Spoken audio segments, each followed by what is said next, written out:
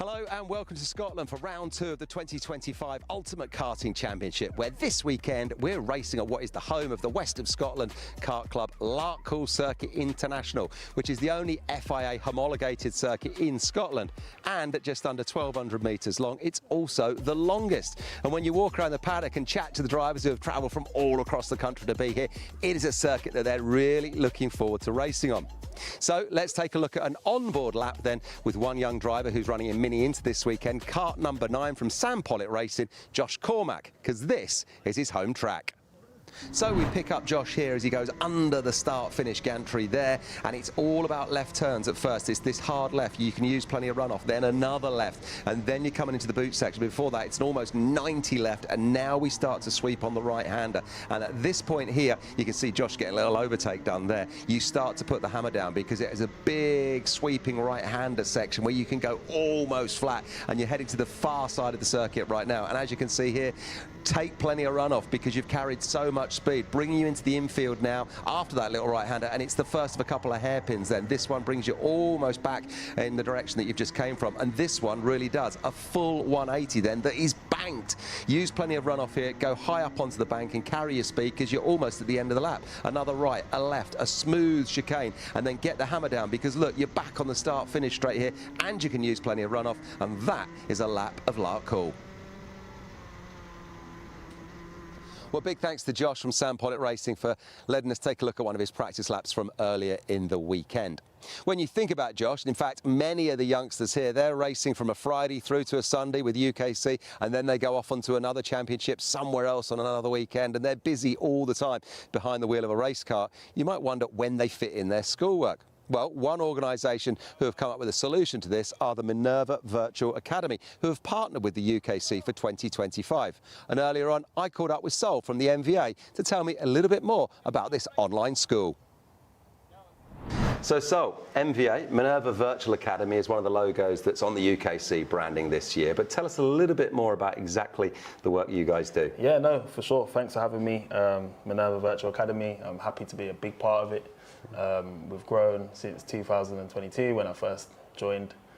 We now have 200 plus athletes at the school, studying for their international GCSEs and A-levels across the world, in Europe, the UAE, it's everywhere. So yeah, the main point in this is to support athletes with flexibility so that they're not coming back to school on a Monday after sports competitions with anxiety, worrying about if they've completed their homework and so on. And I guess the great thing is, so because it's a virtual academy, all the lessons are online?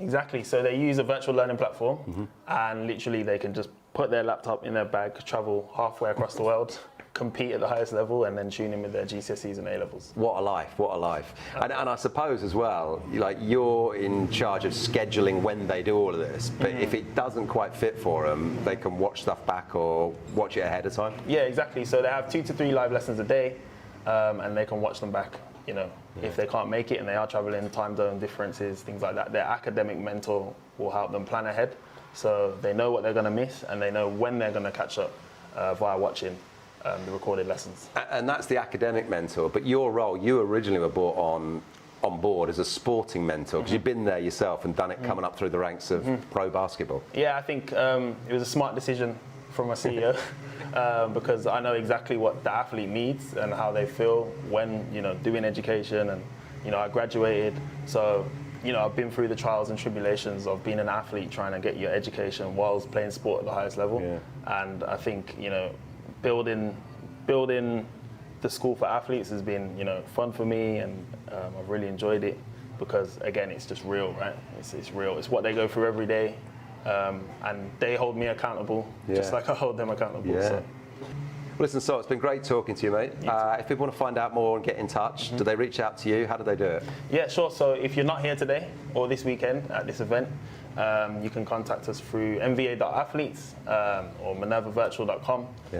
If you are, then you can head down to the UKC race truck and you can get in touch with Sonia or Paul, and they will point you in the right direction. So, thanks a million, mate. It's great to have yourself and the MVA on board. Thank you so much for having me. Teach me how to shoot hoops sometime. For sure. Well, big thanks to Sol from the MVA there for chatting to me earlier. It really does sound like a great opportunity for youngsters who clearly want to balance their schoolwork with their karting careers. And as we talk about schoolwork, maths is sometimes a big issue here for the organisers at the UKC, especially when we have numbers of drivers in excess of 190 running at a race weekend. And it's why in 2025 we have the addition of the Repage round for classes of over 34 drivers, which is effectively a last chance qualifier for those drivers that are going to make it onto the grid for the super final. So let's take a look at how it will work and remind ourselves of the road to the podium. Well, it all starts on a Saturday morning with time qualifying, which will determine your start position for the heat races. And it's those heat races that are up next, and all drivers will take part in a minimum of 2 heat races, where you can gain championship points and determine your start position for the superheat. The superheat comes next then, and it's from here that you will gain even more championship points, and it's the results from the qualifying heats and this superheat that will determine your start position for the super final. But new for 2025, and in classes of over 34 drivers, the top 30 will automatically qualify for the super final. The rest will go into the repechage, with the top 4 getting promoted to that super final. We will then have the top 34 drivers who will be competing in the super final to gain championship points and determine their finish position. And if you finish in the top 3, then you'll be on the podium come Sunday night, picking up the prizes and the trophy. So there it is then, through the time qualifying, the heat races, the superheat, and maybe the repechage and the super final. That is your road to the podium.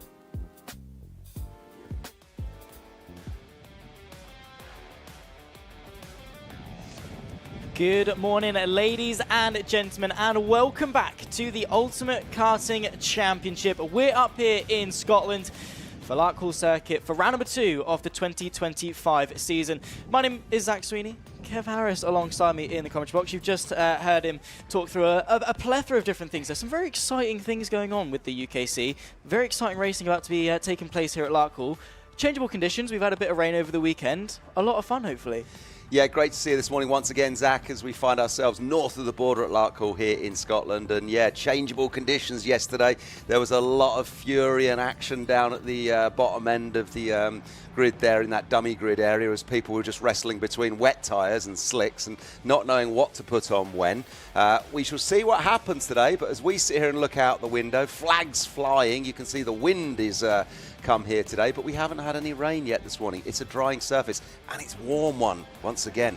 Yeah, it is. I very much got a lovely Scottish. Well, that is not what you want to be doing at all. Bumping into the trolley, suboptimal to say the least. But yeah, we've got the Junior Rotax first superheat. We'll be going to 2 of those over the course of this morning before we then see the seniors, and then obviously the little guys take to the track. Yeah, I was saying, I got a very Scottish welcome yesterday on my drive up. It was pouring on my way in. Thankfully, it seems the weather has slightly calmed down. We had a bit of a spit earlier on, but that's the sort of dilemma, right? Especially in the UKC, where you're very much on a budget tyre, right? You're on one set for the whole weekend of both slicks and wets. It's very, very tricky then to sort of juggle that, because if you get it wrong, you're going to shred your tyres. That's right. And then and that's going to be difficult. We're going to be head into the superheat for the Junior Rotax.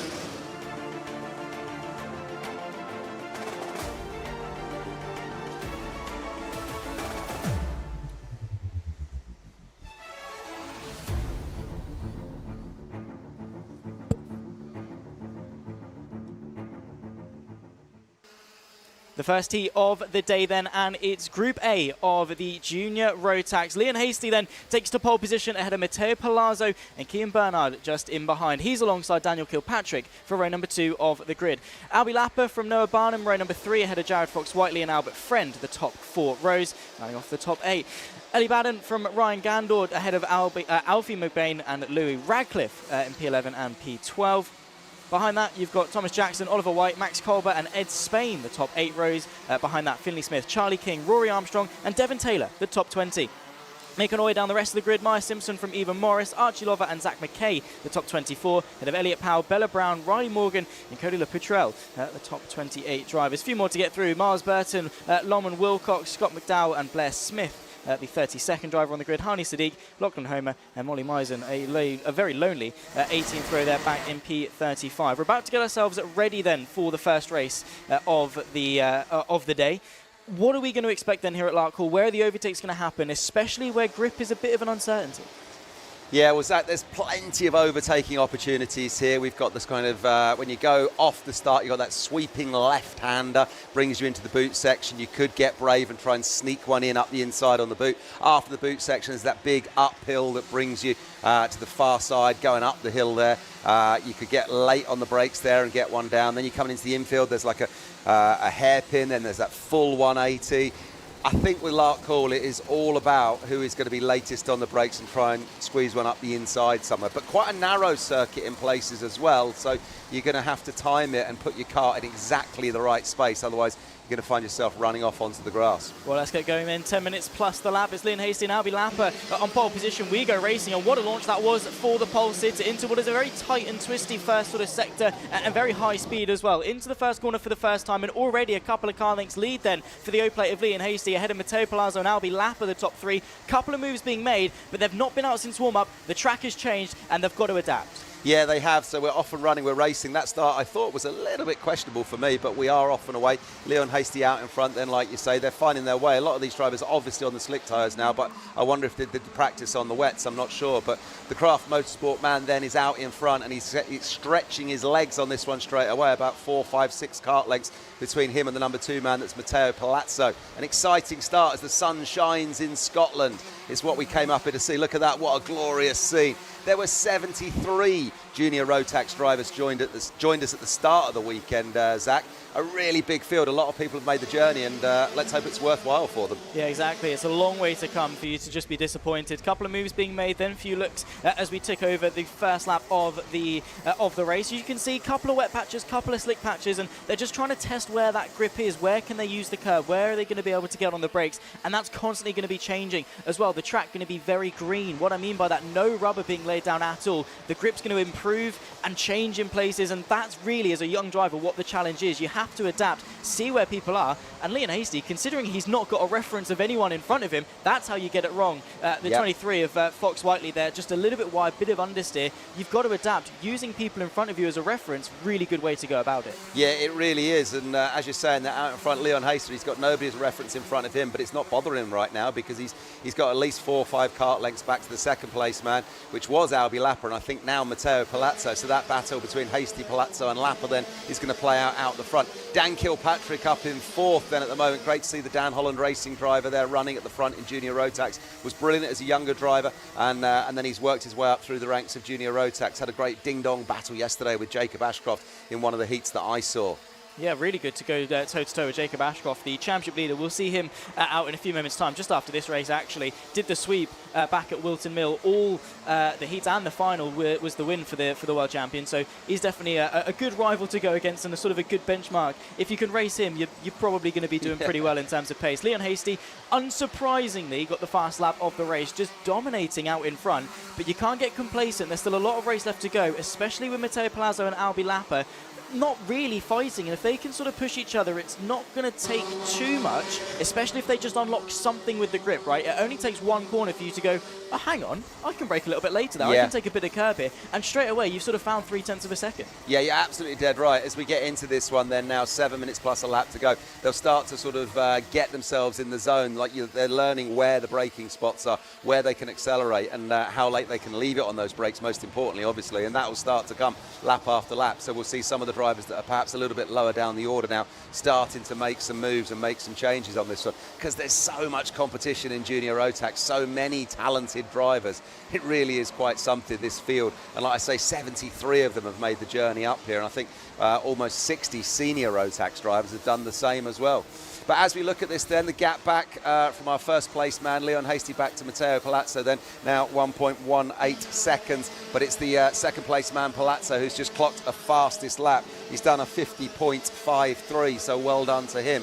Albie Lapper in 3rd, Patrick in 4th, and Eli Baden in 5th then right now. Albie Friend up to 6th, so well done to you, sir. Albie Friend, of course, on the podium at the last round at Wilton Mill, the first round of 2025. And what a round it was as well. Really good way to kick it running. I remember that day flew by with the racing that we had. And I'm sure here at Larkhall is going to be no different. Hello and welcome, by the way, to anyone that's now joining us on the YouTube chat. We've got an electric battle here for the first heat of the day. Junior Rotax Super Heat A. Let us know who you're supporting out there in the YouTube chat. I can see a couple of people coming in. Albie Lapper, obviously up there now in P3 at the moment. That's wide off the exit of the hairpin for one of the drivers. Getting some support from Costa del Sol at the moment from his family.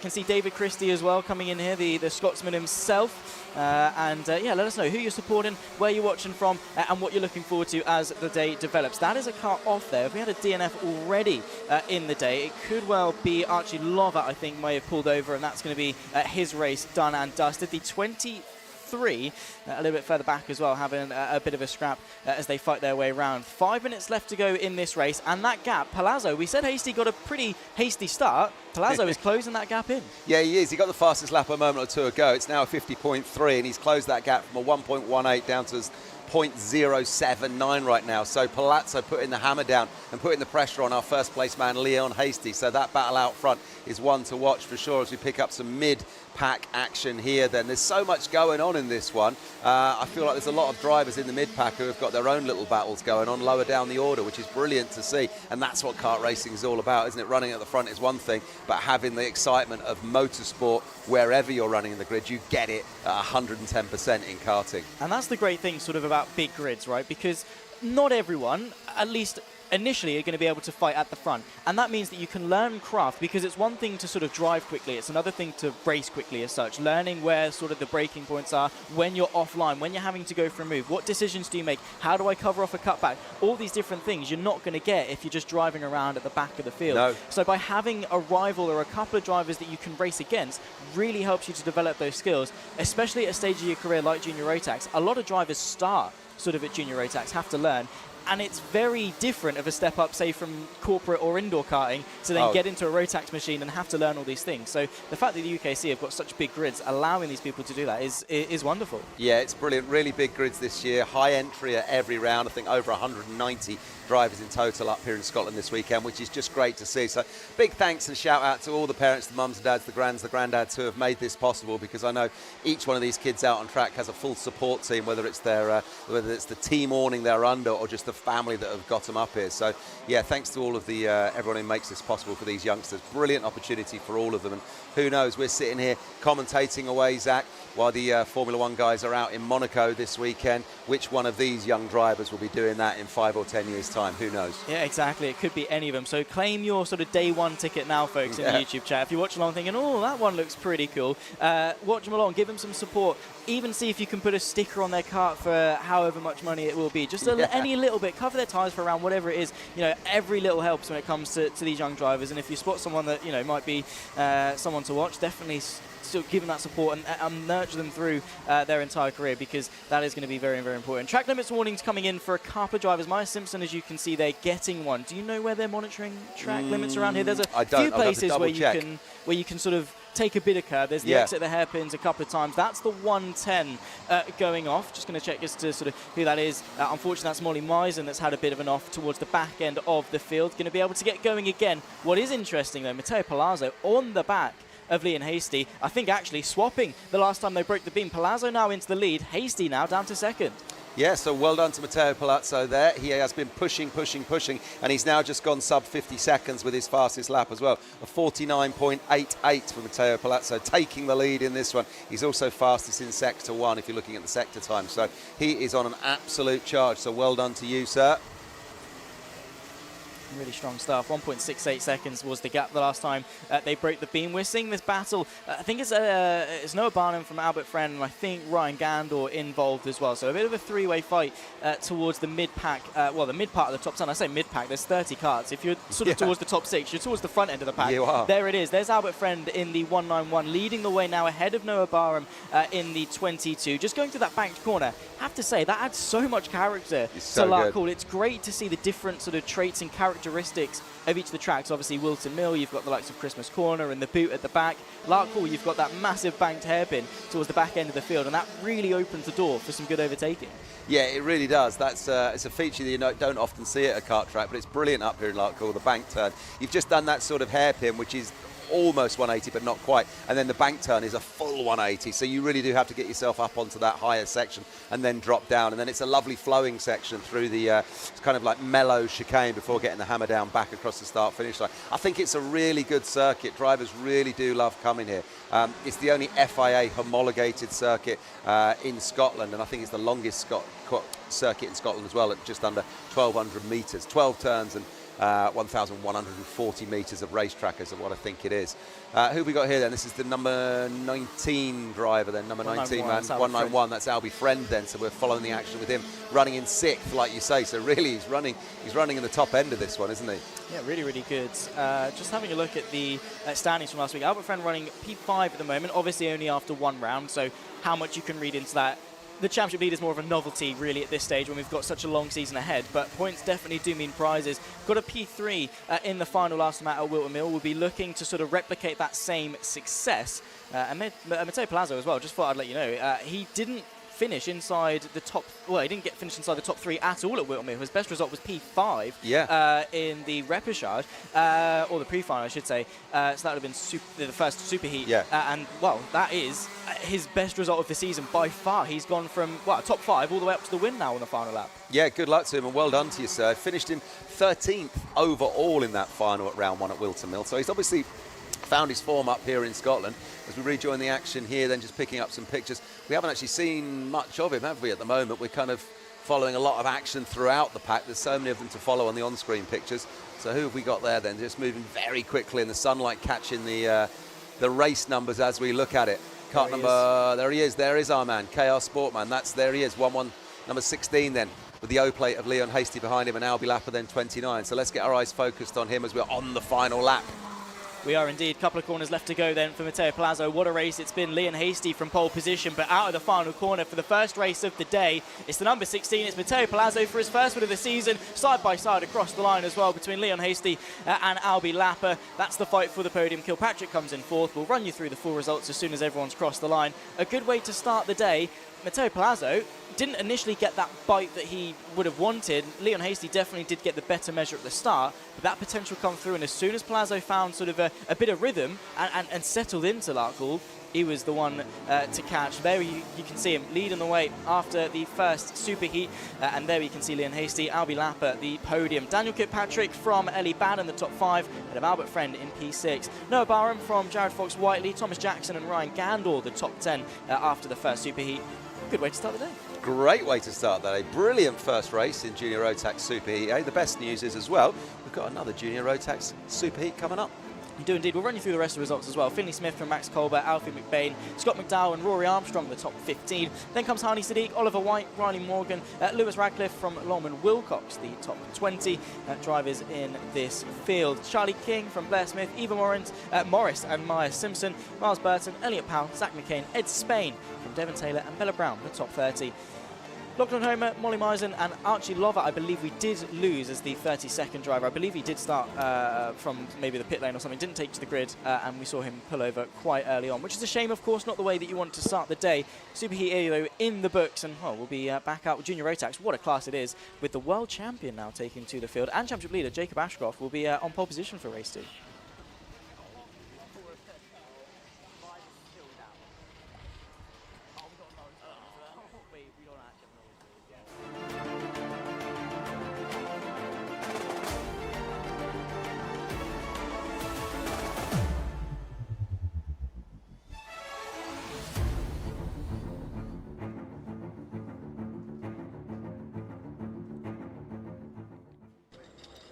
Junior Rotax Superheat B then about to take to the track, and we've got a very star-studded grid ready to tackle Larkhall once again.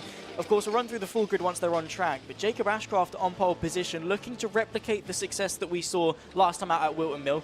4 races, 4 race wins for the 246. He's a man on form and, well, hit the ground running again. Pole position for Superheat B after the success of the heats yesterday. How can someone catch him? Well, it's a great question. How can someone catch the world champion who's made the move up from Mini into Junior Rotax so seamlessly? He's won, he won in Sarno in Italy at the Rotax Worlds. He's won with us previously. He's won the BNL Championship. He's just winning in Junior Rotax is what he's doing, right? And he was doing that in Mini Inter. So what have you got to do to beat him? I don't know. He's a very measured driver. He's a very smooth driver. He's not somebody who's like overly aggressive or overly stacked physically himself. I think he just keeps a level head and just keeps it moving through. So yeah, what has somebody got to do? I don't know, but teammate Dan Kilpatrick gave him a good run for his money yesterday in the race that I was watching. That was an exciting one. We'll see what happens in this one. Down there, nervous times for him. TB kart driver standing there. I do love this start of the or this point of the morning while you're just kind of waiting.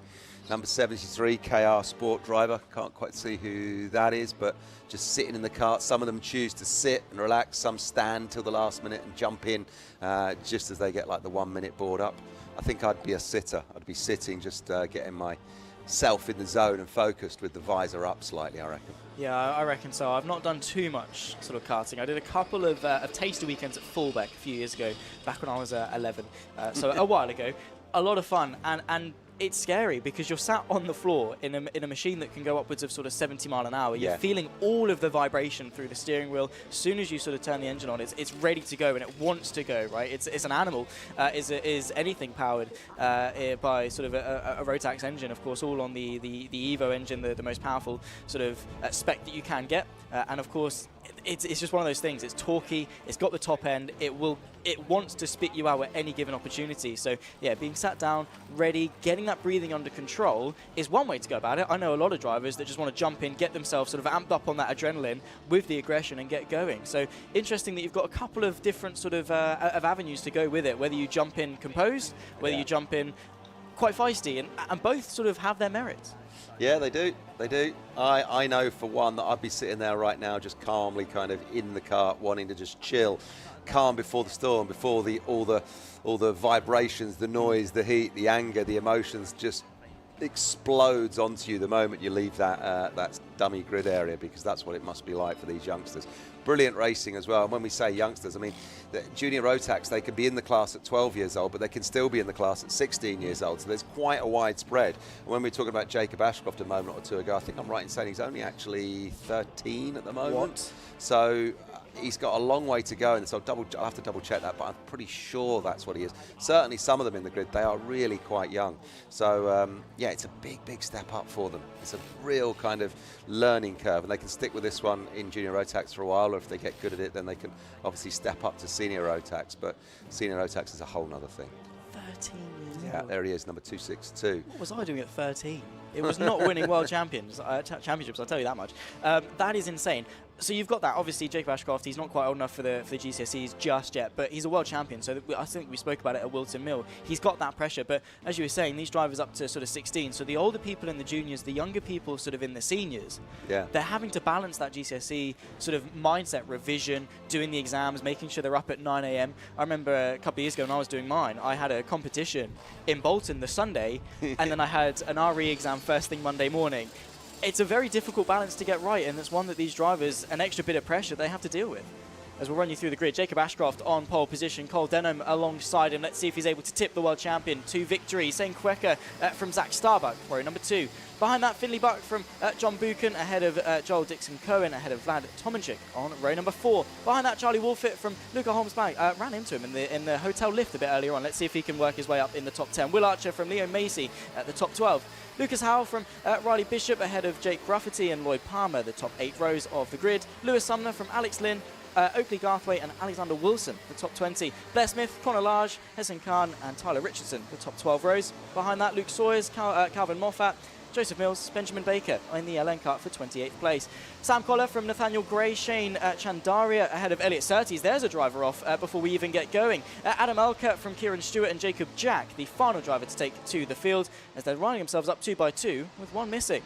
Yeah, well, somebody just behind your graphics there, spinning off. Obviously, probably just dropping a rear wheel onto the grass or something and just finding a little bit of a wet, slippery surface. But out front then, It is that young man, Jacob Ashcroft, with his teammate Cole Denham alongside him. Let's take it away, Zach. Here we go, 10 minutes plus the lap. Once more, Junior Rotax Super Heat B gets underway. It's Jacob Ashcroft on the inside for turn number 1. It's a very tentative get-go. I think we did see a false start flag being waved. Yeah, we're going again. The green with the sort of yellow chevron in the middle. There you can see it there, flying around. False start, someone's out of position, I would assume, because of our spinner towards the back end. Now they've all broke the beam. I think we can confirm it would be Jacob Jack, the 33, that didn't take to the formation lap. We'll try that again, shall we? Yeah, let's have another go. So, yeah, I just don't think they were organised in the nice two lines. Obviously, Jacob Ashcroft is on pole position. Cole Denham is number 2. But for me, it looked a little bit like Cole had the jump on Jacob as they crossed the line there. So maybe that was it, or perhaps somewhere lower down the back. But certainly, we're going to have another go. So, come on then, everyone. Let's get this sorted. Let's get the two lines nice and ordered. Get everyone kind of bumper to bumper. Look at this, getting the heat in the tyres. So good, so good. You've got to, because it's a cold day and there's barely any grip out there on the circuit. You can see a few marbles on the outside of the back corner there, but a lot of it has been washed away sort of over the rainy period. So trying to get that temperature, trying to scrub the sets in.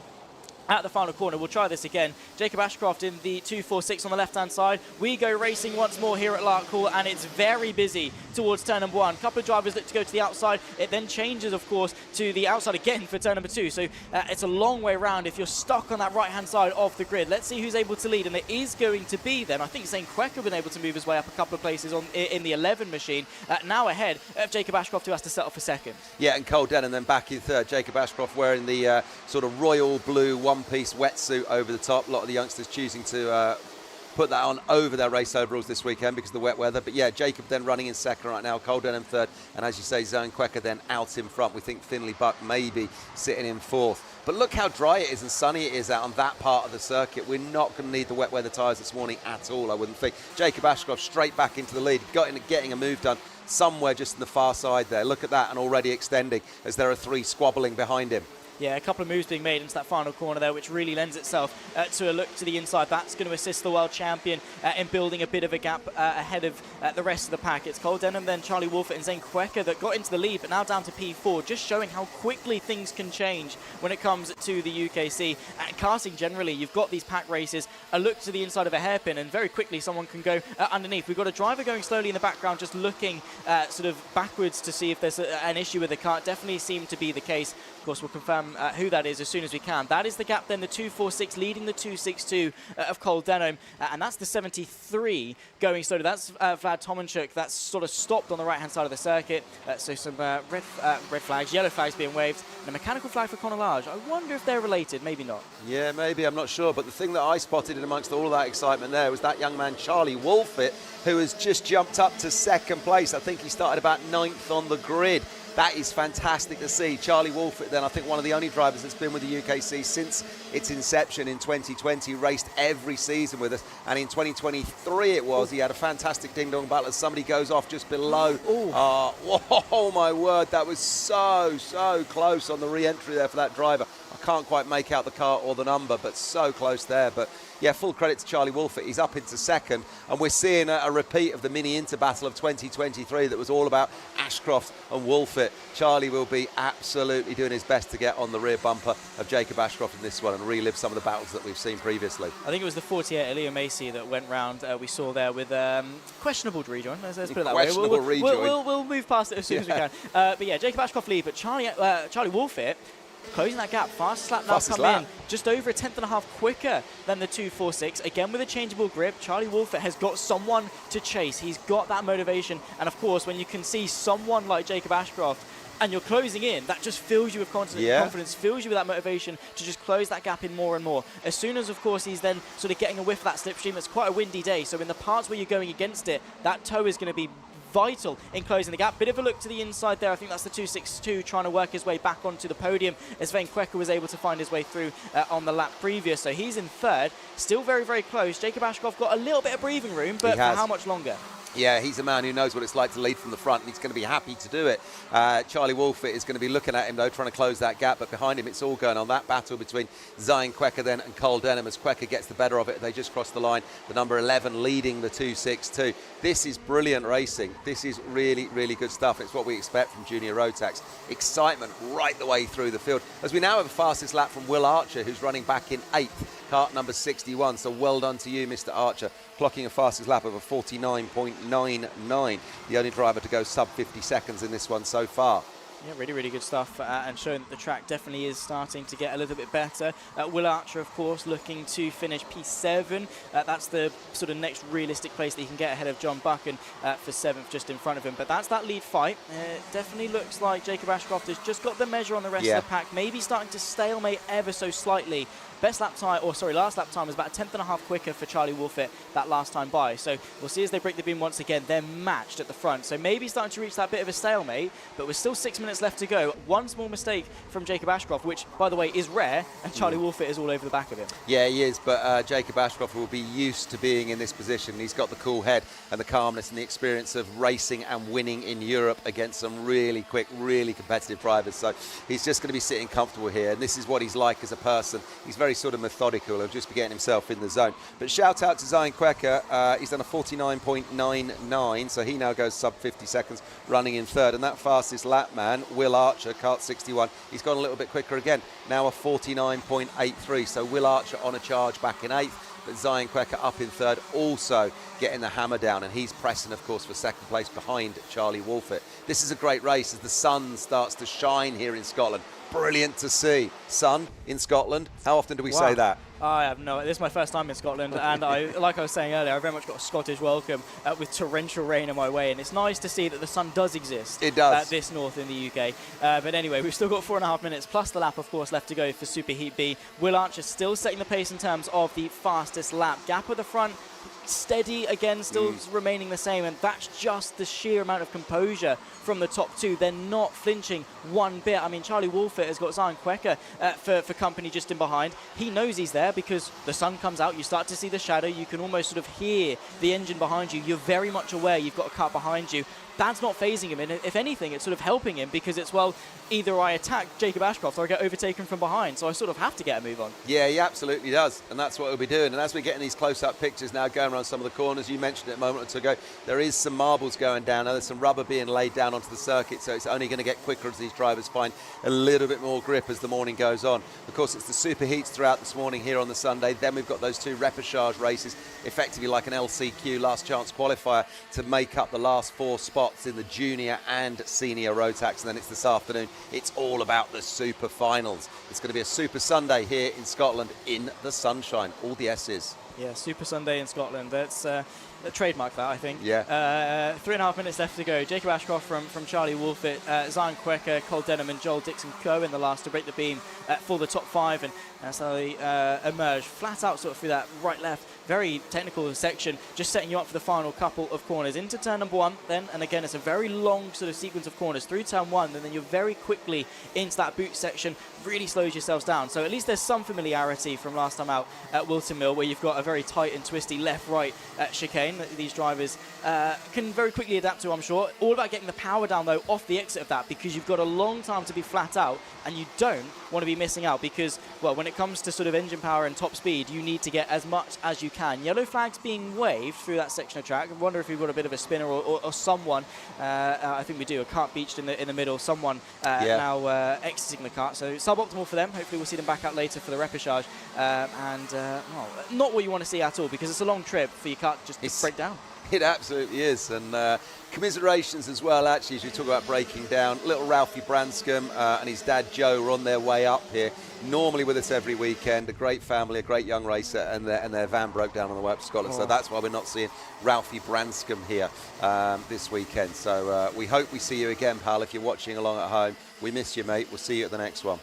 Brutal. We're at Dunksweiler next, I believe, for round number 3. So another long drive. to get to, all the way down sort of Devonshire, I think it is. Yeah, isn't it is. Back Yeah, bottom left of England. Yeah. A long old way for me on the East Coast. So I'll be enjoying that one. 2 rounds and sort of about 6-hour drive for both of them. Contact warning coming in for the number 11 of Zion Quecker, just on the back end of Charlie Wolfett. Yeah. So maybe sort of getting a bit too close to He a couple was. of taps. Got to be careful of the drop down. Yeah, you have, and actually it's interesting that just popped up, because a moment or two ago when you were talking, I was watching the race and I'm thinking Zion Quecker is all over the back of Charlie Wolfett there, and he's closing that gap. He was obviously closing it a little bit too much, putting Charlie Wolfett under pressure, but that kind of pressure is going on behind Jacob Ashcroft, so that plays into the hands of Jacob Ashcroft, who can stretch his legs out in front, which is what he's been doing for the last 3, 4, 5 laps, something like that. The gap back to Charlie, though, is less than half a second now, 0.45. And then Zion Quecker another 0.081 behind that afterwards. So yeah, really exciting racing. There's your front 3 then. Ashcroft, Wolfett, Quecker. Really good racing from these 3. Will it stay like this, or will Quecker get a move done on Wolfett in the latter stages as we go inside the last 60 seconds plus a lap in this one? Ashcroft has it all sewn up. He's just in the zone. Rhythmical, like a metronome. Tick, tick, tick. That's all he's doing. Corner, corner, corner. Just putting it in the same every single time. Going around like a scale electric, really. It is, isn't it? It's just yeah, consistency all the way around. And that is the level that you have to do if you want to win sort of in the UKC and in karting generally. You have to be bulletproof in terms of your consistency. One of the best traits as a driver that you can possess, and it's one that Jacob Ashcroft has got in abundance. There's the gap between the top 3, Ashcroft, Wolfett and Quecker.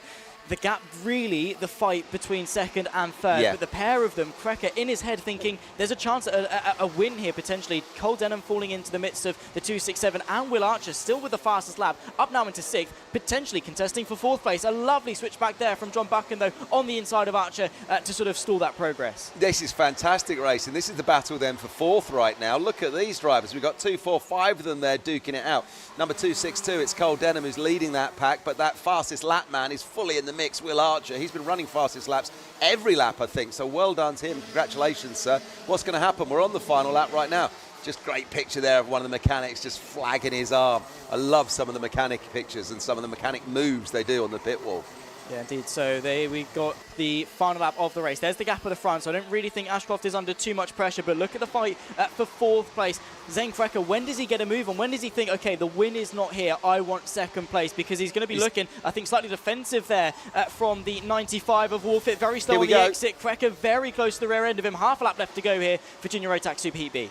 Yeah, and we just saw Quecker try and make a move on Wolfett, but I don't think it's going to happen. Ashcroft is off and away down the road. Here goes Wolfett then now on that right-hander before the chicane. Then it's the final turn into the finish that man's making. Jacob Ashcroft crossing the line, taking the checkered flag, and it does stay Wolfett and Quecker behind him. Very nice race indeed. In the end, obviously as they were 1, 2 and 3, but you did not know how that was going to finish. A swarm of Junior Rotax machinery coming across the line as well. It's Denham from Buchan, the top 5, in what was a very hotly contested battle. Will Archer there, a bit of bad luck really. I mean, getting caught in that battle. His pace was insane. P7, don't get me wrong, still very good, up 4 places from where he started. But he would have wanted more. He knew he had the pace, and P4 was right in front of him. Here's the results. Jacob Ashcroft then, as you can see, the world champion, starting as he continues to go on after the success at Wilton Mill, victorious in Super Heat B. Charlie Wolfett from Zion Quecker, Cole Denham and John Buchan, the top 5. Joel Dixon-Cohen from Will Archer, Zach Starbuck, Finley Buck and Lewis Sumner, the top 10. Behind that, you've got some codename, password-looking driver name P11. Not quite sure. I think that's Oakley Garthwaite in P11. Lucas Howe from Riley Bishop, Hasnain Khan and Alexander Wilson, the top 15. Luca Holmes Ballack from 16th, and Benjamin Baker, Shane Chandaria, Leo Macy, who I think we saw had a couple of issues towards the start, and Luke Sawyers, the top 20. Jake Rafferty, Alex Lynn, Joseph Mills, Adam Elkerd from Kieran Stewart, Elliot Surtees, Calvin Moffat and Nathaniel Gray just in behind, ahead of Sam Collar and Lloyd Palmer, the top 30 drivers. And then towards the back end of the field, Jacob Jack, Tyler Richardson, Connor Large, who we saw have a mechanical flag towards the start of this race, Blair Smith from Vlad Tomanchuk, who I think was the driver that we saw have issues on the sort of start of the race, the reason I think we had the false start. Super Heat B then, in the books. Not at all a bad race, not at all a bad way to start the day in terms of our Junior Rotax. We'll see them back out for the repechage. who is your eye on then in terms of a surprise? I mean, Jacob Ashcroft, obviously, but who else? Well, I'm really pleased with Charlie Wolfett. I'm going to give a shout out to him because he did start, if I just double check the row, where was he, Charlie Wolfett? He started 9th on the grid and he put himself up to 2nd. That's the kind of moves that we know he can do. So well done to Charlie Wolfett with MLC Motorsport this season, doing really well in Junior Rotax. So I'd put him down as my MVP, but I really enjoyed that battle that he was having with Zion Quecker. So thank you, Mr. Quecker, for entertaining us with that one. But then look, we got Den and Buck and Dixon Cohen and Will Archer. That was really exciting to see that one play out. And like you said, Will Archer had the pace, 49.66, fastest lap. But also credit to all these youngsters, because I'm sitting here looking at my iPad at the timing sheet. Jacob Ashcroft, his best lap was a 49.79. You have to go all the way down to about 30th on the timing sheet, or 29th, Sam Kohler, 50.78. So from 29th up to 1st, there's only a second in it, which is incredible. You're talking about tenths of a second across 30 drivers. That's incredible. That's how tight this is. That's how close this is. That's not what you want to see, is it, as well, if you're kart number 33, Jacob Jack, just getting wheeled back to the pits. Well, at least you get your kart back. Well, ladies and gentlemen, that is going to wrap it up for the Junior Rotax Super Heat B. We'll see these guys back out for their repechage, the last chance qualifying for the Junior Rotax after 2 fantastic races. We'll be back for Senior Rotax.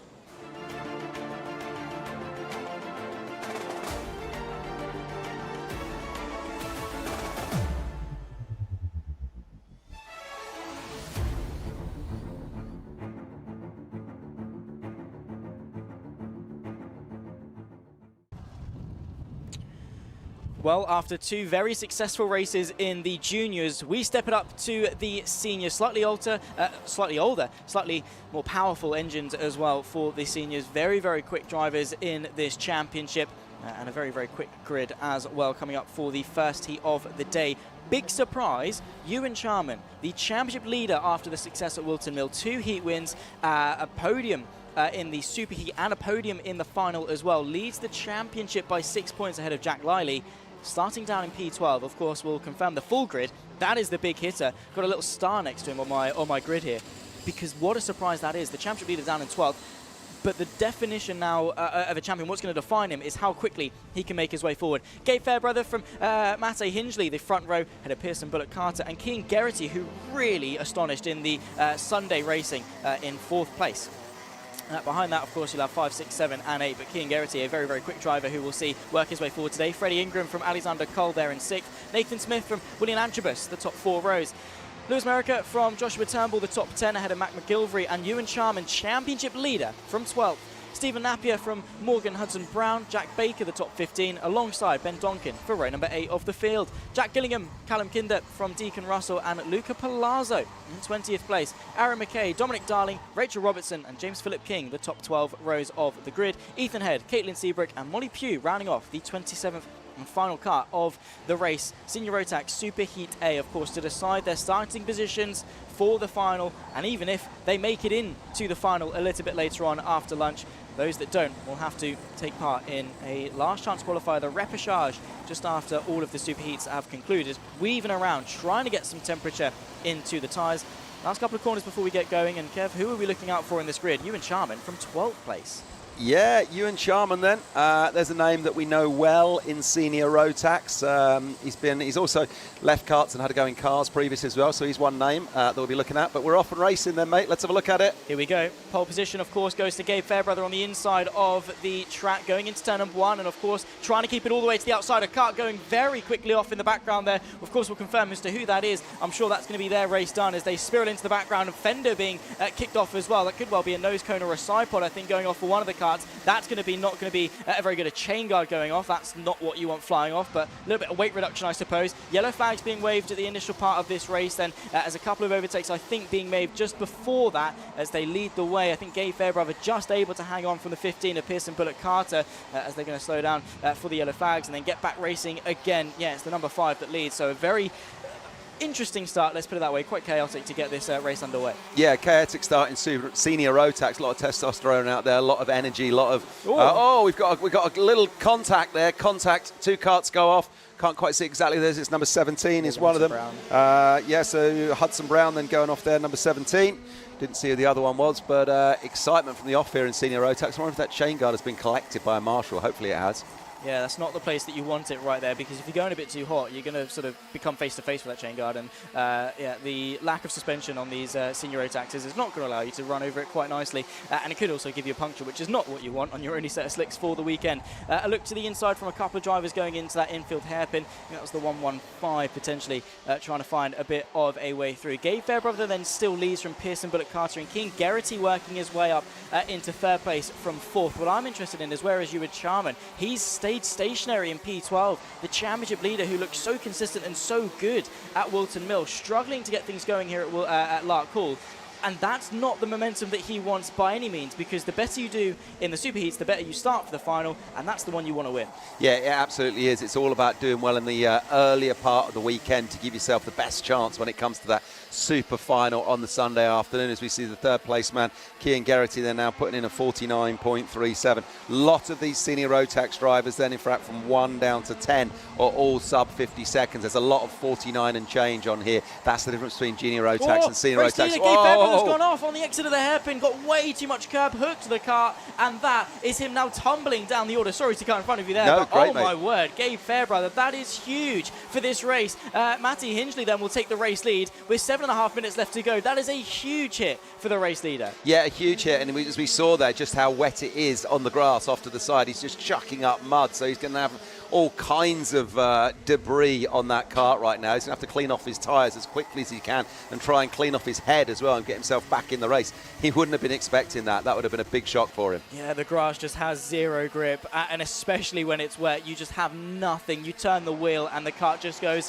what? Yeah, you can't afford to drop even just one wheel off the white lines, because otherwise anything that's not black or white. Look at this on the infield. This is where the turns get done, isn't it? It's that almost 180 hairpin. Then into the bank section, as we see another driver here in second place. That is our man Cian Geraghty there, I think, just trying to make a move up into first on Matty Hingley. This is great stuff from senior Rotax. Really good stuff, and again, impressive from Cian Geraghty, who of course took that victory in the final after a superb drive at Wilton Mill last time out. Momentarily got himself into the race lead, but fighting away then with the 3-1-1, who I think is having maybe a couple of transponder issues towards the front end of the field. Anyway, into turn number 1 for the next time, and then again into this boot section. Cian Geraghty really trying to set up the switchback, but with the army of go-karts behind him, he can't quite do that, because the moment he sort of breaks a bit early to go for the up and under, he's got Freddie Ingram on his inside trying to get the move done. Yeah, absolutely. It is so tight out in the front there. Any one of these drivers can take this win.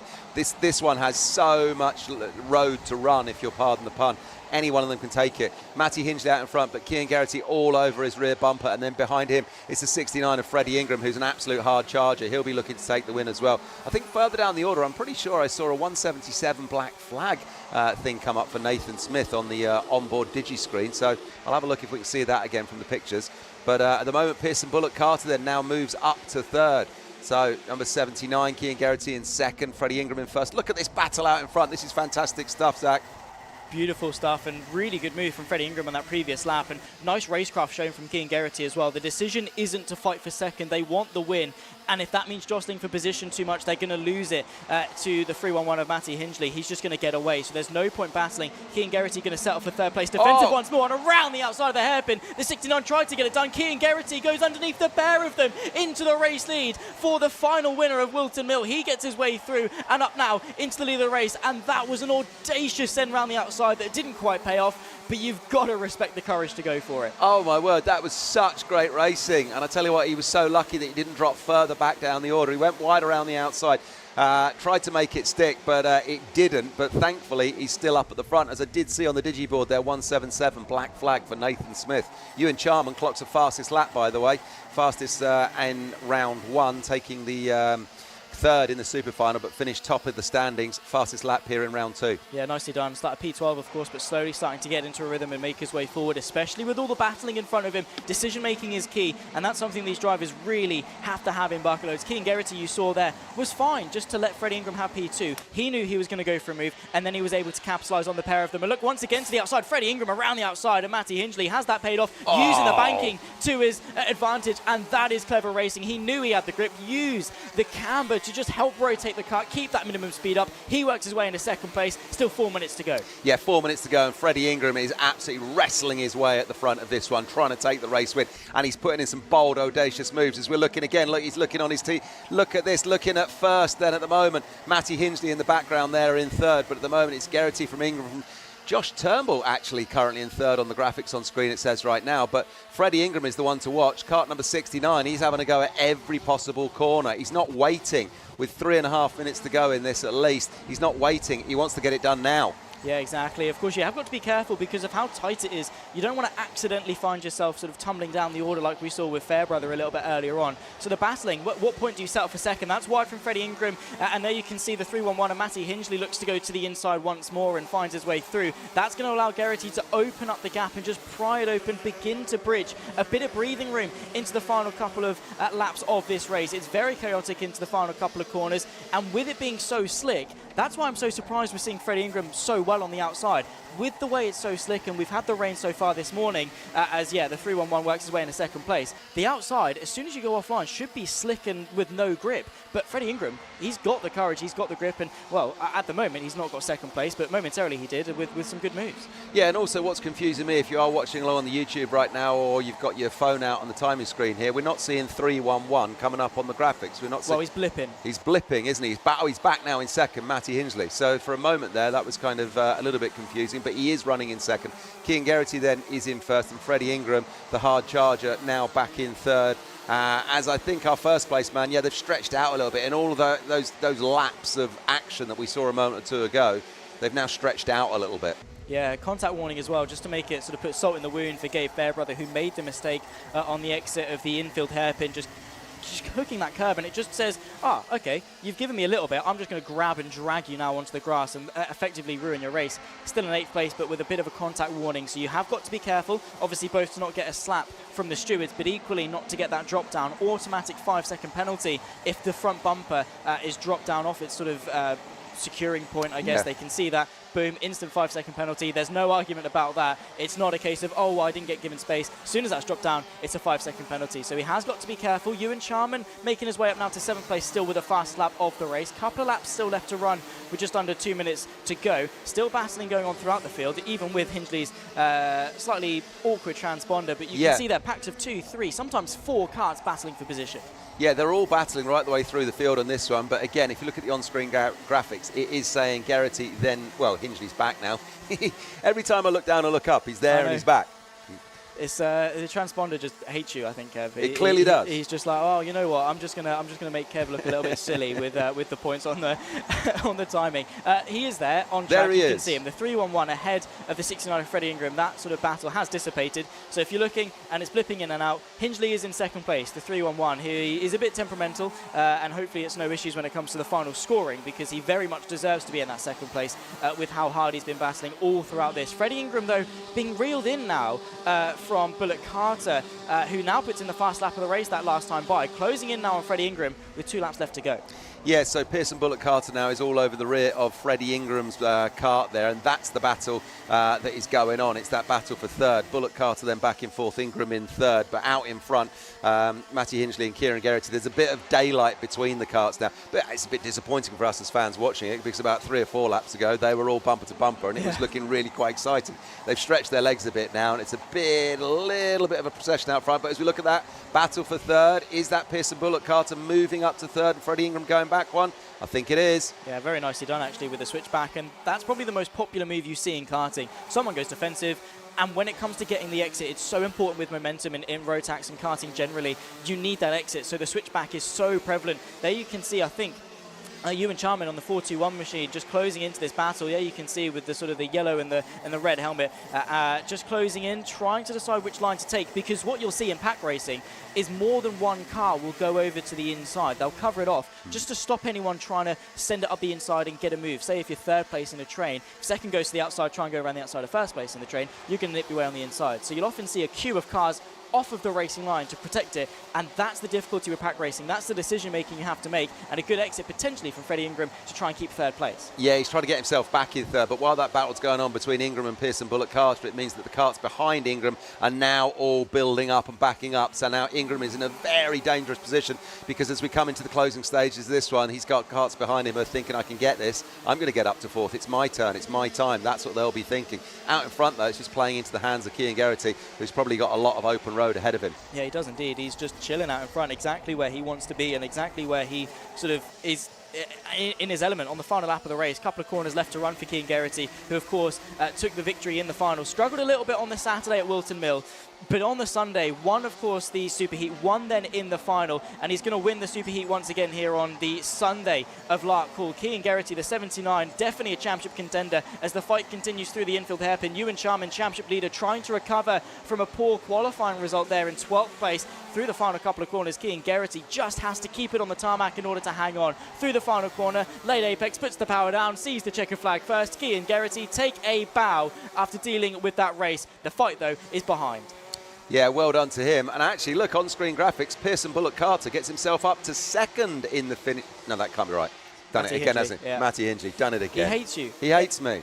Well, his transponder does, maybe not Matty Get his Hindley. transponder checked. He gets the fastest lap, though, so well done to him in second. Well, unless that was a transponder issue, and it's... I give up. No, I know, right? You can never win when it comes to timing sheets. But yeah, Matty Hindley there, confirmed in second place. Cian Geraghty, what a drive that was to win that race. Pearson Bullock Carter then rounds out the podium, with Freddie Ingram just missing out ahead of Joshua Turnbull, and Ewan Charman really well driven to stay in 6th place. Stephen Napier from Mac McGilvray, Alexander Cole and William Antrobus, the top 10 after a very close Superheat A for the senior Rotax. The rest of the field is as follows: Gillingham from America, Head, Kinder and Baker, the top 15. Then Ben Donkin, Gabe Fairbrother, race leader for the first 2 laps, down in 17th after a couple of mistakes. Deacon Russell, James Philip King and Rachel Robertson, the top 20 drivers of the race. Of course, we'll run you through the rest of them. There you can see Caitlin Seabrook, Molly Pugh, Luca Palazzo, Aaron McKay, Smith, Darling, Hudson Brown, who we saw have an issue towards the start of this race. Senior Rotax, as always, delivered. It was really, really exciting, wasn't it? I enjoyed that one a lot, Zach. Super stuff. We had that battle in the middle, didn't we? Freddie Ingram entertaining us. Thanks, Mr. Ingram. We enjoyed that. There were some bold, audacious moves. And then in the finish, though, it stretched out. Yeah, it did indeed. Well, ladies and gentlemen, of course, don't go anywhere, because if you like the senior Rotax, we've got more of them coming up.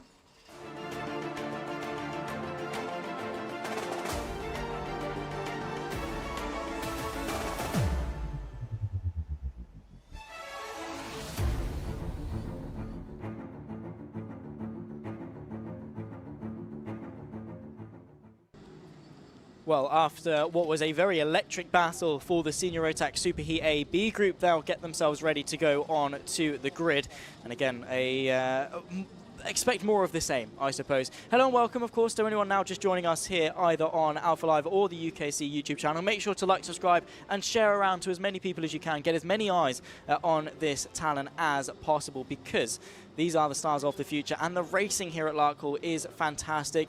Bit more overcast, so the weather sort of deciding what it wants to do, but clear skies for the most part. Not expecting any more rain, and the track continuing to dry. Myself, Zach Sweeney, Kev Harris alongside me in the commentary booth to talk you through all of the racing action. Let us know where you're watching from, who you're supporting, what race you're most looking forward to, and who really has maybe surprised you, or who has impressed you over the morning thus far in terms of the racing that we've seen, because, well, so far it has been incredible. Changeable conditions now starting to sort of mellow out, that sort of element of adaptability lessening as such, because of the track slowly starting to get better, less sort of margin for change in terms of curbs and stuff. The key thing you do have to look out for, and as we saw with Gabe Fairbrother just before in Superheat A, the grass is not going to dry anywhere near as quickly as the tarmac. No, it really isn't. You've only got to drop a rear wheel or just a front wheel, just turning a little bit too tight on the grass there. It's still very wet and very slippy out there, even though the tarmac is drying as we're sitting here in glorious sunshine. So some rubber going down on the circuit, a dry track now, very much slicks, but be careful, don't run too wide, because the kart will just spin on a sixpence, as we've already seen a few times this morning. Great live pictures here then from Larkhall. Big thanks to the guys at Alpha Live who are looking after us, bringing us the pictures. Blue sky in the background, look at that. pillowy white clouds and blue skies. Are we in Scotland? We are, Are you apparently. sure? Yes. Wow, blimey. Impressive stuff. There you can see a little bit of wind, and a good way to sort of see how windy it is to look at any flags around the circuit. A few Rotax in the infield, and of course the flags there, as you can see. Good way to see sort of where the wind is going and how strong it is by sort of how much the flag is moving as such and which direction it's moving in. Obviously, the key thing though, and you see it more in bikes, but definitely so in karting, how strong that slipstream is going to be. If you've got sort of a headwind on one part of the circuit and quite a strong one, sitting behind another kart is going to give you an ample bit more slipstream and that straight line speed that you need to facilitate a move. So anticipate drivers to be looking very eagerly at that, as well as focusing on the race itself, because if it's anything like Superheat A, where we had a group of 5, 6, 7 karts all together fighting for what a podium was in the end, well, they've got a lot on their hands. Yeah, they have. That slipstream that you're talking about is what karting is all about. You just have to stay tucked in and then pick your moment and just try and keep yourself nose to bumper with the kart ahead of you, and all the while just staying in the slipstream, picking your moment, being as late on the brakes as you can, but all the while, obviously, that you mentioned a moment or two ago, is making sure not to get yourself that pushback bumper penalty, because if you knock the kart in front of you and you knock your own bumper down, then when you come in, it's all over, isn't it? You get that 5-second penalty. So, yeah, run nose to tail, but just close, but not too close. Yeah, run nose to tail, but maybe just leave a little bit to the car in front. Very difficult to judge, though, especially sort of when braking zones, because like what I was saying in Superheat A, when you have two karts that defend at the same time, that sort of is that accordion effect, right? Everyone bunches up, and everyone's going to have to brake a little bit earlier. So it is sometimes hard to anticipate, especially if one of the drivers wants to go for a switchback and is thus braking a bit earlier. So you can very quickly find yourself going, I'm going to brake here, that's nice and conservative. Oh, wait, no, I can't. There's a car in front of me. Slam a bit more, unlock the rears, go sideways. Panic mode is something that you often see. I do it a lot in sim racing. I'm terrible when it comes to braking early in races, so hopefully these guys are a little bit better than me. Macaulay Bishop will start from row 1 alongside Tristan Rennie on pole position in P1 and P2 respectively. Angus Scribner from Neo Clark in 4th place for number 2. Lewis Goff from Reese Bale, John Brown and Jack Liley, the top 8. P2 in the championship for the man starting 8th place. Max Taylor from Harrison Crowther, Lewis Harvey from Joshua Graham, the top 6 rows. Luke Bate, Jack West, Kieran Ives and Alex Moody, the front 8 rows, I should say. Gemma Hines from Benjamin Lee, Harry Hasgrover and Elliot Foster, the top 20. Miles Roby, Jason Haitley, Michael Dalton and Sam Kelbrick, the 12th row of the field. David Mitchell, Jack Thompson and Michael Walker, the 27th and final driver to take to the field. Got half of the formation lap left to go. We've not spoken too much about the preparation the drivers have to do on this formation lap. How do you go about it? Well, right now, as we're seeing, obviously on this drying surface, it's just all about getting as much heat into the tyres as you possibly can. You can see them as well, just with a hand. I think that's Tristan Rennie there on the left, just coming towards us, just a hand on the radiator as well, just managing the air that's going into that. So getting the engine running at the right temperature and getting the tyres running at the right temperature. That's key, isn't it? That's all they can do. And then get your head in the game. You've got to get yourself in the tram lines and make a nice clean start and time it just perfectly around the final corner and then get the acceleration zone at the right time. So yeah, good luck to all of them as we get set for this one then, Zach. Here we go. It's the number 1 car of Macaulay Bishop on the right-hand side of your picture. Gets going again for Superheat B of the senior Rotax. Who's going to keep it clean through turn number 1? So far, so good, actually. Very minimal contact as we work our way through the first couple of corners into turn number 3, then the first sort of major braking zone. And it is going to be Macaulay Bishop that is able to lead. Bit of bus stop going on here through the boot section. A couple of drivers going in a bit deep, going onto a very high raised curb and losing a couple of places because of it. But so far so good for sort of the top 5, top 10. Yeah, there was bump and hustle in the middle of the pack there, and that sometimes happens, especially here at Larkhall, where it's that hard left-hander that's almost 90 before the right-hander then of the boot section. But out in front, as you would expect from a man with the experience he's got, Macaulay Bishop is off and away down the road. Tristan Rennie, local Scottish driver then, I would imagine this is his home circuit, sitting in second as we just pick up pictures of another car looking the wrong way round on the track there. Couldn't see quickly who that was. But out in front, Bishop from Rennie, from Goff, from Bailey then, and Neo Clark back joining us in the UKC. Haven't seen him since 2020, so welcome back, Mr. Clark. Thanks for having the chat with me yesterday. Yeah, saw some really good results actually from Neo Clark over Wilton Mill. Only finished P13 in the end in the final, but P4 in the Superheat on the Sunday morning was really good stuff. So considering he's got a couple of sort of cobwebs to dust off, doing a really good job and running P5 at the moment in the early stages of Superheat B. Be interesting to see how he can place later on in the final. Got to be careful. The curbs here at Larkhall very interesting because obviously these karts, no suspension at all. You are very much bum on floor. use a bit too much of it, not only is it going to be really uncomfortable, you run the risk of bending something, and that could be detrimental in terms of the performance. Yeah, exactly. If you clonk a curve a bit too hard in a kart, you can obviously bend your axle there. You can put a kink in the frame. None of which is good. So yeah, you do have to be careful with them. It's all about taking a bit of curve, but not too much. You can see how much raised curve there is there on the inside of that one at the bottom end of the race circuit. Now the right-hand section at the bottom of the boot is flat through there. Then as you get yourself back up to the top end of the circuit and off and away on that big sweeping right-hander, it's such a fast-flowing course. And look at the rubber that's going down. You can see now there's some rubber going onto the circuit. So these senior Rotax boys and girls will be finding some grip that perhaps some of the earlier racers didn't have. Yeah, exactly, and that's going to be something that they really want. And again, it's one of those things, if you start sort of early on in the day, say junior Rotax, right, they're going to have to wait a while until they're back out on track. Those that go straight through the final won't even have to do the repechage. We're not going to see them back until the afternoon. No. They're going to get a bit of a shock as to how much grip there's going to be. That can take a lap or two to adjust to. Yeah, absolutely.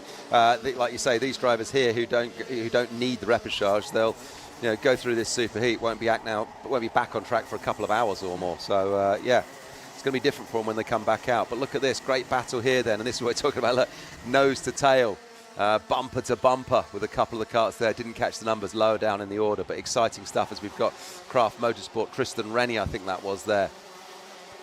The 173 at the moment running P3. There you can see the 95. That's John Brown just trying to close into Reese Bale for 4th place in behind, and got a bit of trainer cars going on. He's got 3 cars behind him, so trying to close in to the 41 for 4th place. Macaulay Bishop able to sort of consolidate that lead up in front ahead of Lewis Goff in 2nd. So about a 2nd gap between the pair of them now, but with still plenty of race left to run, still can change. As defensive going into turn 1 there, I think was Reese Bale. Very much aware of the presence of John Brown. Neo Clark involved in there as well. Jack Lilly from the front row from the 4th row of the field, 2nd place in the championship, trying to work his way forward. So far only 1 place up, and especially when you look at the success of Kian Geraghty and Ewan Charman in Super Heat A, he needs those points. Yeah, he really does. We're set for an absolute scorcher by the time we get to the super final for Senior Rotax this afternoon. All of the key contenders who are at the top of the standings as it stands right now, looks like they're going to be making their way into that super final this afternoon across these 2 super heat races. And then we will have the repechage to give us the last 4 places that will come up for the drivers that don't make the automatic top 30. Exactly, and that's always going to be sort of a bit of fun. We saw it at Wilton Mill. We saw a very electric fight inside of the top 4, weirdly enough, where you think, okay, no, we're in now, we're into the final. I don't really care if I start P sort of 31, 32, 33, as long as I'm in, right? I can make up those couple of places, but we saw some really hard fighting at Wilton Mill inside that top 4, which cost a couple of people a couple of places inside the final and allowed those behind to capitalise. So be interesting to see how the dynamic of that last chance qualifying comes into play a little bit later on. That very fast right-hander, obviously combined G, you're turning and braking at the same time, getting the rear end out and moving the background. I think that might well have been Jack Lilly on the inside of Neo Clark trying to make a way through the banked hairpin, of course, especially on the exit, just allows you to get the power down and accelerate your way towards the final couple of corners. John Brown all over the rear end of the 41 of Reese Bale. Yeah, teammates duking it out here at Larkhall, which is great to see. 41 and 95 then, Reese Bailey and John Brown there, nose to tail. This is really good racing, and they're just fighting for what will be, well, 5th place. At the moment, Reese Bailey then, John Brown running in 5th. Reese Bailey running in 4th, John Brown running in 5th. So yeah, exciting stuff right the way through the field. This is what karting gives you. It doesn't matter what place you're scrapping for it. Yeah, exactly. And again, we were talking about the level of competition a bit earlier on. Yes, fair enough, there's only sort of 1 winner per race, but look to the inside. Very audacious dive there from the 95 of John Brown. Saw the space and a point forward, maybe to go and catch Tristan Rennie, or just to sort of cover the inside, because that was way too easy for me. Look to the inside there, and a nice move indeed. Can they catch the drivers in front, though? But they have also, it's not just about catching the driver in front, it's about getting away from the driver behind. Neo Clark closing in as well, and they don't want to fall victim to losing even more places. No, they don't, and he really enjoyed that, didn't he, John Brown? He was wagging the finger at his teammate. He claimed that overtake. It was a good move, fair enough. It was a great move, wasn't it? It was a great move, and it's on that infield section where you've got the hairpin and then the full 180 on the bank. It's the hairpin, I think, where we're going to see a lot of overtakes this weekend as the afternoon kicks on, Zach. So really exciting stuff. Brilliant racing from Senior Rotax once again. But out in front, we haven't seen too much of him so far, clocking a fastest lap. Macaulay Bishop, the gap back to Lewis Goff now then, 1.34 seconds. So Macaulay is obviously settling into his rhythm out front as another overtake gets done. Kart number 10 run wide. Jack Lilly goes wide, losing a few paces there then. I think he's not going to be too happy with that. I could argue he was maybe pushed wide by the number 8. Of course, don't want to speculate too much, but he turned in. Yeah. And the front end just had none of it. A look to the inside as well, a bit further back going into the sweep is not really something that you often see, but it just seemed that when Jack Lilly got to the turning point of the hairpin, the kart just had none of it. No. And it almost seemed that he was sort of encouraged onwards. And when you're in a pack like this, if you just get a hint of understeer, you can lose 2 or 3 places. Look to the inside there from the 31. Nicely done from Crowther just to find the space. Opens the door for the 74 to find a way through as well. And again, pack racing is the name of the game when it comes to karting. You have to have the decision making. You have to have that spatial awareness about you in order to make these moves. Yeah, Louis Harvey then, number 74 from TB Kart. He's one of the kind of driver coaches for TB Kart these days, runs in senior Rotax himself there, hugely experienced driver, back with us in 2025, fully in the mix. Look at this, he's wrestling that kart, but he just runs wide, loses a place up the inside, couldn't quite see who that was, but there's a great battle going on here then, and that's that middle order of about sort of 9th down to 12th that we're watching right now. It is indeed, 2.5 minutes left to go, plus the lap, of course, and the fight at the front, quite mellow. I mean, there's a bit of a fight for second place, but here's where all the action is. Of course, you can see the S-plate. That's Max Taylor trying to find a way through. The number 10 of Jack Lilly, of course, second place in the championship, just trying to survive this race more than anything. He's had a bit of bad luck in terms of misplacing the car or getting pushed on wide at the hairpin, whatever the issue was. Having to go defensive once more into a very long sweeping right-hander where the exit is crucial. That could open the door for Max Taylor to find a way to the outside, into the hairpin, opens the door for 74. One wrong move and straight away you've got another driver knocking on your door. Yeah, you have. One thing that I forgot to say in that little moment or two ago is we were name-checking number 74, Louis Harvey. He was our 2022 senior Rotax champion, so he knows what it's like to run at the front. He's back with us in 2025, but he's shown us the kind of skills that won him the championship in 2022. So welcome back, and thanks to the entertainment, Louis Harvey of TB Kart. Indeed so. He knows what it takes. He knows the decision-making that needs to be had, and running down at the moment in P11. So that, again, just shows the level of competition. An ex-champion at the moment can only manage P11. And, of course, everyone has bad races, but it just goes to show how open these races are. You've got, champions that can sort of be in the mid-pack. You've got runners-up that can be going towards the front end. And we're getting word that there is some spit. I can see some spit on the window just in front of the commentary box. Some spit going out there as well. Karts are very sensitive. It doesn't take a lot for a lot to happen. It really doesn't, and this battle that we've been watching for the last couple of laps then between Tristan Rennie and Lewis Goff is the battle for second, and if the rain is going to start to spit, it'll put a little bit of moisture on that circuit, and they're all on slicks, everybody, so let's see what happens in the closing stages of this then. 40 seconds plus a lap is where we're at. At the moment, Tristan Rennie has the better of Lewis Goff, who is all over the rear of his race car, but out in front, Macaulay Bishop then has plenty of room to play with right now. That's the gap back to Rennie and Goff that we can see on the screen right now, and it is 1:57 from Bishop back to Rennie. This is the battle then between Rennie and Goff. Look at this, back on the infield. There's the hairpin where we've seen the overtakes get done. Now the full 180 up the bank. But we might see some cuts. Look how muddy it is on the outside of the upper section of that bank, Zach. They've only got to run a little bit too wide and they're going to go spinning. Very expensive lawnmowers, to say the least. You can see straight away, even with the rain, they're all over the curbs now because you can't trust the track to give you the grip. You have to almost hook the curb and just have it sort of grab you and hook you around the corner. You'll see it into turn 1, maybe into turn 2 as well, into here. You can see they just clip that curb on the inside. They don't often do that when it's fully dry. It just gives them that extra little bite that they need. And when it's like this, when it's spitting and you're not too sure, you're going into every corner almost guessing where the grip is. One lap, it's, okay, I've got some grip. The next corner, the car doesn't turn, and that's a really difficult thing, especially when you're locked in a battle like this, seeing where your braking points are, because, like I say, in conditions like this, you really are guessing. Yeah, you really are, and I tell you what, the focus that Tristan Rennie must have in that kart right now, he must be concentrating so hard because he knows just how close Lewis Goff is behind him, and he can now feel him breathing down his neck as Lewis Goff has a look around the outside. Tristan Rennie closes it off in the final corner. This is the final lap. Look, he glances over his shoulder, then Goff is looking at Rennie thinking, I'm going to get you, I'm going to get you. On the next lap, I'm going to do it. It's playing into the hands of Macaulay Bishop then, who is out in front. Look at this. Goff swinging it wide, scissoring left and right, and Rennie just closing it off at every move as they're at the bottom end of the boot section. Rennie now getting the toe down. He needs to get away from him, but he just simply can't at the moment. Yeah, the race for the lead is almost over. Defensive to the inside and a squeeze to the outside there. Lewis Goff getting almost run off the road there on the limit, but not a centimetre over. It looked to the outside again. Bit of contact between the pair of them. Last lap of the race through this infield hairpin. The 173 of Tristan Rene just able to hang on. Macaulay Bishop then is set to win Senior Rotax Super Heat B. Is there anything that the 51 can do? I think he's running out of opportunities out of the final corner. The number one play. Domination defined here in Senior Rotax Super Heat B. Sees the checkered flag first and takes victory ahead of Tristan Rene and Lewis Goff. A good attempt in the last couple of laps and a good bit of spice to round it off as well. I wonder if it is still spitting. I don't think so. I think the weather is being a little bit sort of trying to keep us on our toes.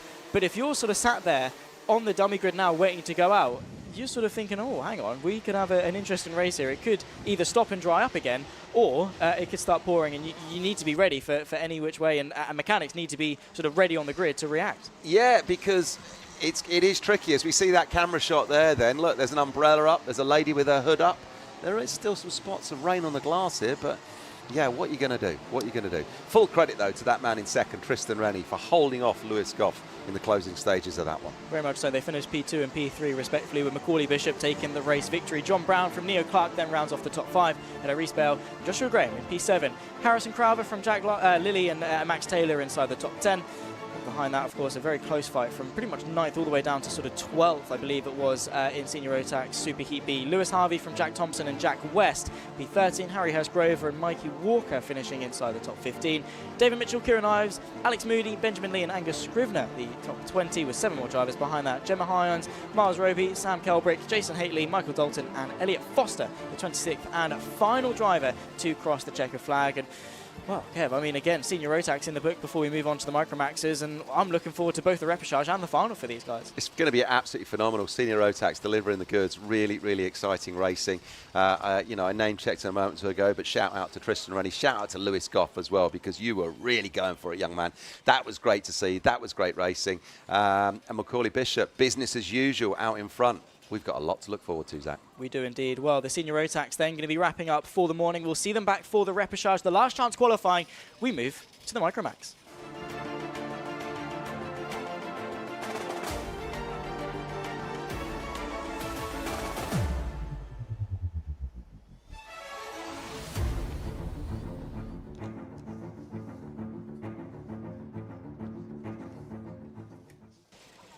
These drivers then on one of the first steps on what is a very long ladder up the ranks of motorsport. You can see there very small Diddy carts, very small Diddy drivers ready to take to the grid here at Larkhall. But just because they're small does not mean they're not mighty. These drivers have some of the fiercest racing that we have seen in karting and we see in motorsport generally. Alfie Garrett leads the way in the championship.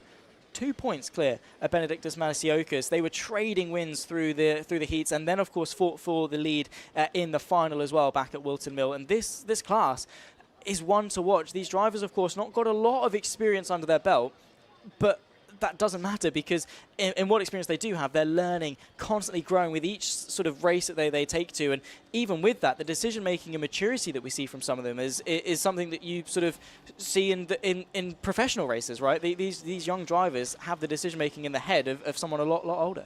Yeah, they do, and don't be fooled. They are as serious and as committed as anyone else here. I love walking around the paddock and seeing these young Micromax drivers sort of going about their business. Anyone would think they're patrolling the paddock in Monaco in Formula One, because the steely focus of some of them and the confidence they've got is just tangible. Incredible to see, as we've got the O-plate man there sitting on the front row of the grid. Is he Benedictus Manasiokas? So good luck to you, sir, with what looks like from this rear angle. Is that a Senna-inspired yellow helmet there as well? Fantastic. Look at that. I mean, there is young man. Will we be saying his name again in the future? 10, 15 years from now? We might be. Or will it be that one? Kart number 33. Who are we looking at there then? It's going to be Elliot Foster. Good luck to you, Mr. Foster. Look, some wise words to the mechanic there going in through that helmet. This is what's fantastic about it, isn't it? He's sitting, where is he sitting? Right on the very back of the grid almost. 33 for the Micromatch. That's going to be Charlie Page. Yes, sorry, Charlie on Page. the front row, actually. So looking quite good in terms of maybe winning this race. Of course, it's going to be the O-plater, Benedictus Manasiokas, who takes pole position. So we're running through the full grid in just a few moments' time. But I did see, of course, watching, so I know you can see the rain actually just able, if you're able to squint spin. You can see the rain is coming down now. All of them, are they on wets? Are they on slicks? I think I can see a couple of karts there. You can see the number 40 sat there on wets. This is one of those. This is where it gets spicy. This is where it gets interesting. This is where I love it, because you can't pit stop in karting, right? You've not got long enough for one, and it takes way too long to do it. Now the rain's coming down. If you're on slicks, oh my word, good luck to you. Benedictus Masiokas will start from pole position ahead of Charlie Page and Alfie Garrett, championship leader, from third. Dimitar Uzanov there in fourth place. The rest of the grid as follows: Harris Barber, Dean Singh Pal, Ethan Lloyd and Teddy Murphy, the front 4 rows. Arlo Gamble, let's see if he's gambled on wets or slicks. Ollie Brunt, the top 10 ahead of Albert Farrow, and Albie J. Stubbs, the top 12. George Simmons from Ralph Martin, Archie Gupta and Oliver Woodall, the top 16, ahead of William Davison there in 17th place. Oh, that rain came out of nowhere in terms of how harsh it was coming down. If you are on slicks, you are going to have a tough time. If you've gambled and put the wets on, you are going to have a very fun time out there in terms of the grip that you're able to command.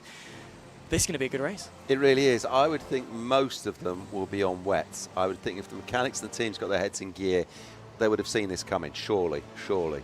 But you can't sort of predict when the weather's going to go. You can see a couple of spits, but we know what the UK is like, right? You don't want to sort of go, okay, yeah, no, it's going to rain in 3 minutes' time. Let's have a look, see who is on the wet. Of course, you're just looking for the tread. Similar to sort of your road tyres for those at home, that tread is going to displace all of that water, maximise the tyre contact patch on the tarmac and deliver as much grip as possible. If you're slick, you're not going to get that low grip off the exit then, and a false start, understandably so, because they're not understanding the grip conditions at all, and you put your power down at the final corner, you could very quickly find yourself looping around. So they'll go around once again. The UK is just so changeable. It can come down at a moment's notice, stop for 5 minutes, let the track dry out a bit more, and then just changeable conditions. The good news, though, with the false start, you get an extra lap just to try something into a corner, see where the kart's going to bite, see how much grip you've got, and that's invaluable experience to have just before the race start. Yeah, it is, and obviously with these young Micromax drivers, getting it right on the start, like routine, getting the 2 lines perfectly, running into that acceleration zone and getting it all right when there's 20 or so of them out there. They are some of our smallest drivers here, least experienced.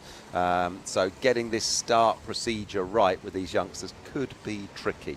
They're going around again for a second time, but potentially we might see a third time. Yeah, you've just got to be careful, because of course, even though they're going nice and slowly, that means they're not getting much heat into the tyres for one. Yeah. And then they go into the final corner trying to go side by side, and then one of them sort of messes it up a little bit, goes in a bit deep, goes sideways, and that sort of messes up and compromises those in behind. So very easy for it to go all wrong. Tentative nature then for the first couple of laps, I'd imagine. This looks better. This looks better. Frantic waving, actually, from one of the drivers. Not sure exactly what he's trying to convey there, but side by side then, Benedictus Masiokas will lead us in towards turn number 1 and another false start for this race. So not going to get 10 minutes plus the lap.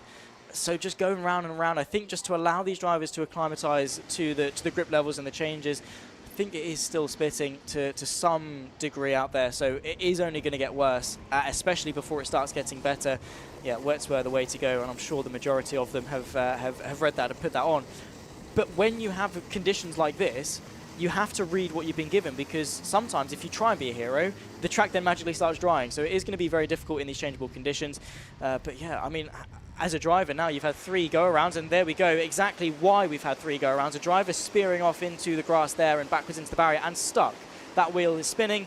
Are they able to recover the car and get going again? They are. That's the number 12, I believe. That's Harris Barber that's gone off and has to push that car back onto the circuit.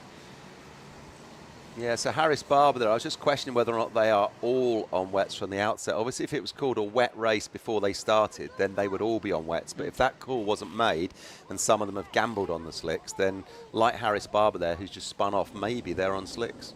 Maybe so. Like I say, looking for the tread, but it's hard to sort of tell when they're rolling. I think a couple of people might well be on slicks. And, well, one of the biggest sort of lessons that you need to learn, these young drivers on the sort of first step, I can definitely see some slicks out there actually. Yeah.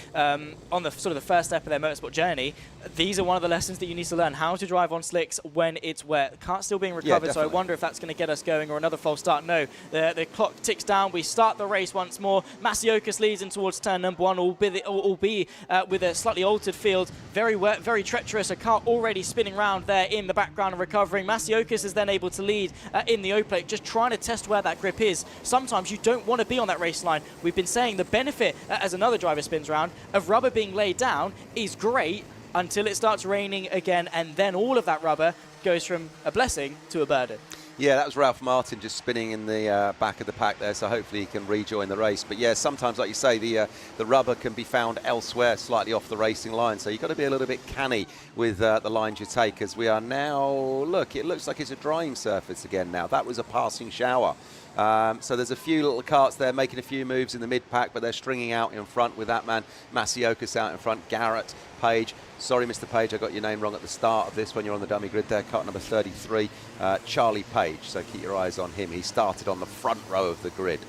He did indeed. It's fallen down now to P3, but again, with changeable conditions, very quickly finds his way on the inside. And you'll see here, a couple of drivers opting for the inside, the normal racing line, others opting for the long way around. And the reason I say that, again, going back to rubber is slippery and the racing line is full of it. You try and go to the outside, fair enough, there's a few marbles or whatever, but typically in the wet it's going to give you a bit more grip, at least initially. So you'll often find drivers stabbing at the wheel, turning in a bit later, try and get a late apex, get the car rotated and exit straighter. Traction is so much more tricky in the wet conditions. The straighter you can keep the car, the quicker you can get that power down. Adjusting to those lines, where to do it, when not to do it. Side by side through there is brave in the dry, let alone in the wet, between that's Charlie Page and Dimitar Yuzunov, the 62 versus the 33. Treacherous conditions and adaptable conditions once again, because the track's going to be changing, the grip's going to be changing lap by lap. Yeah, it really is. Look at this. The sun is out now, and we're looking at a drying tarmac once again. And what's going to happen now, of course, for any drivers that are on the wets, they're going to start to shred their wets through this superheat this morning. And then if they need them for this afternoon when it's actually wet, then they won't have the best condition for this afternoon's race. It is a complete gamble for them, as we see a move up the inside there. I couldn't quite see the numbers on that one, but one kart there looked like a zip kart running very wide. Was it Albufeiro making a move up the inside? Might well have been. Alfie Garrett then is on the fastest lap, currently second, half a second behind our leader, Benedictus Masiokas. Fast lap coming in there for Alfie Garrett, so closing the gap. And back to what we were saying a bit earlier on with the first race of the juniors, actually. Having that reference, Alfie Garrett has got the reference of Masiokas. He can see what he's doing. He can learn from him. Masiokas, as brilliant of a driver as he is, right, he's having to do all of this by himself. He's having to go into every corner and think, okay, I tried this last lap. Let's see if this works. And with the track as changeable as it is, sometimes that will work, sometimes it won't. Alfie Garrett has got invaluable knowledge in front of him, seeing what Masiokas is doing. However, he can't wait around for too long because he'll have the drivers behind starting to close in. Thankfully, he's got a bit of breathing room back to Singh Bahal in third and then Albufeiro in fourth. Charlie Page just keeping him modest in behind. A big snap of oversteer there, going into the final corner, able to correct it. But in the low power Micromax, any slide is detrimental when it comes to that power delivery. Yeah, it absolutely is. You want to keep the kart running as smoothly as you can. Sliding it's not going to be good for you. And that was Charlie Page a moment or two ago making a move on Dimitar Uzunov. So 33 did get past number 62. And then Albufeiro then at the moment is getting chased down by Charlie Page. There's going to be a battle on there between number 42 and 33. Keep your eyes on Mr. Ferro and Mr. Page chasing for fourth at the moment. Out in front though, look at this, Benedictus Masiokas, then we've got Alfie Garrett, and then we've got Dean Singh Pahal. There's the battle I was just talking about. 62 chasing down 33 right now. So as we look at that then, that's Albufeiro, Charlie Page, and then Harris Barber there. In actual fact, that was Dimitar Uzunov, 62. It was trying to close in the very menacing liveried kart there. You can see often you see sort of bright striking colours like you see with the LN kart with the the blue and the fluorescent yellow, sort of Valentino Rossi-esque, as Lando Norris is a fan, but a very menacing sort of dark coloured kart there for the 62, closing in the dark coloured helmet, dark coloured suit. He looks like a beast in sort of, as you look over your shoulder, he looks menacing, and you've got to be careful to not let him through, because a driver like Uzunov is not going to let you get away with any mistakes. So too is Charlie Page up the inside there, lovely little switchback, and that's the importance of the exit in karting. Yeah, well done to Charlie Page. Great move, an absolute textbook overtake. Up the inside now, leads that group of three then. So we've got Charlie Page from Albufeiro, from Dimitar Yuzunov. Well done to you, sir. Look at this. He's now going to stretch his legs. And he, of course, did start on the front row of the grid, don't forget. So his next target in his sights will be Dean Singh Pahal from RCE Racing, who's a great little driver. We saw him get on the podium back end of last season. He's really gained in confidence since then, and his dad, we saw a moment or two ago, a shot on the pit wall, just giving him the signals that the dads and the mechanics do. But look at this, Charlie Page now starting to stretch his legs as he gets ahead of Albufeiro from Dan Holland Racing. This is a great little moment of racing for these three youngsters in the mid-pack then, or just outside of the top three, as we catch a picture there of kart number 40, which was Oliver Woodall. Good to see you, sir. Yeah, indeed so, running in P8 at the moment. 4.5 minutes left to go of this race, of course, then plus the lap. There you can see the rain very still apparent on the camera lens, so it's not dry by any means, right? It's going to be quite slick, going to be quite green. That rubber that we built up ever so slightly starting to wash off because it didn't come down in spit for a long time. It was sort of Hail Mary for a very short period of time. Now it's sort of now drying up again. And I think that's going to be sort of what we see over the course of the rest of the day. Maybe a spit here, drying up here, changeable conditions. Like we were saying when it comes to tyres, not usually a huge concern in karting is the 62 fights with the 90, bit of contact, rubbing is racing between the pair of them. The 96, they're just able to hang on. That's LBJ Stubbs keeping Uzanov at bay for now. But, well, these young drivers, like I say, they are small, but they are still very much feisty and mighty in their defence and attack. Yeah, they are. And LBJ Stubbs has got himself the fastest lap at the moment at 57.23, so well done to you, sir. But he's having to work hard now to fight off the moves from the man behind him, which is kart number 62, Dimitar Uzanov. Well done. Ahead of those guys, of course, Albie Farrow and Charlie Page. So Charlie Page is pushing off on the way down the road, but Dean Singh Pahal, Alfie Garrett and Benedictus Masiokas in the top three seem to have it all their way out front at the moment. As we pick up pictures of Alfie Garrett with Dean Singh Pahal behind him, then the number 23 kart from RCE. So a good battle between those two, but out in front, Benedictus Masiokas has a 3.3 second gap back to second. So we're not seeing any pictures of him because he's so far on off the way down the road. It's the best way to be in some capacity. Obviously, when you get sponsors and stuff, they want the airtime. But it's almost the best headache to have. You're like, well, where am I on broadcast? Well, we can't really watch you because you're so far in front. It would just be watching a car in a glorified practice session. A look to the inside there from the 23 Pahal going up for second place. The 47 tries to nip and tuck and get the switch back. The double switch back, slightly pushing the 23 wide up onto the curb, trying to get the switch back and find the space on the inside, but to no avail. Pahal then is through, up now in a second place. Alfie Garrett having to settle for third as things stand. But when it comes to the final, still going to be doing himself a lot of favours in terms of points scored, running quite wide on the exit there of that right-hander. And that fight between the pair of them, I think, far from over. Now into the hairpin. Let's see if Alfie Garrett can stay with the 23. Yeah, well done to Dean Singh Pahal, just 10 years old, been racing, I think, for 4 years now, and he seems to be just gaining confidence weekend on weekend. So there he is there, the number 23 from RCE, being chased down by 47, which is Alfie Garrett. This one has still some legs to run, but Dean Singh Pahal starting to put a little bit of distance between him. There's his dad, waving his hands frantically there, just telling him, go, go, go. And look, he's got his eyes now off on the way down the road. He's stretching out a lead. Alfie Garrett just glances back over his shoulder. There's nothing behind you, mate. Look forwards. That's the man that you need to beat, and he's in front of you right now. And his name's Dean Singh Pahal. Exactly, and that's the thing, is as a driver, fair enough, you want to be aware of the race going on around you, and a quick look over your shoulder probably isn't going to do much harm. But the one thing that I was always sort of told, the race is in front of you. You don't care what's behind you, because the minute you look back is the minute you start sort of focusing back and drawing your pace in terms of focusing on them, and you then start defending. You then start defending thin air. If you look forward and keep your head up and eyes up and look where you want to go, you're going to then naturally start progressing forward. And if he keeps his eyes on Pahal and doesn't settle, he can stay with him. The minute he sort of settles and go, oh, Pahal got past me, he's quicker. That's then going to be the case. You sort of manifest it into reality. He needs to focus forward because second is still very much on the cards here with what now 2-3 laps left to go. Yeah, absolutely. Eyes on where you want to be, not where you've been. That's what you've got to do here, youngsters. So let's keep it going. 23, then there he is, Dean Singh Pahal, but he hasn't shaken off Alfie Garrett, number 47. He hasn't shaken him off, and Charlie Page is just behind them. Charlie Page will start to close that gap, I'm sure, but Charlie Page has got his own little battle going on, because behind him is LBJ Stubbs, who's just clocked the fastest lap, which is a 56.6, so well done to you, Albie. Love it, love it, love it.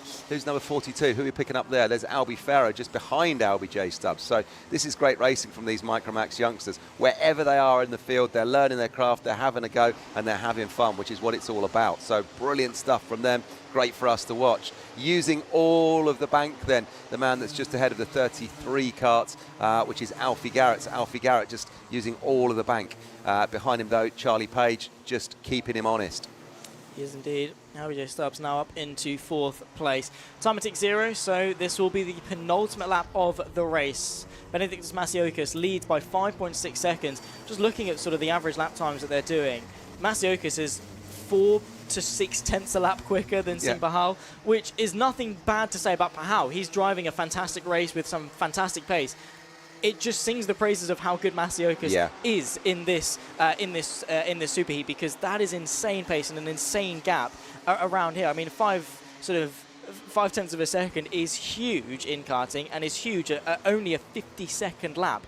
That is insane pace from Masiokas. And it's not that he's just had like a one-lap wonder either. He's kept that pace up lap on lap on lap and built up a huge lead.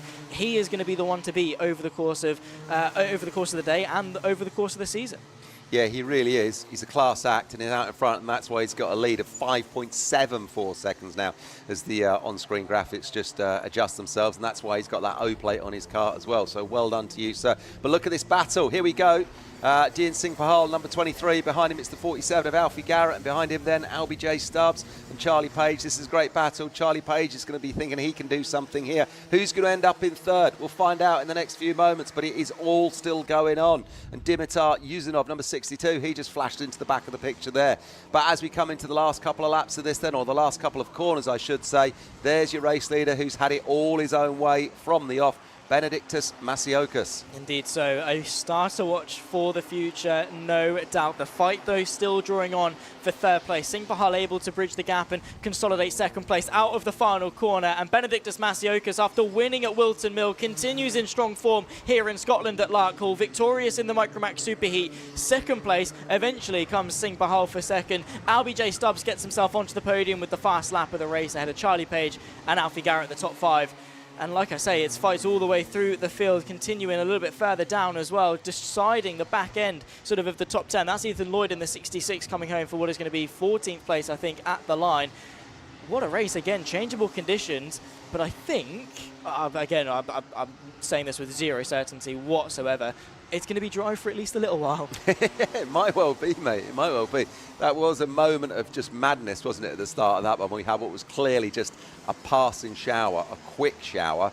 So if you did do that one on the slicks, well done to you. Yeah, very good lesson learned there. Benedictus Masiokas, though, was absolutely flying out in front, victorious here at Larkhall. Dean Singh Pahal ahead of Albie J. Stubbs for the podium, Charlie Page and Alfie Garrett, the top five. Harris Barber from Albert Farrer and Ralph Martin in P8. Oliver Whittle from Teddy Murphy inside the top 10. Arlo Gamble, Ethan Lloyd, Ollie Brunt, George Simmons and William Davison, the top 15, with Archie Gupta there in 16th, rounding off our grid at the back end of the Micromax Superheat. Of course, we'll see these young drivers out later on for their super final. No repechage needed for them, so it's all to play for. If you arrive in the Micromax, you can still contend and still win the final later on. Of course, we'll be now going to the mini inters.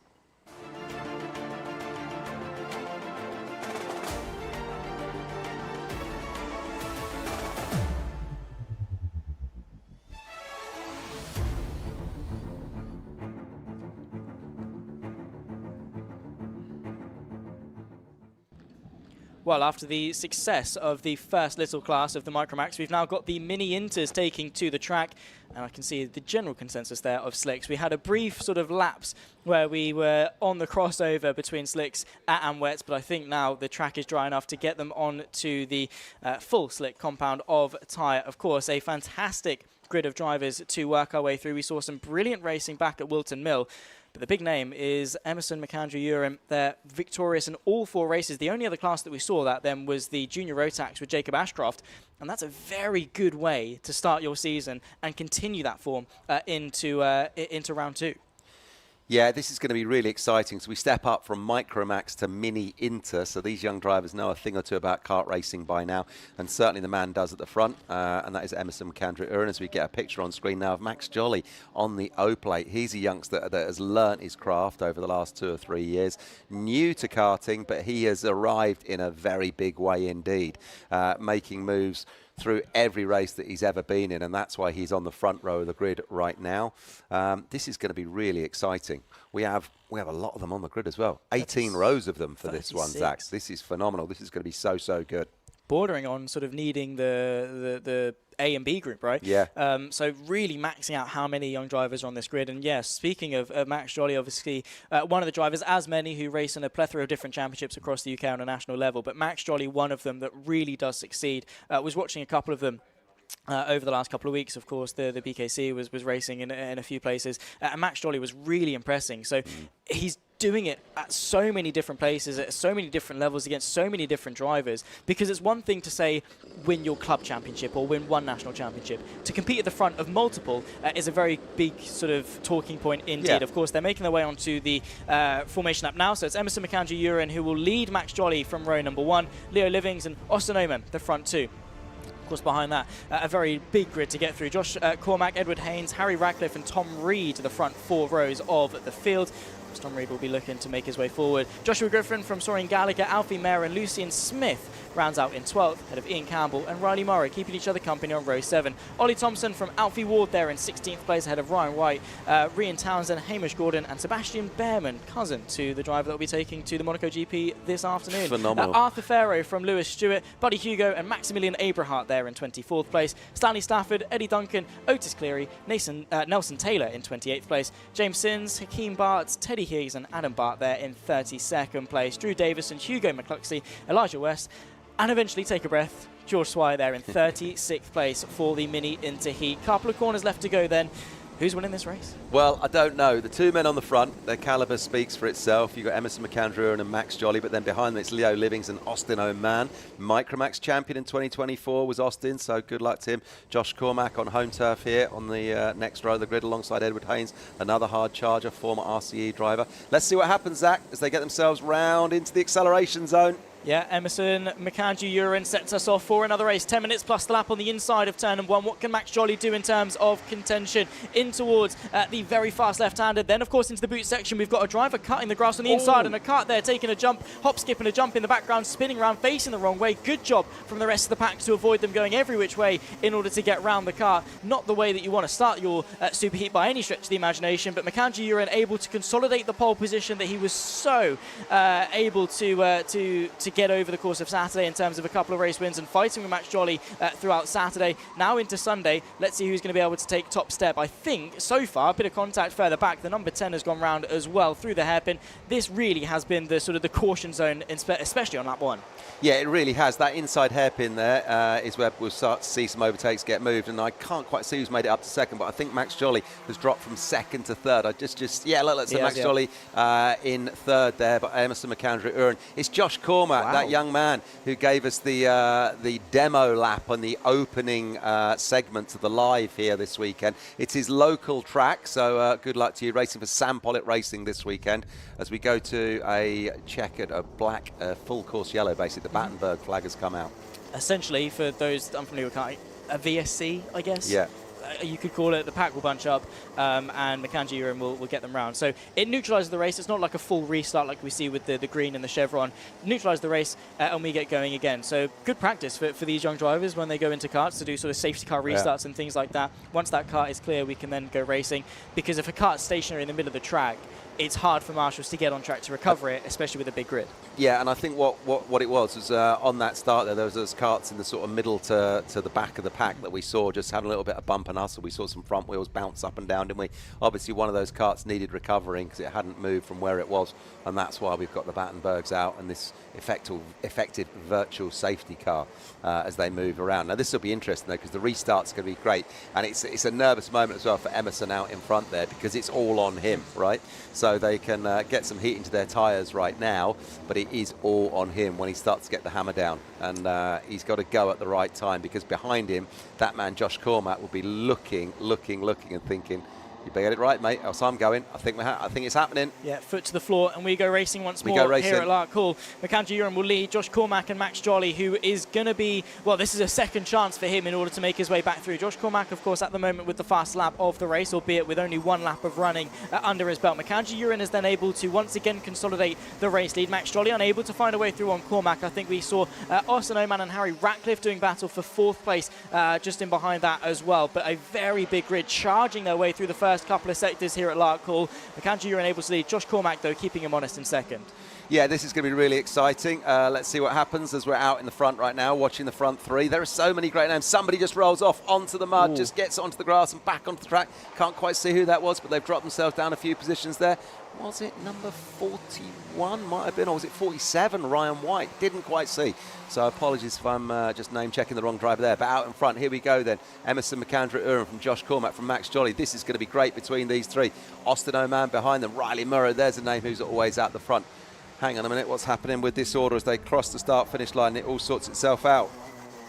Indeed it does. Through the first sector once more, the top three locked together. McAndrew-Uren from Cormac from Jolly. Riley Moreau a couple of kart lengths back. And this, I think, is going to settle ourselves into a three-horse fight at the front for the Mini Inter Super Heat. And if this is the battle that we carry forward into the Super Final later on as well, the 188, that's Lewis Stewart having an off as well. So clearly showing that the track far from over. Max Jolly, what a run that was out of the hairpin. Got 2 in 1. Now towards the banked hairpin. That was sensational. McAndrew-Uren had to defend. Cormac then tried to get the switch back, and then Jolly just said, thank you very much, I'm through as well. That battle has brought the rest of the field in as well. There goes the number 3 of Riley Moreau to the inside. Beautiful racing here in the Mini Inters. Yeah, lovely move from Riley Moreau there. Absolutely loving that young man. What a move up the inside, but credit as well to Max Jolly for taking the opportunity. Emerson is now in the fight then in second. Look, and he's going to have a look up the inside, gets it straight back. Well done to Emerson. Max Jolly slotting into second then. Third place, Riley Moreau there. And Josh Cormac as well. Keep your eyes on kart number 9 as we now have 2, 4, 6, about 7 karts there running at the front. He could almost throw a blanket over the front 3 as well. Look at these 3 scrapping it out. We've still got 5 minutes to go.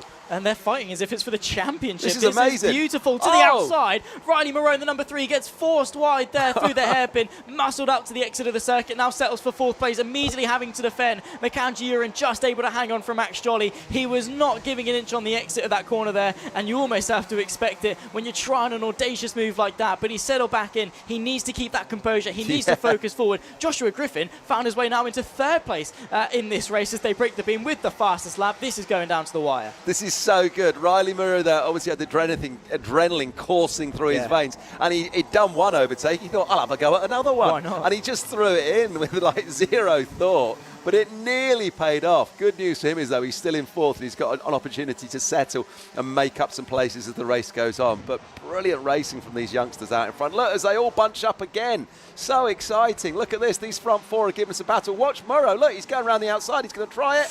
No, he's going to drop from 4th to 5th as kart number 7, Edward Haynes, muscles his way in. That's the risk that you take when you go to the outside. You're going the long way around. You open up the inside, and straight up there on the left was the 7 of Edward Haynes, and you almost have to expect it in karting.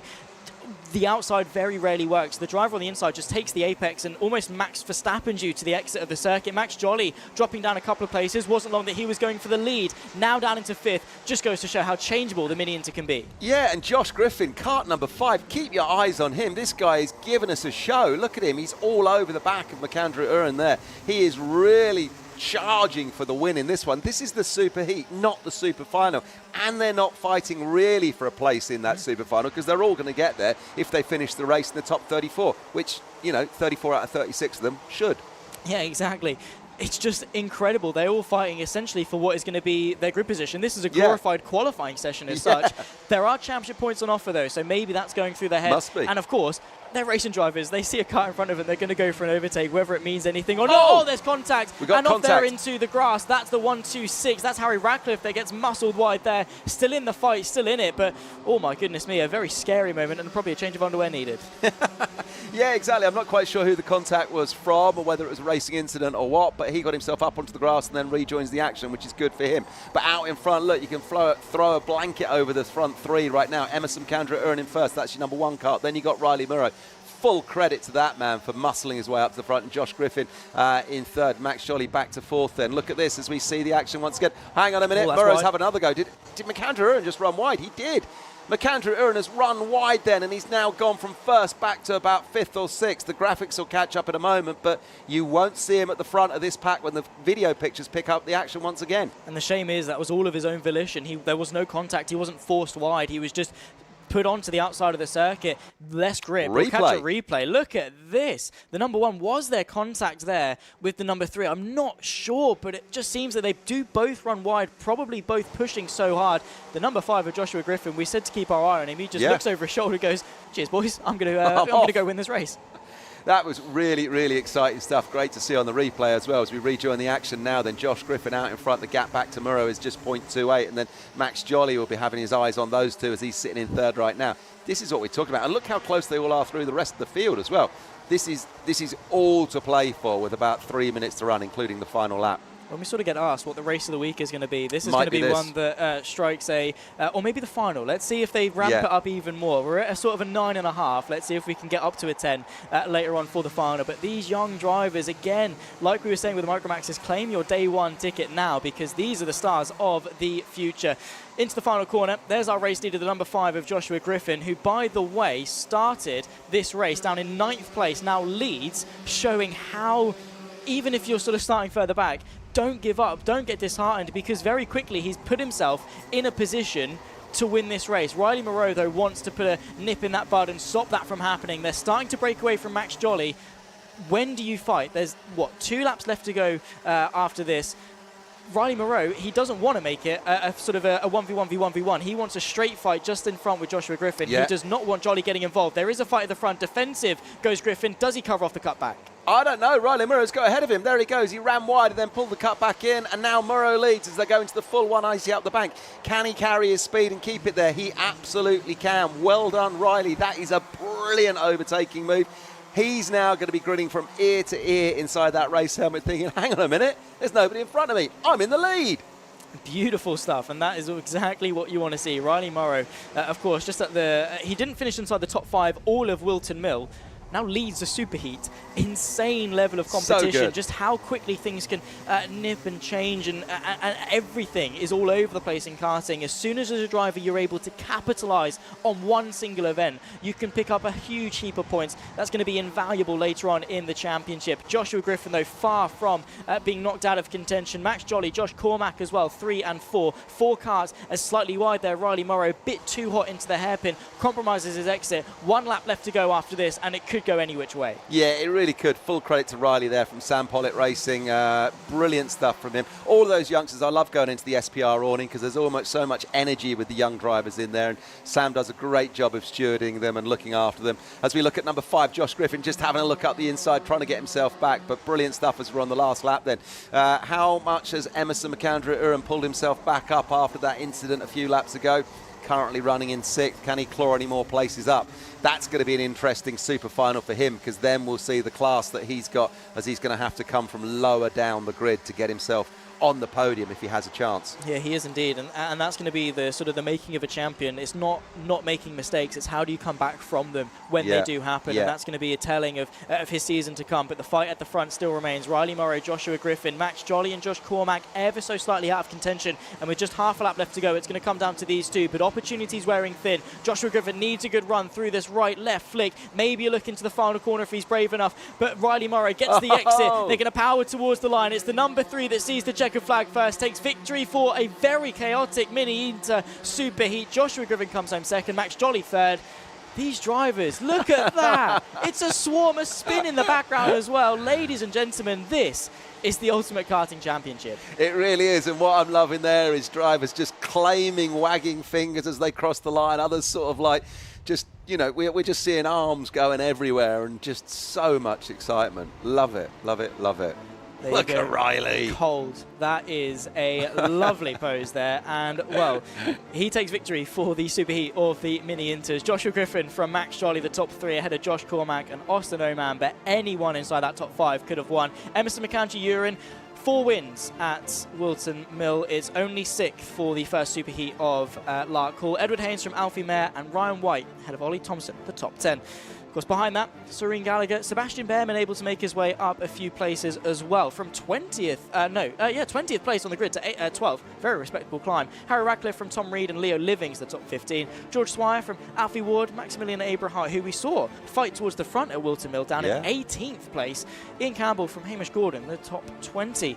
Very big grid to get through as well. 36 cars took to the start. Nelson Taylor, Eddie Duncan, Rian Townsend and Lucian Smith ahead of Otis Cleary. From Stanley Stafford, Arthur Farrow from Elijah West and Hugo McCluskey. And then comes James Sims in P30. A few more to get through. Adam Bart, Teddy Higgs, Hakeem Bart, Buddy Hugo and Lewis Stewart there in 35th. And final place for the Mini Inters. Well, that was a super heat. When there's a trophy on the line later on, what are these young kids going to be like? I don't know, Zach. That is probably one of the most exciting mini-inter races that we've seen for quite some time. Maybe ever. Yeah, I think so. I think we're going to be in for an absolute belter a little bit later on. We'll say goodbye to the mini-inters. We'll go back to senior Rotax machinery with the 177s.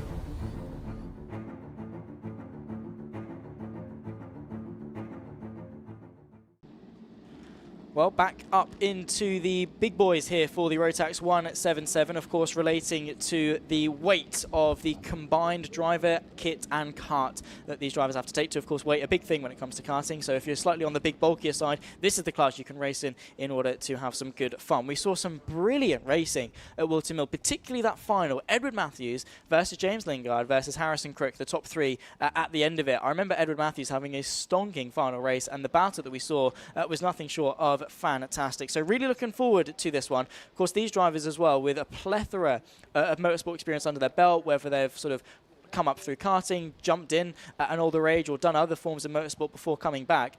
This is a race that you expect just absolutely everything thrown to the wall, nothing left on the table, and some good racing. Yeah, really good racing as well. They're all absolute hard chargers, as you said there. It's a real mixed bag of experience. You've got former champions at national level and international level and club level, and then you've got, you know, other people who are just sort of coming back into it or just having a go. But this is really good. But what is also good about this, they are hard chargers, but there's a friendly rivalry when you see them down in the dummy grid area and making their moves around the paddock.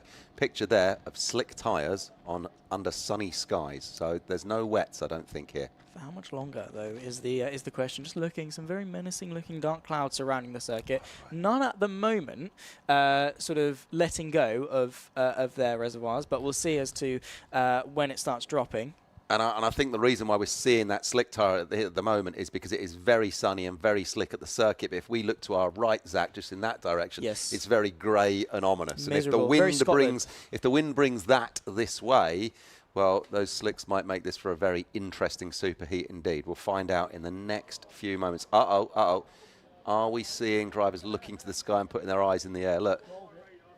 Bit of chuckling, bit of laughing going on down there. We can just hear it picking up on our live camera.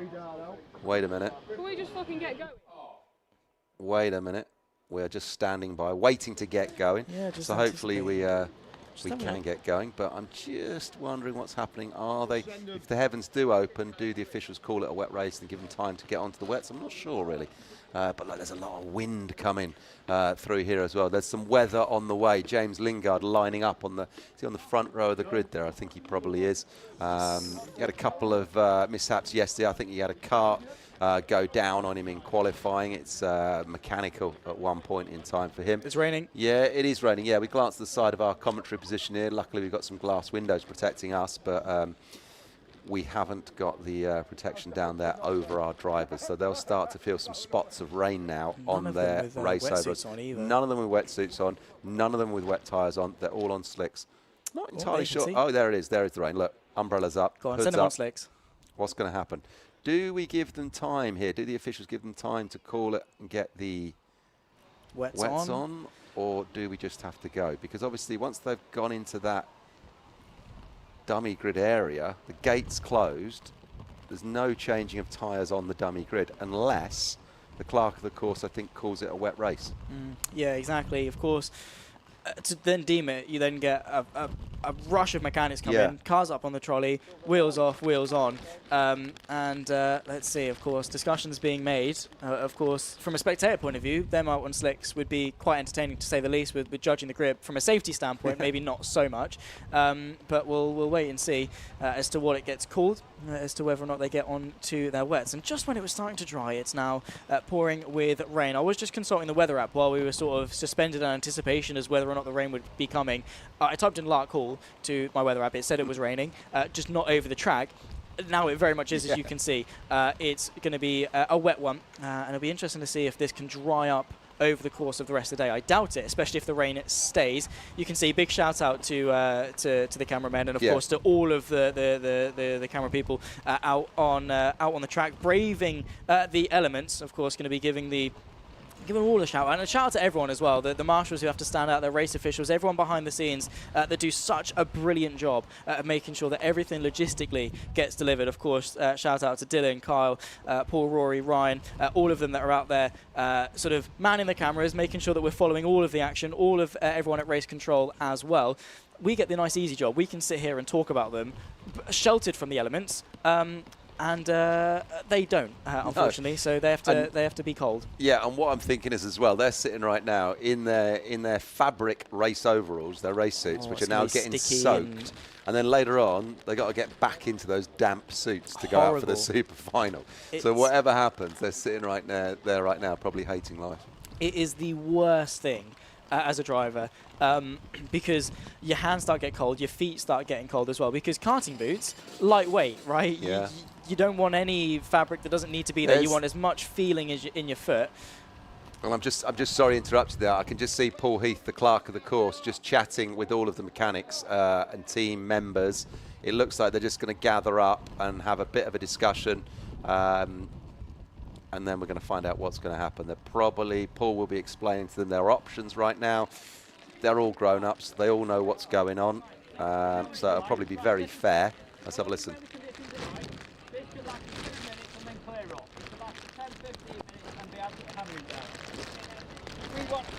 Now, would you like to have 15 minutes to do whatever you want and you're not to play it until out?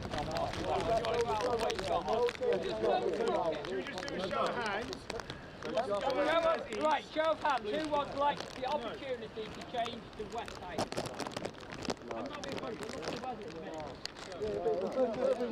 Being given the opportunity to have some time to change to wet tyres, a show of hands. Not many hands go up. Not many hands go up.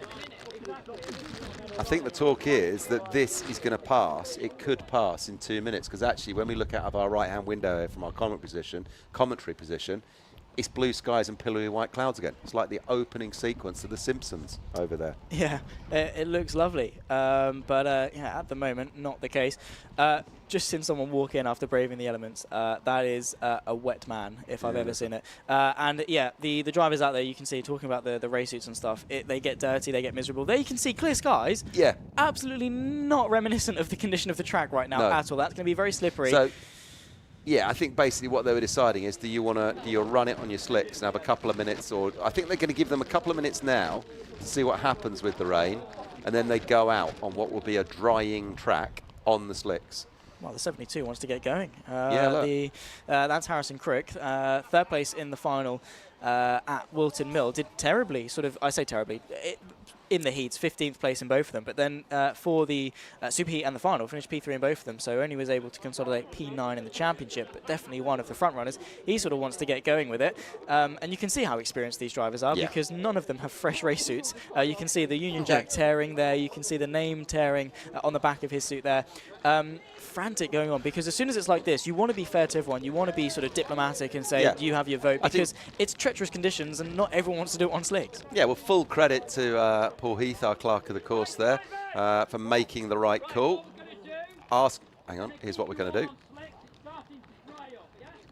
You can do 2 rolling laps so you can get used to the conditions, all right? And then hopefully we'll get you going. Thank you. 2 rolling laps so you can get used to the conditions, then hopefully we will get going, is what we just heard there. So that's good news. And I think all of these Rotax 177 drivers have been around the block long enough to know, good call, I'm happy with that. Let's give it a go. Come on, let's crack on. I like it. Good.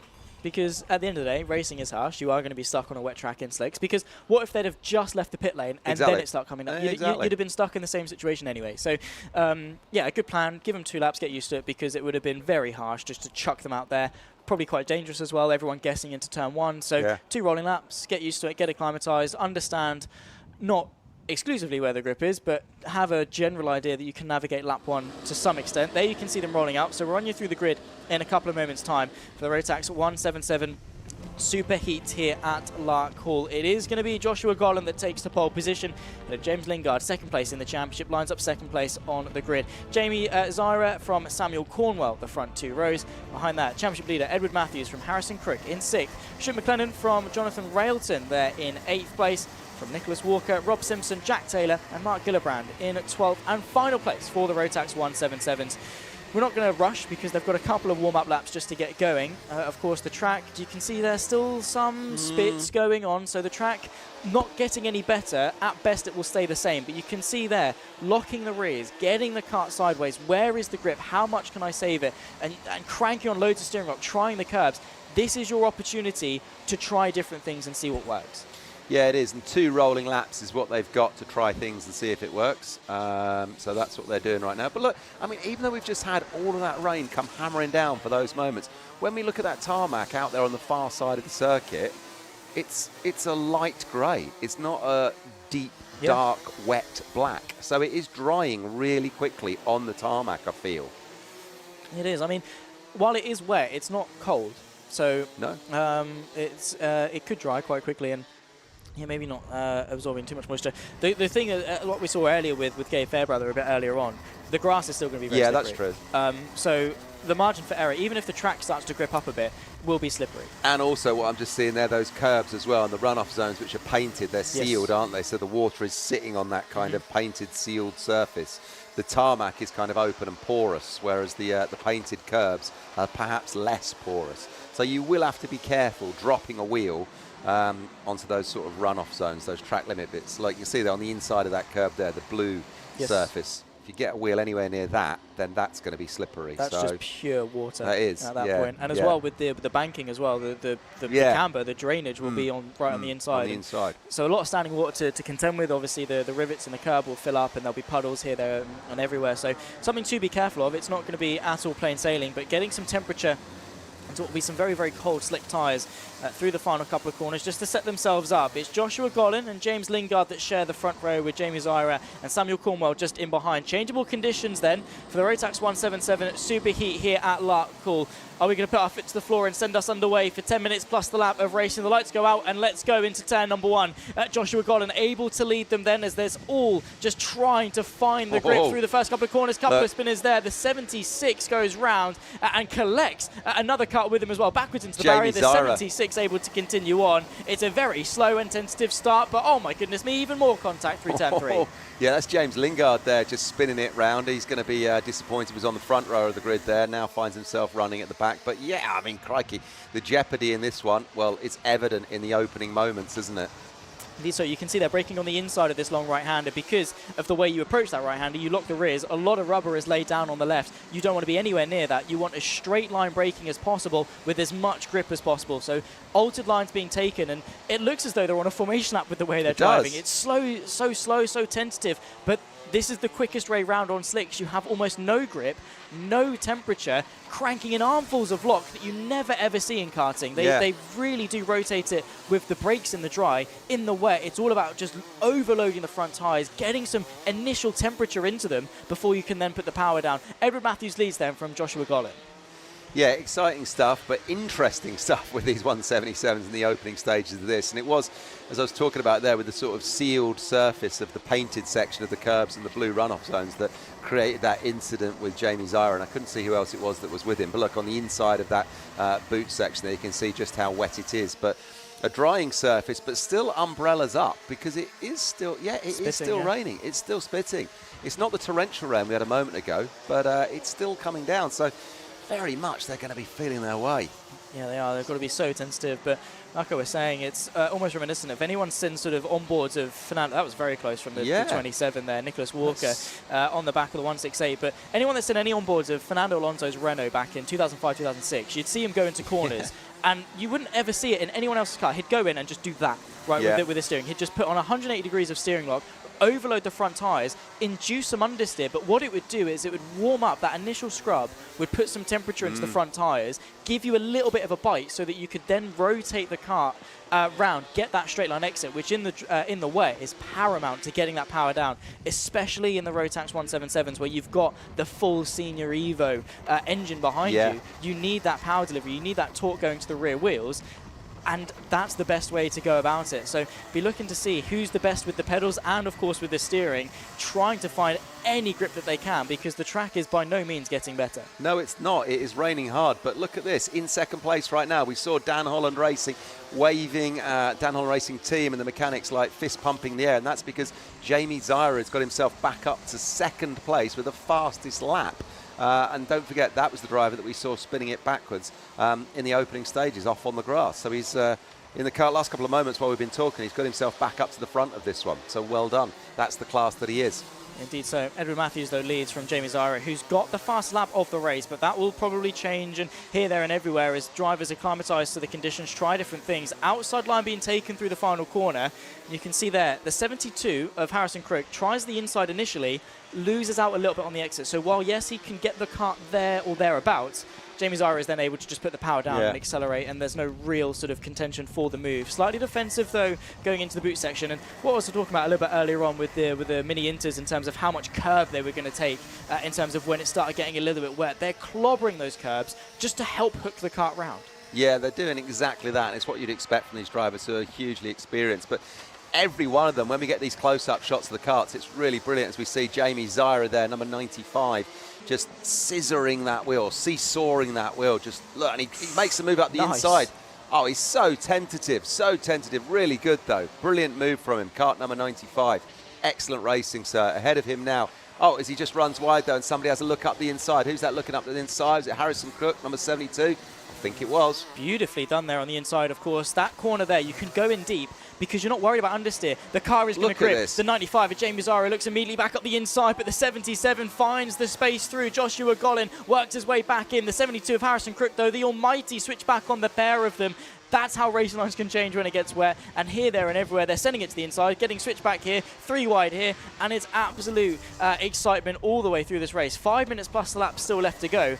But these drivers, they're braking late, and it's just really, the kart never looks out of shape. They're braking so late, but just teetering on the balance of locking the rears and just getting the kart stable, getting it to the inside, and still somehow getting that rotation. Yeah, it's an absolute game of cat and mouse, this. I feel like we're watching a really exciting kart race at about 70% speed. Isn't it weird? They're kind of like, it's incredible, some of these moves that are going on. Look, as Jamie starts to put one up the inside, having a little look, can't make it stick though, and he won't on this wet surface. So 77, Josh Gollin now moves away from him, but you watch Jamie Zyra move back up and close that gap again. Ahead of them though, number 72 is Harrison Crook, and he's finding a little bit of free air in the front. Edward Matthews we haven't seen yet because he's off and away down the road, leading this one, kart number 79.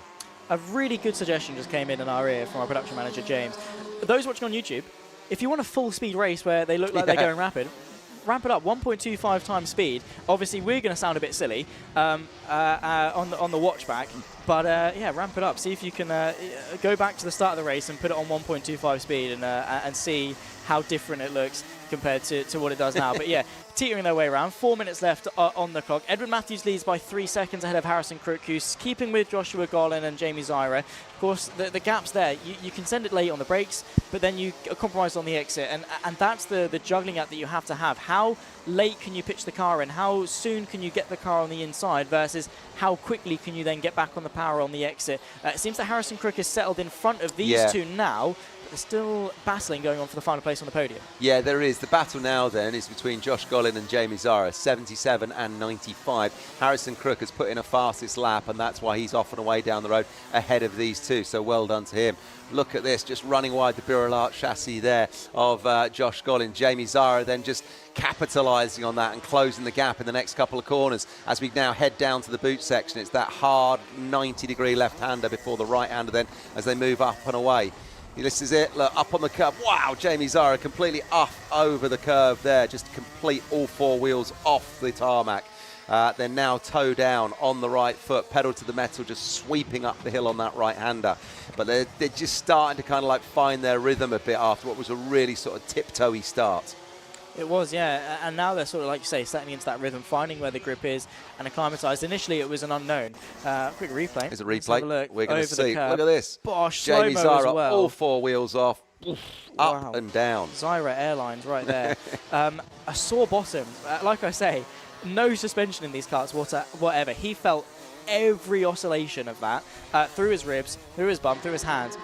Hopefully his kart wasn't feeling the pain either, because when we went to Wilton Mill, obviously you have the big curbs there through the boot section, that chicane. Same here at Larkhall, but that's the quickest way around in the wet, and drivers, they don't care about what's the most reliable or whatever. They just care, how can I get around this track as quickly as possible? If that means clobbering the curb to get rotation, then so be it. Yeah, that's what we're seeing then. And as these karts go into now with 2 minutes plus 1 lap to go, just picking up the action here then with what I think was number 70. Where are we looking here? Top two, 79. Here it is then, 79 and 77. Yeah, so there's 79 there. Edward Matthews out in front. Harrison Crook chasing down. This is the battle then for first place. This is the first time that we've seen Edward Matthews be challenged as Harrison Crook puts it up the inside and takes the lead. Lovely stuff there from the 72. Harrison Crook has been quick for the last couple of laps, with now just a few to go. 79 looks to go to the inside. You can see that overloading the front tyre, even lifting up the rear right wheel there. Obviously, all of that load through that final corner goes to the outside. You want to press those outside tyres into the ground as much as possible, and that lifts that rear right up, giving you that little bit of extra grip that you need. Now into the boot section. Edward Matthews under hot contention here. Harrison Crook now in front. It wasn't long ago he was fighting for P3. Now he's closed the gap and gone for the lead. Yeah, this is full credit to Harrison Crook. Well done to him. He's the master in the wet, obviously, because he's moved up through the places here and now has put himself out in front. And don't forget, Edward Matthews a couple of laps ago had a lead of about 3.5 seconds. So really the man who's made the measure of this one and got the balance just right is leading the race. So full credit to Harrison Crook, number 72. All eyes on him.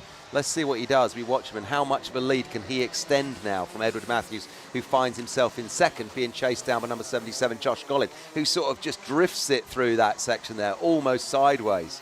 Get a montage of that, start playing the Tokyo Drift song over that. I wonder if that's copyrighted or not. But anyway, that would be a mega clip. But yeah, that's just the way you just sort of trying to get the car sideways, trying to sort of find where that grip is. This will be the penultimate lap of the race. The time will tick 0 by the time they get to the line, and then we'll have one extra lap. Harrison Crook is just acclimatized to the conditions. Of course, changing and drying. The rain has stopped, so the track is going to be getting better, changing lap on lap. Very reminiscent of a Canadian GP back in 2011, where you just have to adapt lap on lap. The grip isn't there, it's not there, it is there, it's not. And Harrison Crook is just finding that balance and really putting in some good laps. Yeah, he really is. And full credit to you, Zach, for your knowledge of Formula One Grand Prix of past. Yeah, I was 5 years old when that happened. But yeah, I remember it vividly. Watching back the replay at the very least. Look to the inside there on the penultimate lap there. The 79 versus the 77. That's Edward Matthews. Once Dom sort of 3 seconds out in front for the lead. Is he even going to finish on the podium at this rate? I don't think Jamie Zara's got the pace to catch him, but he's going to be on the bottom step of it. That's not going to do him any favours for his starting position a little bit later on for the final. And let's see if he's able to hang on. Last lap of the race, Harrison Crook looks to take the win. Yeah, he might well do that. And of course, as when we think about the super final that's coming a little bit later on, that might be a wet race if this weather does what it potentially could do. So that could be saving their wets for later on, which might be a useful thing to do. Yeah. Definitely the right call, I think, though, to run this one on the slicks. As we take a look up the inside, that was a move from Josh Gollin, overtaking Edward Matthews. Edward Matthews then now running in third from first in the opening stages. Number 72, though, on the final lap is Harrison Crook, and he's going to have this one all wrapped up as we pick up the action in the final couple of corners. There he goes then, 72, taking the win and the checkered flag. That was Harrison Crook. Great race, Zach. Very, very good race. Not necessarily because we saw action from start to finish like we saw in the mini-inters, right? That was a different kind of exciting. This was exciting in the sense that you didn't know who was fast at any which point, right? Because a driver, like we saw there, Harrison Crook, one lap just went, oh, hang on. There's grip there. He started to find I can do this. And then it just switches on like that. You can find 0.3, half a second. Fast lap of the race. Not by much, actually. You look at the fast laps between Harrison Crook and Josh Gollin. Not much in it at all. No. Flexing, though. Smiling, of course, in his driver picture there. I'm sure he's going to be doing something very similar after this race. Joshua Gollin then in second. Edward Matthews in third. Jamie Zara and James Lingard there in fifth place. Samuel Cornwell from Nicholas Walker, Rob Simpson, Jack Taylor and Stuart McLennan. The top 10. Two drivers or one driver behind that, Mark Gillibrand. I think we lost one just before the race had started there in 11th place. Very exciting race though, and once more I'm looking forward to see this battle like we saw at Wilton Mill later on for the final. Yeah, a great on-screen graphic of him in that photo there, clearly sponsored by Tommy Hilfiger. Yeah, I think so. I'm not sure he ever thought that would get shown on screen as a first place winner photo, but it has been, sir, so well done to you, Mr. Crook. I wonder if he charged him for it. He definitely should, if not. That's the Rotax 177. That's their Super Heat done and dusted, of course. Go on. Sorry, I've just interrupted you. Jamie Zira there, just as he was getting out of the car. Really, he's a tall fella, right? Yeah. He really had to sort of like stretch himself to get out and arch his back. He will have felt every one of those vibrations through his lower back as he was leaping over those curbs. look at the size of him in that kart there, and he really had to sort of leverage himself out of that one. If Disney ever want to do a live action of the Hunchback of Notre Dame, give Jamie Zira a call after Larkhall. He'll be looking like that. Rotax 177 then into the books. Coming up before the lunch break then, we've got our 2 repechages, the Junior Rotax and the Senior Rotax, to decide who takes the final places in the Super Final later on.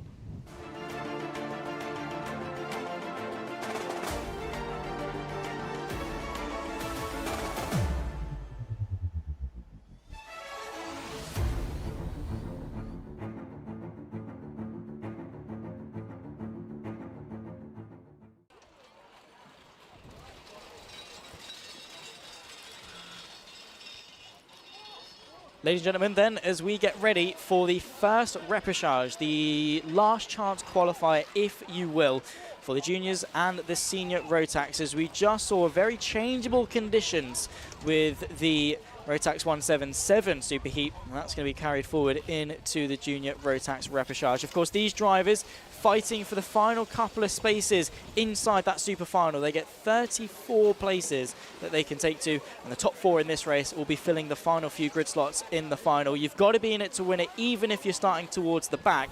And we saw back at Will Mill, those that can cast their minds back a few weeks ago, the repechage for juniors and seniors was quite electric, and everyone fighting to not have their weekend end early. Albeit, I mean, as much as you don't want to end your weekend early, there's not too much disappointment, because at least you can start your drive home a bit sooner. Yeah, exactly. And when you're this far north, for some of these drivers, that can indeed be a long drive home. But certainly for everyone that's made the journey up here to Larkhall this weekend, thank you ever so much. We've enjoyed some great racing already, and we're only halfway through this finals day on Sunday. Superheats, repechage and super final is what we're talking about then.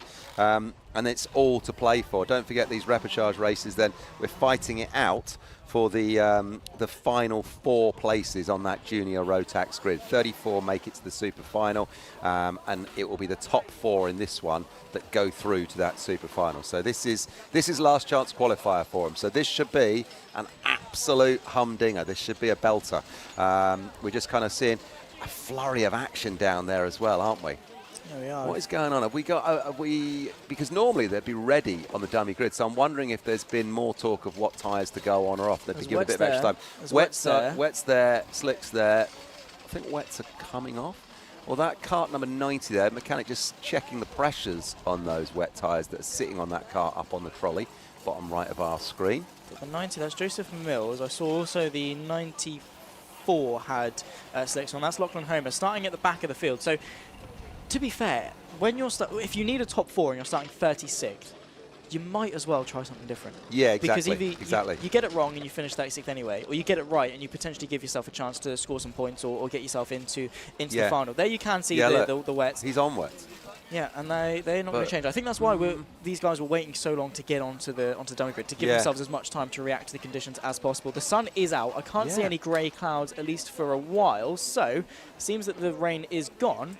And we saw there was grip in the Rotax 177 on slicks, but would it be grippier with shredding a set of wets? I'm not sure. Kart number 90 then, like say Joseph Mills, back on row 11. He's probably thinking, well, I'm back here on row 11. If I shred my wets, so be it. Yeah.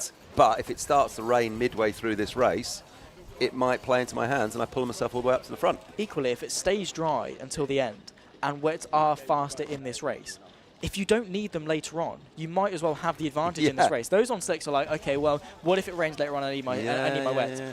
If you're looking at the forecast and going, well, it's not going to rain again, I might as well shred them and use them and at least have an advantage in this race anyway. So a lot of decisions going on with what's going on.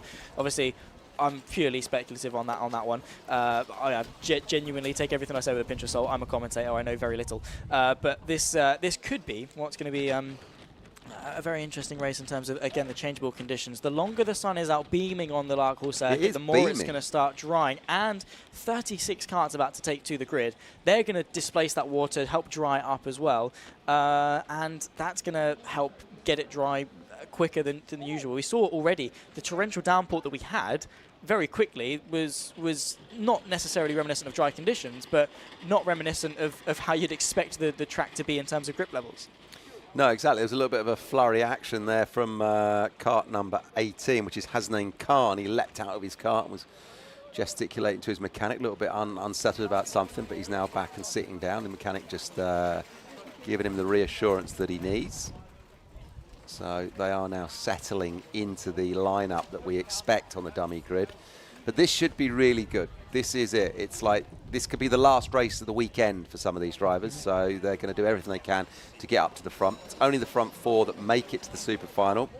But for everybody else, it's pride on the line. It's a chance to show us what they can do. It's a chance to give themselves the excitement of the final one of the weekend. So it's certainly going to be a good one, that's for sure.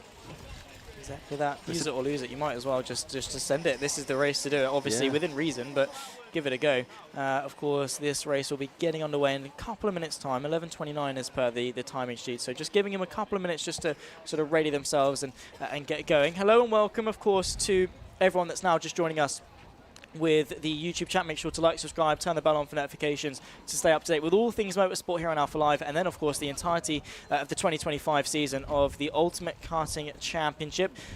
Hope everyone's enjoying the coverage thus far. Myself, Zach Sweeney, Kev Harris alongside me in the commentary box. Let us know who you're watching along for at home. Also shoot any questions, queries, thoughts, feelings, whatever really tickles your fancy in the YouTube chat. Let us know who you're supporting. Let us know what race has been your favourite thus far, and let us know what you think of the fantastic Scottish circuit of Larkhall. And yeah, seeing throughout the day we've seen a few people. Svein Quecker fan club coming in, Albi Lappers support coming in as well. Emerson McAndrew Uren was being supported a little bit earlier on. Also, and just overall, it's nice to see that the parents are shooting some support, friends, family, also, and also those that, it's the first ever time watching some karting. Welcome in. Hopefully this is a good introduction to the sport, because a lot of people just see it as the grassroots entry into Formula cars or whatever, but for a lot of people, take sort of Caden McQueen, for example, you know, he's been in karts for ages.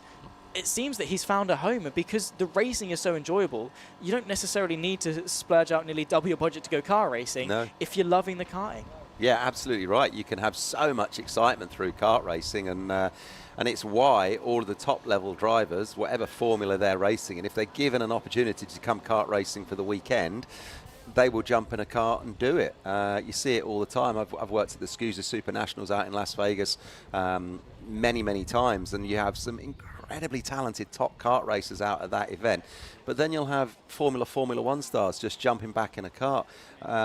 You've got likes of Joey Newgarden and Will Power, IndyCar champions. They're there every year racing karts because they absolutely love it. And, I might add, they don't win, because they know this is a completely different discipline. So karting is it's the purest form of motorsport. It's an engine, 4 wheels, and you and a seat, basically, and that's it. And a steering wheel. And a steering wheel. You need the steering wheel. You need the steering wheel. But yeah, I remember hearing a clip actually with sort of how physical, sort of everyone's like, oh yeah, Formula 1 cars, blah, blah, blah, so physical. Roman Grosjean goes, well, yeah, but I'm actually sorer after a session in a go-kart because you're being flung around. In a F1 car, you're strapped in at 5 different points. Go-kart, you've got nothing. You're hanging on for dear life, pulling these Gs, and it's fantastic in terms of the physicality. We'll run you through the grid, of course. We've not got the graphic, but we'll go through it anyway. Alexander Wilson from Vlad Tomanchuk in second. He had some issues, but some good pace earlier on. Jake Graffiti from Alex Lynn is the top 4. There's the ones to look out for, but just on the sort of the outskirts of that, Charlie King, Hassan Khan, Ed Spain, and Evan Morris, the top 8. They're going to be the ones with the best chance to find their way into the super final. Maya Simpson, Lloyd Palmer, the top 10 from McDowell, Morgan, Baker, Sawyers, Taylor, Powell, the top 16 from McKay, Wilcox, Moffat, Chandaria rounds off the top 20. Behind that, Harney Sadiq from Joseph Mills, Blair Smith, Connor Large, Brown, Lovat, Richardson, Collar, Smith, Surtees, Burton, Gray, Stewart from Patrul, Elkard, and Lachlan Homer, 36th and final place on the grid. I did see him on some wets initially, well, he's going to be regretting that decision very much so, because as you can see, the track has dried on the formation lap. And well, we'll see who's going to be able to take the top spot for the repechage. Of course, no championship points scored, but you do get your ticket to the final. 10 minutes plus the lap, false start as well. So we'll go around. It's not 10 minutes, it's 8 minutes, slightly shorter for the repechage. Go around again. Gives me a chance to ask, who's coming out on top? Who's coming out on top? I'm not sure is the answer. I'm going to sit firmly on the fence, but the name that you mentioned, Vlad Tomanchuk, he had the pace in the Super Heat earlier. He's running in second, or starting second on this one on the front row of the grid. So I would like to think he will get himself there. One name who I'm curious to see how he does is starting back in, I think, 6th, Ed Spain, or is he starting 8th? Seventh. Ed Spain then starting in 7th. I'd like to see what he can do because he's been around UKC for quite a few years now, coming up through the junior ranks or the kind of like the micros and the minis, and now here he's in juniors. I'd like to see what he can do. I'd like to see him get up into a super final if he can. So yeah, it's going to be exciting, this one for sure. And like I say, the top 4, they're sitting there in the box seat at the moment, but it's the 4, 6 or 8 or so behind them that are the ones to watch. If you've ever needed a definition of a glass half full kind of guy, Alfred Matthews in the YouTube chat cheering on Lachlan Homer for the repechage win from 36th on the grid. Let's see if he can go from a 0 to hero moment. 8 minutes on the clock, and we get led into turn number 1. Top 4 go through to the super final a little bit later on, and they need to claim their ticket in towards the first major braking zone, and huge contact in the background. 3 or 4, 5 karts involved as well, and that is disappointment. That is day done for those drivers. They might as well stay on track because track time is invaluable for that experience, but they've got 0 chance of making it through into the super final a little bit later on. Karts here, there and everywhere, but the top 4 so far staying stationary. Yeah, it was kart number 12 who got collected and found himself disappearing off. Blair Smith, sadly, from Lenny Messenger Motorsport, getting caught up in that action in the background there, off onto the grass. I hope he can rejoin, like you say, because laps are important. Kart time, seat time, it's all experience. Out in front, though, I mean, look at this in that mid-pack. Oh, my days. How can we call that? It's just all going on. There are karts on a track and they're overtaking each other in some capacity. Can't tell you who, can't tell you where. There's contact. That's the 2-4-1 going round, unfortunately for them. And you've got to be so careful. Collected as well, the 1-3-3. Calvin Moffat was 2-4-1. And that is Calvin Moffat's day done. Karts going here, there and everywhere trying to avoid them. You've got to be so careful because you're sat in the middle of the track. Anyone that runs deep or misses the apex, they're going straight into the side of you. So you've got to almost brace for impact. First lap is done and dusted. It's Wilson that leads from Lynn and Khan, and Vlad Tomanchik falling down to P4. I'm seeing Battenberg flags out, so we've got our virtual safety car, so we've got to now just kind of neutralise the race, hold your position and just follow a line. That will be because there's karts everywhere at the moment. And up at the hairpin there, the 180, I could see another kart just going sideways actually under this Battenberg flags. Yeah, exactly. So again, just better to neutralise it. Unfamiliar conditions, albeit a dry track. Anything offline, again, it's slick, all the rubber's been worn off. You can see there that red and yellow striped flag, slippery surface flag. It's just warning you. Typically, it's sort of when rain first starts coming down, but can mean anything. Oil or anything that's going to be slippery, just warning drivers that it is going to be there in that particular section of the circuit. Still under that full course yellow then, and the pack bunches up. Gives you a chance to just breathe and almost recover from the intensity of the first couple of laps. And for those in 5th and 6th, they need to lock themselves back in and try and get themselves in that top 4, or it's day done. Yeah, that was a really kind of like frenetic first couple of laps, wasn't it? It was all going on. But it's what you expect from these repechage races, which are, oh so important for the kind of, probably realistically, the top sort of 8 to 10 drivers, isn't it? They're the ones that are going to be charging for those top 4 places. The golden ticket, the Willy Wonka race, win that golden ticket, get yourself in the final. If only they got a bar of chocolate to go with it as well. Some good sugar for the final is how I'm sure they'll justify it in terms of having a nice snack. And you do need to treat yourself sometimes when it comes to getting yourself ready. Some jelly tots or whatever, some sugar just to get you umped up, get your blood sugar levels up, and get ready. A red flag then has been called with 5 minutes left to go in this race. Obviously, that just means go slow, no overtaking, get back to the pit lane, and that's race neutralised. Will it be race done? There wasn't much race going on anyway. No. But how do you call this? I mean, less than half of the race distance has been completed, so they could go again from 5 minutes. But it depends as to how long it takes to clear up, because if it takes too long, people want to get on with the day. There are other races still to run, so how much delay can you have? And that's why you have to give so much control, sort of credit and respect to race control and the frantic job they do, judging all of these decisions, trying to keep hundreds of people relatively happy in terms of the decisions they make. It's always tricky, but a red flag, obviously, if they've called it, it's a serious thing. It's because it's necessary for the safety of the drivers. Yeah, I do hope everyone is okay. Obviously, our thoughts are with whichever driver is involved in this red flag incident there. They're coming to a stop there on the far side of the circuit.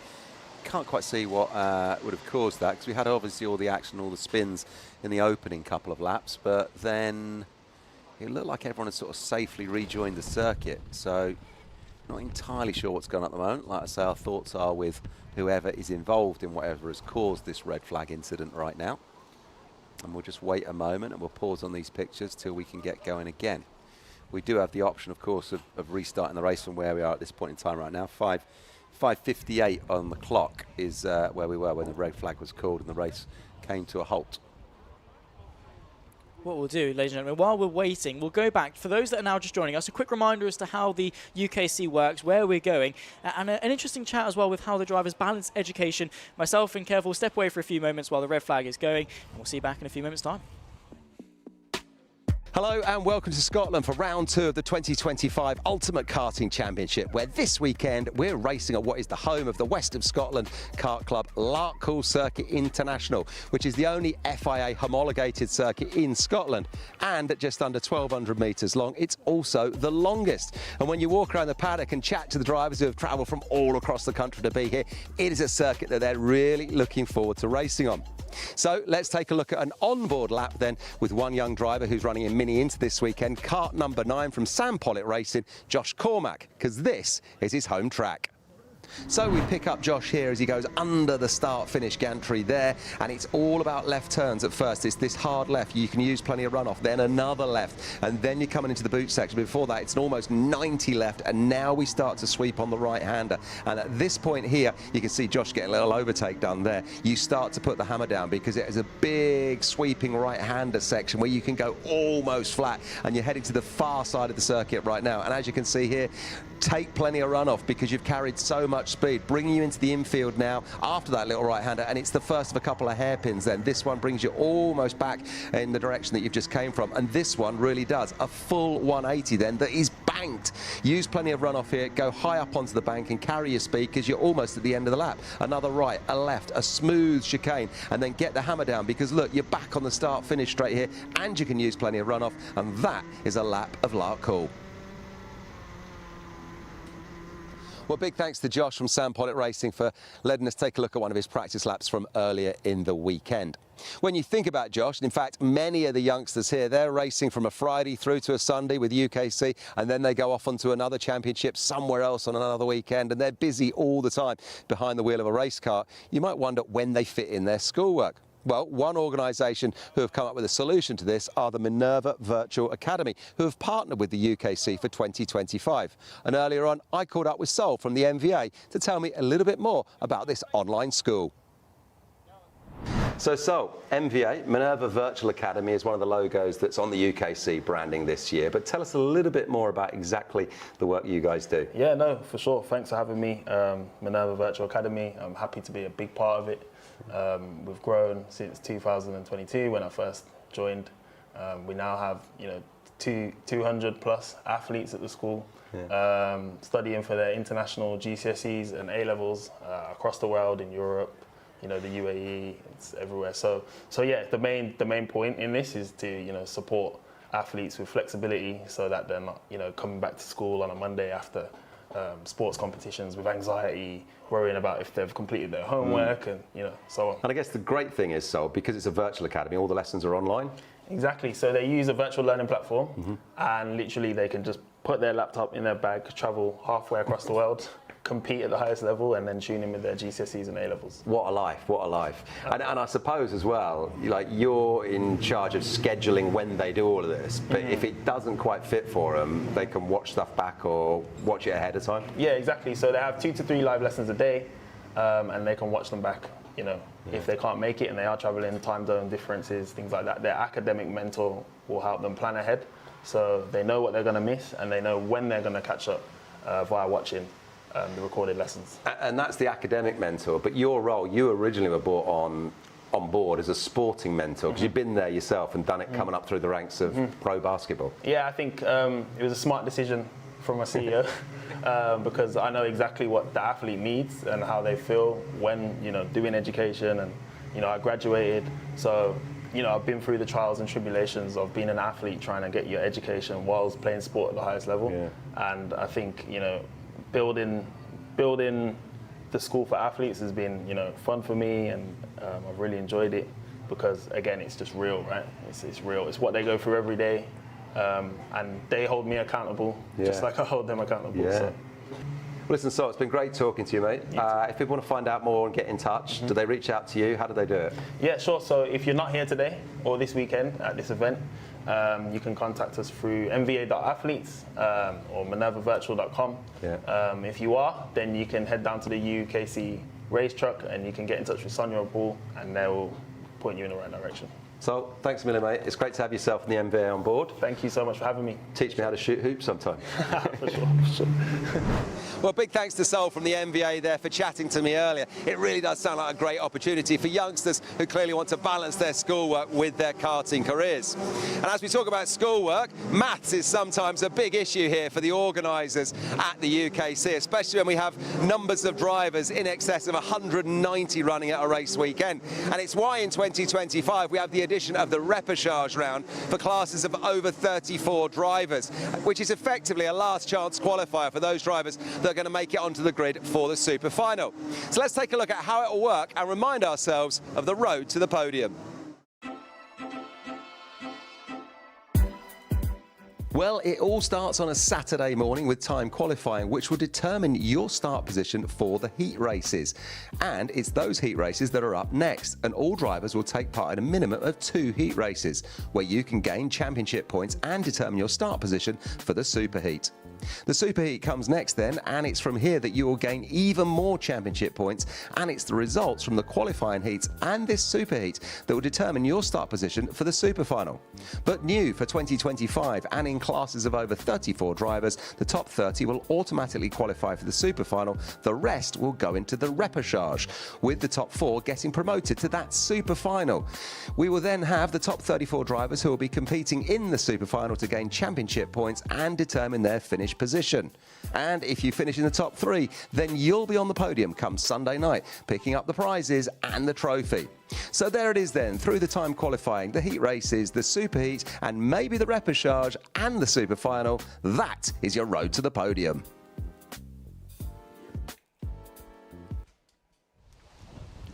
Well, hello and welcome back, ladies and gentlemen. We've had a bit of a delay over the last few minutes. As you can see, that is why. 2 marshals looking at a very dark patch of substance on the track with a broom in hand, trying to clear it as much as they can. We've been under red flag for a few moments. That's why we just went to the break. Hello and welcome. For those just joining us, you're probably joining us at one of the most inconvenient times. We've had some great racing throughout the rest of the morning, obviously with our super heats throughout the day. We're now through our repechages now to see who gets their final ticket into the super final a little bit later on for the junior and senior Rotax championships. My name is Zach Sweeney. Kev Harris still alongside me in the commentary box. Not for much longer though before you run off and do podium interviews for the finals after lunch. What have you made of the morning's action? Well, the morning's action has been just outstanding up here in Scotland, Zach. I've really, really enjoyed it. We haven't been up to Larkhall since 2023, but the circuit here has really delivered some great overtaking, some fast racing. And I had to say the Scottish weather adding to the jeopardy of the morning. It's just been brilliant. It's been really enjoyable. I've loved watching every minute of it. But as you say, in a moment or two, after this repechage, I'll be leaving you. You'll have to do the super finals, which you can do admirably on your own on comms, because I'll be legging it over to the scrutineering bay. When the winners come in, the 1, 2, 3, we grab them out the carts and get their first words with those winners' interviews in front of the sponsors matrix board, which is kind of fun as well. But I have to say, I almost would rather be over here on comms with you, because the racing's been so exciting. Oh, yeah. And you get the best seat in the house watching it on the screen. When you're over in scrutineering, you can't see all the corners. That's true. You can't really see the racing. I'm just looking at the timing screens. But yeah. As we get some pictures there, look at this. Look how windy it is up here in Scotland. Yeah. The haggis are getting blown from the trees. I know. It's terrible. It's like what is it? Dandelion with the buds. That's how they spread their haggis. That's how they deliver it. It's just they put it out to the wind and let it blow throughout the entirety of the country. But I have to say, Scotland is beautiful. Stunning part of the world. I'm from Norfolk, right? So you can imagine my shock when I see hills and valleys and things to drive through and undulation. It was astonishing. But yeah. Did you drive up from Norfolk? Yes. Whoa. Took me 7 hours yesterday. What a drive. And I'm right on the East Coast. I'm in a town called Great Yarmouth. which is right on the right-hand side, right on the beach. So I had a long old haul up yesterday. Stopped a couple of times, had a couple of snacks and stuff, and got myself on the road. But once you get sort of to the Lake District, which obviously is one of the most beautiful parts of England in of itself, in Cumbria, and that's why I'm so looking forward to going to Rowra later in the year. It's gorgeous. And then you get into Scotland and you just see all the valleys and stuff, and it is amazing how picturesque. I've been to Wales a couple of times. Obviously, with karting, you've got GYG and Landau. I went there for Anglesey, and again, just the picturesqueness of the track here at Larkhall as well, no exception, with just how stunning the countryside is. So if nothing else, it looks pretty, but as well it delivers some fantastic racing, as we have seen all morning long, to deliver for round number 2 of what is going to be a very exciting 2025 season of the Ultimate Karting Championship. There you can see just everyone sat very patiently on the track, just very sort of, well, can we get a move on with it? Obviously marshals and stuff working very, very hard to make sure that the race can get underway as smoothly as possible. Officials obviously looking over clipboards, engineers looking over data. There is the mystery substance. It was a fuel spill. Right. That's what caused the red flag. So slippery surface, hazardous surface, and that's what we're looking at there right now. Yes, indeed. We did see the slippery surface flag come out. Yeah. Didn't know what substance it was. It could have been oil, fuel, anything that leaks out of the engine, with the various liquids that go through it. Of course, probably from where we saw 2 karts mount each other. I think almost definitely it was from where we saw 2 karts mount each other in the first couple of laps through that particular corner. Like I say, hello and welcome to everyone that's now just joining us here on the YouTube chat, either on Alpha Live or on the Ultimate Karting Championship YouTube. Of course, we'll hope you're all enjoying all of the action, all of the coverage of the day so far. Let us know who you're supporting, let us know who you're cheering on for, and let us know what your favourite race of the day has been thus far. Mine's probably going to be the Mini Inters. Oh, yeah, absolutely, it will be. Mini Inters is the best race today. But let's take a look at a replay of the incident that happened a little bit earlier on in the Junior Rotax Repage. This was, I think, the crash that maybe caused the fuel spill. Let's have a look, see if we can see anything spilling out. Obviously, just a couple of carts going side by side. It was the 241 that goes sideways, and the 133 that mounts him there on the side. You can see nearly knocking his hand off. Yeah. The engine is mounted on the right-hand side of the cart. So any sort of bump there would have probably caused something. With no further contact though, and there you can see the granules, the kitty litter being laid down, absorb and soak up as much of that fuel as it possibly can, because the track not doing overly good. I mean, it would absorb some of it, but still that surface level will be very, very slippery. So getting some of those granules down, absorb it up, makes a huge mess and is very inconvenient to work with, but my God, does it work wonders in order to soak up all of that moisture, all of that fuel, because the last thing you want, first of all, it's flammable, so the last thing you want is something to set it alight, and the second thing is also going to be quite slippery, and the last thing you want going side by side through the final corner is to nip a rear wheel on that and go round sideways into the pack of karts behind you. So good job, obviously, from all of our marshals and race officials and stuff to get things done as quickly as possible. Obviously, red flags and delays happen in racing. That's unavoidable. As much as we love to go through and smash through each of the races and sort of call the day quickly, delays happen, and it's down to the efficiency of the Larkhall team to get this done as soon as possible, which, all things considered, we're getting done. The delays happen, but it's going to be as short of a delay as we can get away with. Yeah, full credit to everyone for making the right decisions there then for this. Just a moment to get things back on track. And we still have 5 minutes, 58 seconds plus a lap in this race to run. So plenty of time for plenty more action in this Junior Rotax Repage. The last chance qualifier then for the last 4 spots in the super final that's coming up this afternoon in Junior Rotax. There's 30 drivers currently just sunning themselves in the paddock and under the awnings and in their motorhomes, knowing that they've made it to that super final. But there's space for 4 more young Junior Rotax drivers to get there, and 4 of those drivers are sitting there right now in their karts. Which 4 will it be? We'll find out in the next few moments. We will indeed. Of course, we'll update you as to how the race is going to run, how they're going to restart it, whether it's just the time left or whatever race control deem fit. Of course, after this, it will then be the Senior Rotax Repage. The same again, top 4 go through to the super final. Of course, we're seeing some really, really strong racing throughout. And again, even if you win this race, it's going to put you, what, P31 on the grid for the super final. So even if you win this, it's a very short-lived solace, because you've then got a mammoth task of climbing through the field throughout the final. But at the end of the day, for those that want to do well in the championship or whatever, you're not, you know, if you get knocked out now, you're not going to be able to score any further points this weekend. Yeah. Even just being on the grid, anything can happen. We've seen it already. Weather, tyre changes, anything like that. Just being there, and you can maximise your chances of bagging any sort of points. Yeah. Points mean prizes. Yes. And at the end of the season, the prizes in UKC are second to none. Some great prizes when you start winning the championships and getting yourself in the top fives, from engines to test drive days with Ginetta Juniors. Just so much kit, from like helmets, suits, race suits, gloves, all kinds of things. But brilliant prizes in the UK, seeing huge trophies as well. The most important thing is the trophies. But yeah, the Ginetta Junior test days, that's fantastic. Yeah, and quite a few of them get given away. Again, invaluable stuff for the young drivers, because the adjustment from obviously karting to cars is quite big. As we get the karts rolling once again, Battenberg restart, of course, so we go from red flag to essentially a VSC. There you can see you won't miss it, the kitty litter are there on the right hand side. There it is, the drivers will be aware it's there, they'll be doing their utmost to avoid it, but at least it will be helped. So under full course yellows before we can get this underway, but the clock is ticking. Quick rundown as to how things rack up in terms of before the red flag. We had Alexander Wilson, Vlad Tomanchuk, Alex Lynn and Jake Graffiti, the top four. Those at the moment have got their ticket to the super final, but look out for Lloyd Palmer, Maya Simpson, Scott McDowell and Charlie King, the top 8, who could realistically find their way through and up into the top spots. Under Battenberg then, just to allow these drivers to get the karts running properly and again back into the swing of things. And then we go racing once more, 4.5 minutes plus the lap. A lengthy delay, but an efficient sort of restart as soon as we could get going once again. Karts back out onto circuit. And, well, let's see who's going to get their ticket to the final.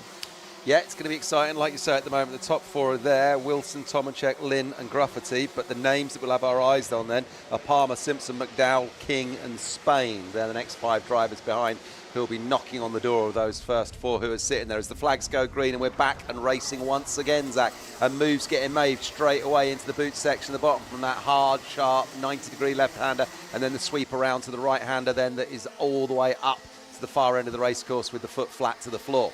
Yeah, exactly that. Of course, a couple of moves being made into this long right-hander. We've already seen a bit of drama occur at this particular corner. It's combined G braking and turning, and a lot of speed going with it as well. A huge train going into this hairpin. Then the 166 gets pushed wide. That's Alex Lynn being overtaken by a couple of cars and up over onto the grass and into the barrier. He's just able to avoid it and make no contact with the barrier, but there was a bit of contact with the rear end. The rear end jumped up, and that is his day done. Alex Lynn, the 166, out of this race, out of contention, and out of this junior Rotax field. Yeah, he's gone as we see more drivers just running really wide on that last corner there, coming around across the start-finish line once again.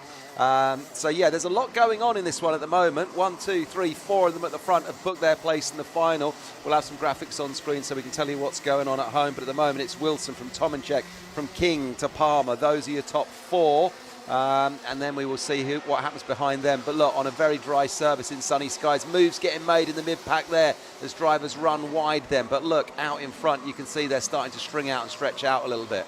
They are indeed, as the pack will naturally start to have that effect. Those at the front will want to get as far gone as possible. Wilson and Tomanchuk then clear and away. Don't expect those two to really battle. They don't want to involve more people in that battle than is necessary. Charlie King versus Lloyd Palmer, though, the battle for 3 and 4. The final 2 places inside the transfer slots. Scott McDowell will try and close that gap.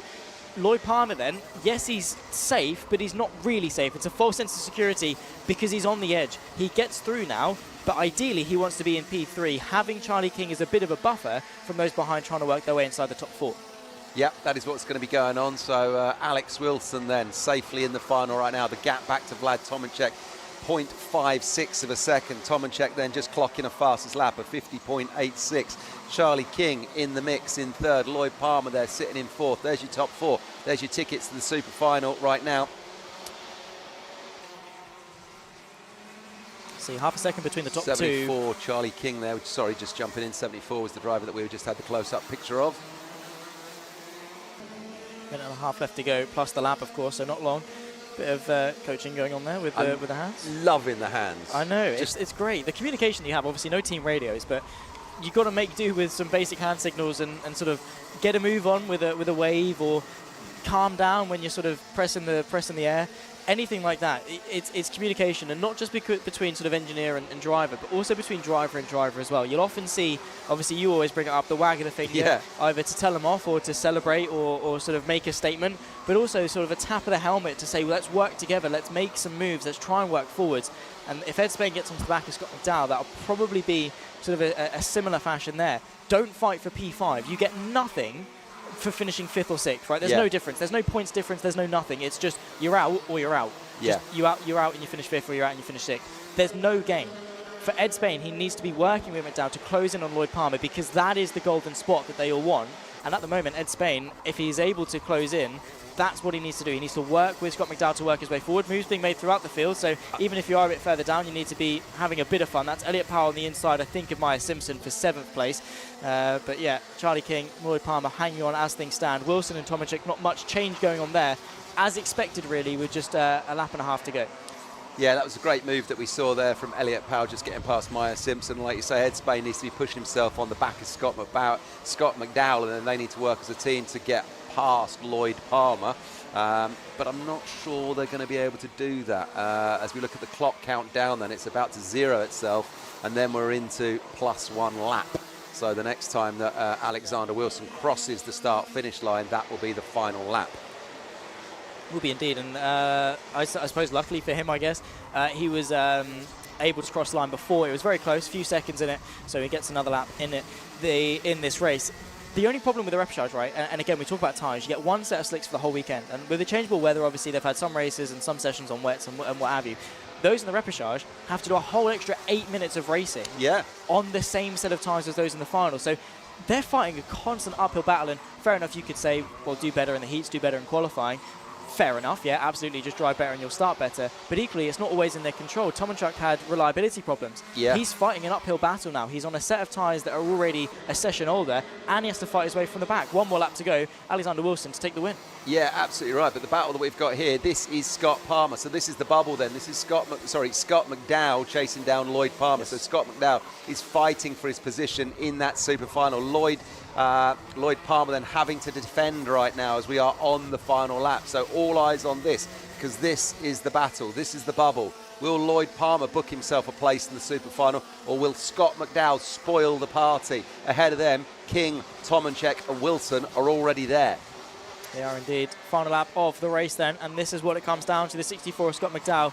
Either his race ends now or he's able to find a way through. Same too for Lloyd Palmer. He's been safe for the majority of this race. Goes defensive into the banked hairpin, trying to run your way onto this long stretch towards the final corner. The slipstream is there. This is it for the final space inside the final. The 64 able to find his way through. Alexander Wilson from Tomanchuk wins. The 64 goes through. The 46 tries to get the drive towards the line, but it's going to be Scott McDowell that claims his place inside the final. The final spot on the grid goes to the 64, and well, the 46 unfortunately able to find a way through. In that one, was able to control the race, but just couldn't quite get the counter-attack, and that was incredible driving from Scott McDowell to take that in the end for 4th place, and with it the final spot in the podium. Here it is. Talk us through it. Yeah, how about this then? So look, we can see the move getting done here with just a corner to go. Scott McDowell, there he is, up the inside. Lloyd Palmer tries to just hang on, but no, look at that. And there's the fist pump of the left fifth off the steering wheel. He's just booked himself into the final. Well done, sir. Very nicely done indeed. Of course, if you are if you're Lloyd Palmer, you're going to be a bit gutted that you were one corner away from another session. Maybe he'll argue that he was a bit hard done by. A little bit of rub towards the back end that I'm probably sure he's going to try and argue the toss with. But there you can see on home soil, Alexander Wilson there in P1 claiming a ticket to the final. Vlad Tomanchuk, Charlie King and Scott McDowell also get theirs to round off the grid for what is going to be the Junior Rotax final a little bit later on. Lloyd Palmer, Ed Spain, Shane Chandaria, Elliot Powell, Maya Simpson and Robin Wilcox, the top 10 for their final race of the day.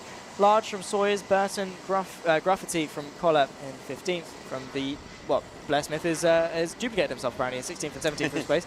Hardy Sadiq from Eva Morrison, Nathaniel Gray there in 20th. Richardson, McKay, Petril, then Stewart, Elkerd, Morgan, Mills, Brown, Lynn and Homer. Able to work his way through, not quite last to first, but from 36th to 30th at the very least. Hasnain Khan from Devon Taylor, Calvin Moffat, Baker and Surtees rounding off the field there. Of course, commiserations to the drivers that unfortunately didn't make their way into the final, but final checks being made in terms of drop downs, getting the clear to go back into the pit garage. That is the Junior Rotax Repechage, their penultimate race of the day. We'll be back for the Senior Rotax Repechage.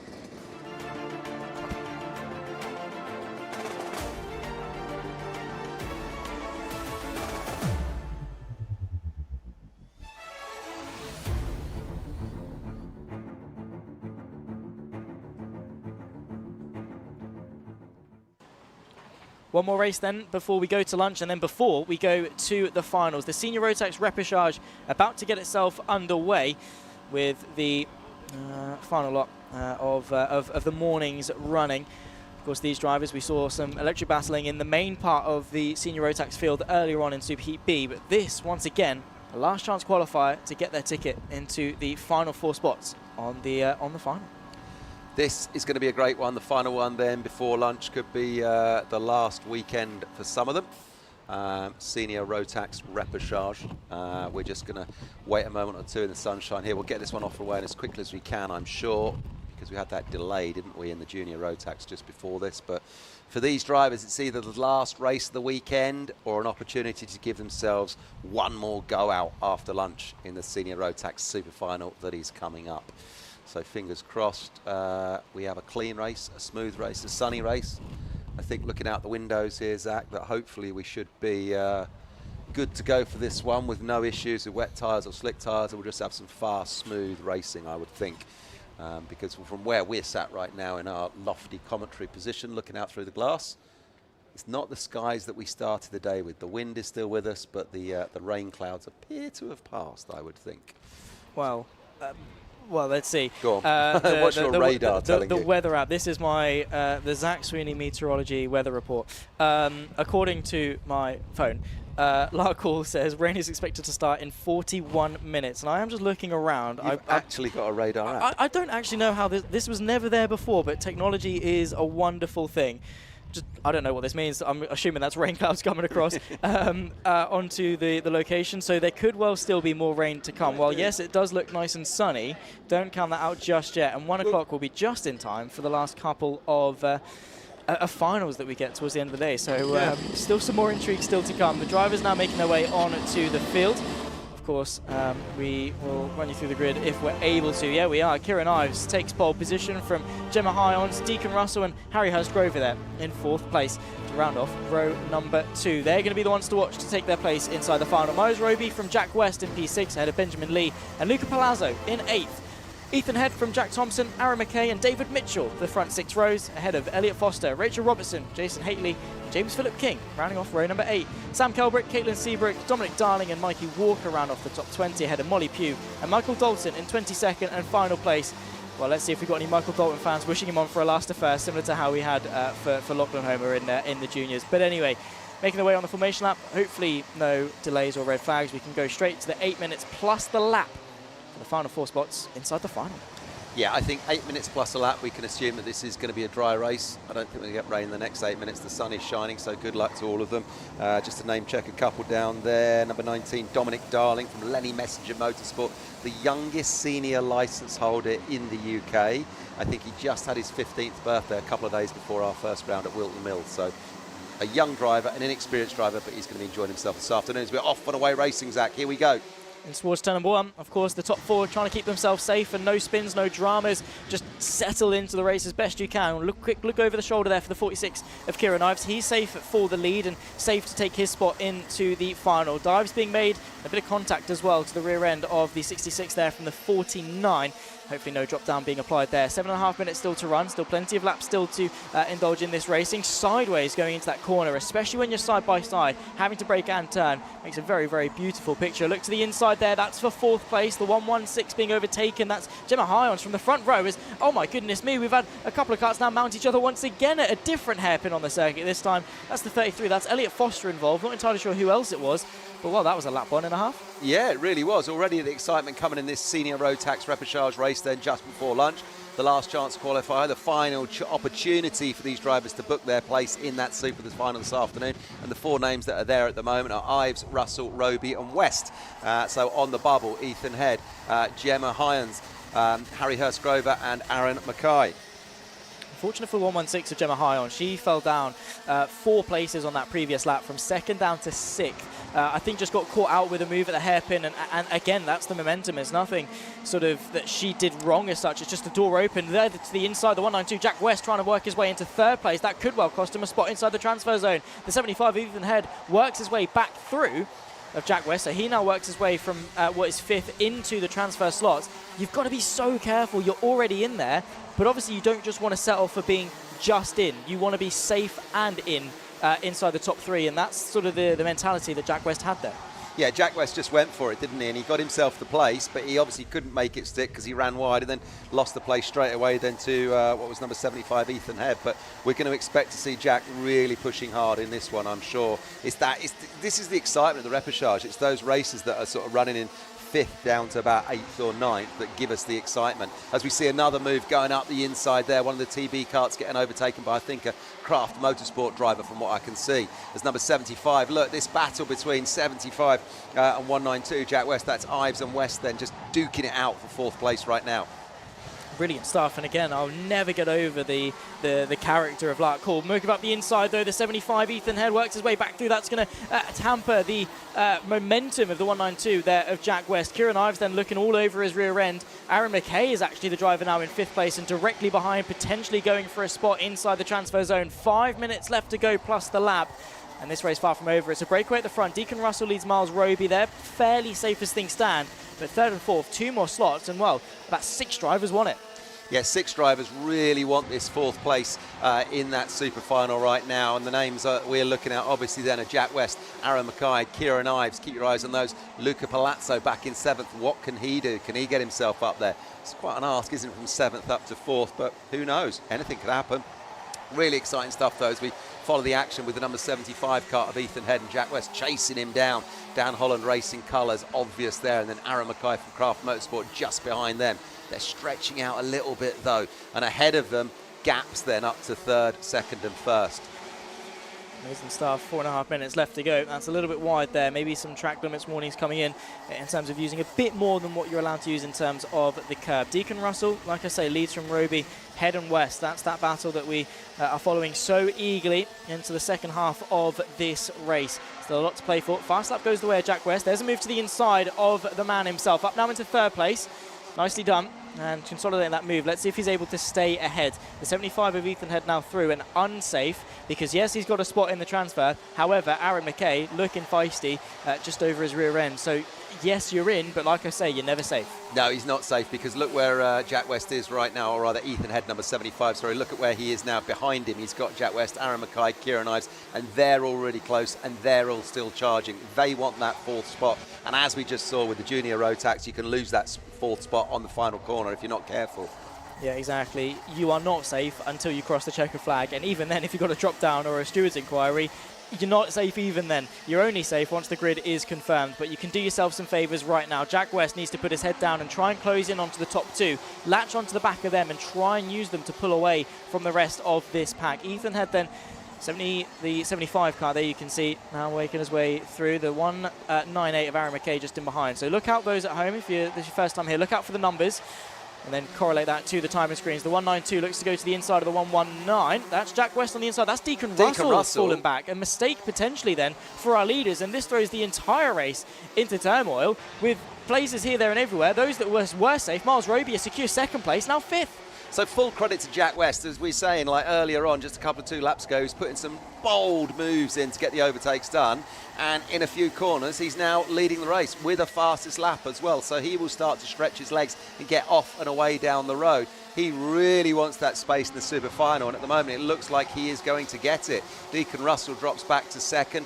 Then we've got Ethan Head, then we've got Aaron Mackay. Miles Roby was running in 2nd, wasn't he, a while back? Yeah, exactly. Literally only just fallen down. I've also just noticed as well, I thought Go Jack on. West, and it sort of tickled me wrong. I was like, why is he in the repechage? It's because at Wilton Mill, he was in the final. He finished P6 in the final. He'd come second in the heat, and he'd won his super heat. Yeah. What is he doing in a repechage? And that just goes to show how brutal motorsport can be. It's not necessarily how good of a driver you are. It's how lucky you get reliability-wise, how well you perform in the heats. If you mess up your qualifying session, you start the entire weekend on the back foot. Jack West is clearly a capable driver to mix it up with the front end of the senior Rotax field. But that's the level of competition. You can't get complacent. You have to deliver from the start of the weekend all the way through. Yeah, you absolutely do. And in the few seconds that we've just been talking there, Deacon Russell, who was leading the race a moment or two ago, is now down on 4th. He's on the bubble. He's fighting for his place to stay in this super final. And he was leading this race for at least the first 4 laps. He was indeed. And again, you can't, sort of a level of hubris, right? You can't get complacent. You can't feel safe leading. No. Because motor racing just goes, no, not anymore, mate. Sorry, you're just going to come down a peg and you're going to be on the bubble. Miles Roby just in behind. So at least that's had some level of continuity. Deacon Russell from Miles Roby. Yeah. See if David Mitchell can sort of get involved. But it just shows how quickly things can flip. Aaron McKay was there in 5th. Now he's fairly safe there in 3rd place. A minute left to go, so this will be the 3rd to last lap. Next time by will be the penultimate time through. Still, things can change. Yeah, they absolutely can. Blink and you will miss it, because you might think you're in a position and you're safe, but you're not, because behind you there's a dozen other drivers who think they're better than you, and they're out to show it as well. And that's what makes karting so great. As we're having a look there, look, the battle for 4th between Deacon Russell and Miles Roby, 119 and 24. That's what we were looking at there. That's it, those first 2 drivers of that pack there. And then it's behind them, it's David Mitchell in the Craft Motorsport colours, making this one oh so exciting. This is brilliant. This is great racing. I think with, what, a couple of laps to go? Yeah, this will be the penultimate time. This has legs to run. This could go. Look at this, up the inside, 24, making the move. That's Miles Roby then on Deacon Russell, and he gets it done around the boot section at the bottom, then putting the hammer down now as he makes his way off up to the top of the race circuit in the sunshine, beaming from ear to ear inside that helmet. It will be indeed. The clock ticks closer to 0. This is the penultimate time by Deacon Russell versus Miles Roby. They were doing it for the lead earlier on. Now it's for the final place. Can they scrape their way, just keeping their head above the water in terms of this final? The 119, Deacon Russell straight back up the inside on the penultimate lap. The 19 of David Mitchell fighting so hard, trying to find his spot in as well, trying just to scrape through, get themselves onto their final place. There's contact. The 24 goes wide. Miles Roby, his chance is done. 1 more lap left to go, and Deacon Russell looks safe. Yeah, he does. That was David Mitchell just clipping the back of the cart in front of him there and just said, his carts are going off into the water barriers. Yeah, that's number 19 there. That was David Mitchell. Yeah, he was really, really pushing hard, and he'll feel that in the morning. Oh, he is going to feel that in the morning. But was that maybe a little bit of karma as well? Because he did clip the back, didn't he, of, who was it, number cart? Miles Roby. It was Miles Roby he clipped the back of, wasn't it, a moment or two ago? So was that karma? I don't know. Well, maybe so. Who knows? It will always find its way to worm its way and work out and even itself out. But it could just be a small mistake, anything that can happen. But it just goes to show you can feel high and then very quickly find yourself feeling quite sore in the barrier. A bit more contact further back as well. That's the 24 Miles Roby trying to hang on to any sort of thing that he can. Jack West from Ethan Head will win the repechage from Aaron McKay and Deacon Russell, who all unlock their tickets into the final. And like I say, just keeping their head above the water. Yellow flags through the first sector, of course, on the race end. So no major dramas there. But, well, that was a race and a half all the way through, trying to decide. And not the way you want to end it as such, but when you're fighting that hard, trying to keep your day alive, you can understand that you're going to get a little bit argy-bargy. Yeah, you are. And I tell you what, as I look at that finish timing screen there, just shout out and kudos to Rachel Robertson, who finished in 5th, and Caitlin Seabrook, who was down in 9th. They're both in the top 10, both from Guy Cunnington Racing, and they were starting, I think, down in about 15th and 17th Incredible or something. race. So well done, ladies. Capitalising on chaos, right? That's what you have to do. When things go wrong in front of you, you have to be there to deliver. Jack West, though, was able to win this race after momentarily being on the bubble throughout most of it. Ethan Head from Aaron McKay, Deacon Russell, they're through. Rachel Robertson, just not enough in the end, but still a fantastic effort there, finishing in 5th. Kieran Ives, Michael Walker, Miles Roby, Caitlin Seabrook from James Philip King, the top 10 in the Senior Rotax Repechage. Haitley, Kelbrick, Molly Pugh, Michael Dalton and Gemma Hyons from the front row down to 15th. A really unfortunate race there. Dominic Darling from Elliot Foster, David Mitchell there, a bit of contact. Michael Dalton, we're being told, elevating his way through the field, and incredible there. Even not to make it through to get up. 34th or 30th. Incredible race to work his way through. Elliot Foster, David Mitchell finishing there behind those. You had the likes of Luca Palazzo, Jack Thompson and Harry Hesgrover finishing the race in what will be 21st and final. That is the damage. Oh my word. I have never seen a kart look like that before. Not great, to say the least. That's that front left. That'll be a steering arm or something that's bent because, I mean, I know the DAS system for Mercedes worked well. I don't think that's going to be doing any favours. That's Luca Palazzo there, kart number 45. Fastest lap, 49.12. But his kart in absolute pieces as we look at it right now on the inside. When we say drive the wheels off it, we don't mean literally. Wow. That is a shame for the 44, wow, I can't even speak, 45 of Luca Palazzo. And well, who have we got next to him, the Hunter Motorsport car? That is something, 35 maybe? There's so or would it much, be the 65? Potentially. So much rubber on the side of that side pod of that Hunter Motorsport car. I can't quite see It'll be the one number. of these that don't finish. Yeah, exactly. So it'll probably be the 65, I'd imagine. Definitely looks at 5, isn't it? 65. Who is that? It is a 65. That is Jack Thompson. Yeah, Jack it is. Thompson. There you go. Thompson. Oh, Yeah, sorry. of course There it we is. go. Yeah, Oh, so that's them out. They didn't cross the line to finish, and well, that's going to be a hefty repair job on the way home. That is going to wrap it up then for the Senior Rotax Repechage.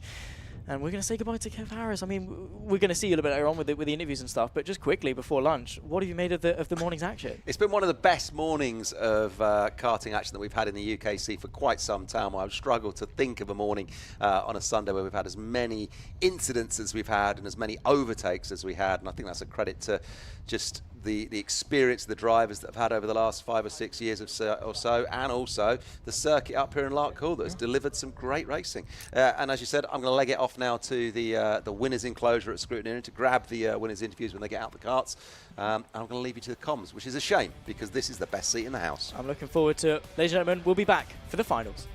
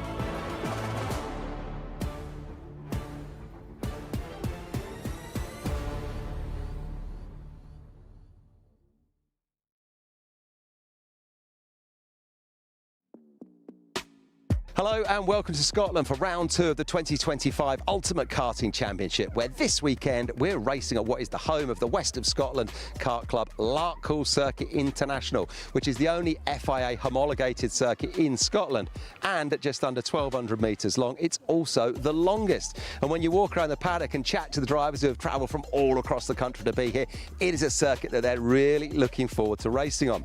So let's take a look at an onboard lap then with one young driver who's running in Mini Inter this weekend, kart number 9 from Sam Pollitt Racing, Josh Cormack, because this is his home track.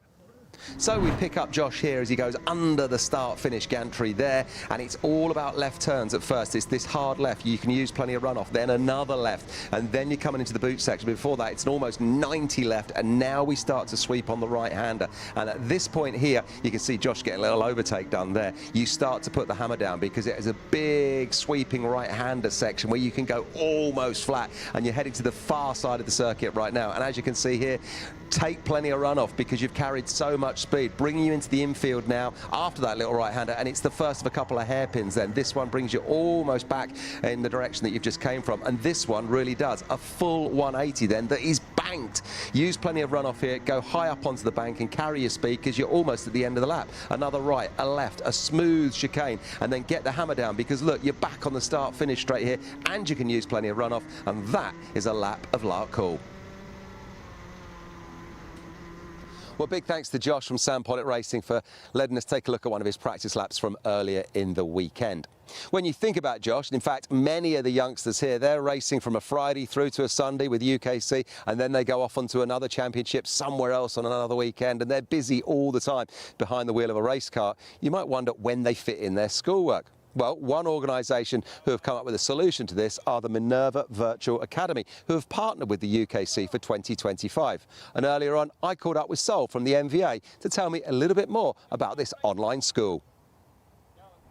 So Sol, MVA, Minerva Virtual Academy, is one of the logos that's on the UKC branding this year. But tell us a little bit more about exactly the work you guys do. Yeah, no, for sure. Thanks for having me. Minerva Virtual Academy, I'm happy to be a big part of it. We've grown since 2022 when I first joined. We now have 200 plus athletes at the school, studying for their international GCSEs and A-levels across the world, in Europe, the UAE, it's everywhere. So yeah, the main point in this is to support athletes with flexibility so that they're not coming back to school on a Monday after sports competitions with anxiety, worrying about if they've completed their homework and so on. And I guess the great thing is, so because it's a virtual academy, all the lessons are online. Exactly. So they use a virtual learning platform, and literally they can just put their laptop in their bag, travel halfway across the world, compete at the highest level, and then tune in with their GCSEs and A-levels. What a life, what a life. And I suppose as well, you're in charge of scheduling when they do all of this, but if it doesn't quite fit for them, they can watch stuff back or watch it ahead of time? Yeah, exactly. So they have 2 to 3 live lessons a day, and they can watch them back, if they can't make it and they are traveling, time zone differences, things like that. Their academic mentor will help them plan ahead, so they know what they're going to miss and they know when they're going to catch up via watching the recorded lessons. And that's the academic mentor, but your role, you originally were brought on board as a sporting mentor, because you've been there yourself and done it coming up through the ranks of pro basketball. Yeah, I think it was a smart decision from my CEO because I know exactly what the athlete needs and how they feel when doing education, and I graduated, so I've been through the trials and tribulations of being an athlete, trying to get your education whilst playing sport at the highest level. And I think building the school for athletes has been fun for me, and I've really enjoyed it because again it's just real, right? It's real. It's what they go through every day, and they hold me accountable just like I hold them accountable. So. Well, listen, Sol, it's been great talking to you, mate. If people want to find out more and get in touch, do they reach out to you? How do they do it? Yeah, sure. So if you're not here today or this weekend at this event, you can contact us through mva.athletes or minervavirtual.com. If you are, then you can head down to the UKC race truck and you can get in touch with Sonia or Paul, and they will point you in the right direction. So, thanks a million, mate. It's great to have yourself and the MVA on board. Thank you so much for having me. Teach me how to shoot hoops sometime. For sure. Well, big thanks to Sol from the MVA there for chatting to me earlier. It really does sound like a great opportunity for youngsters who clearly want to balance their schoolwork with their karting careers. And as we talk about schoolwork, maths is sometimes a big issue here for the organisers at the UKC, especially when we have numbers of drivers in excess of 190 running at a race weekend. And it's why in 2025 we have the addition of the Repage round for classes of over 34 drivers, which is effectively a last chance qualifier for those drivers that are going to make it onto the grid for the super final. So let's take a look at how it will work and remind ourselves of the road to the podium. Well, it all starts on a Saturday morning with time qualifying, which will determine your start position for the heat races. And it's those heat races that are up next. And all drivers will take part in a minimum of 2 heat races, where you can gain championship points and determine your start position for the superheat. The superheat comes next then, and it's from here that you will gain even more championship points, and it's the results from the qualifying heats and this superheat that will determine your start position for the super final. But new for 2025 and in classes of over 34 drivers, the top 30 will automatically qualify for the super final. The rest will go into the repechage, with the top 4 getting promoted to that super final. We will then have the top 34 drivers who will be competing in the super final to gain championship points and determine their finish position. And if you finish in the top 3, then you'll be on the podium come Sunday night, picking up the prizes and the trophy. So there it is then, through the time qualifying, the heat races, the superheat, and maybe the repechage and the super final. That is your road to the podium.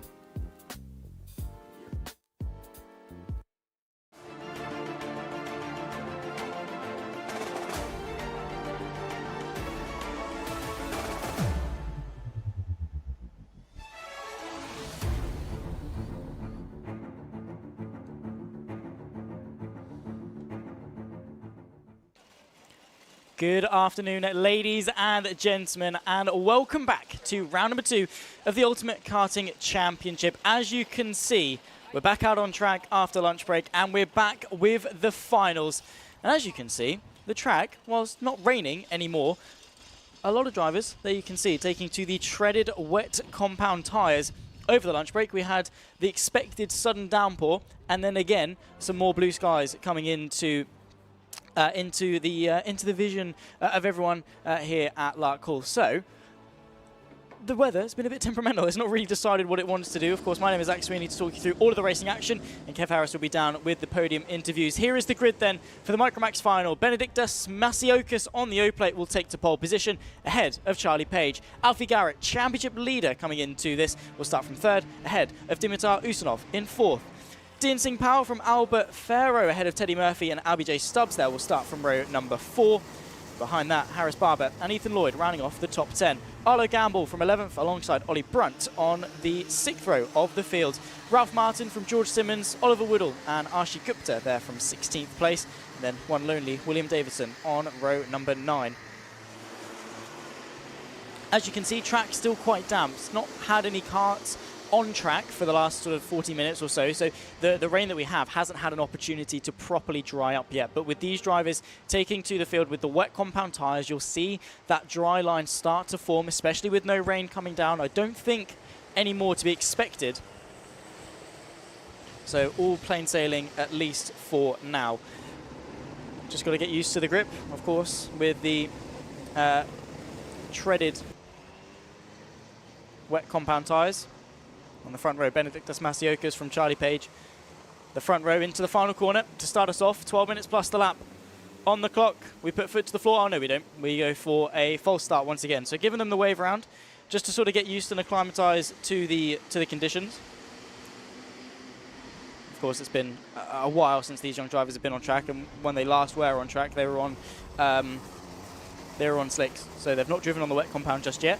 Good news for them is that, of course, they're going to be nice and fresh, so scrub the tyre a little bit, get themselves back into formation, and then we'll go again for the next time by.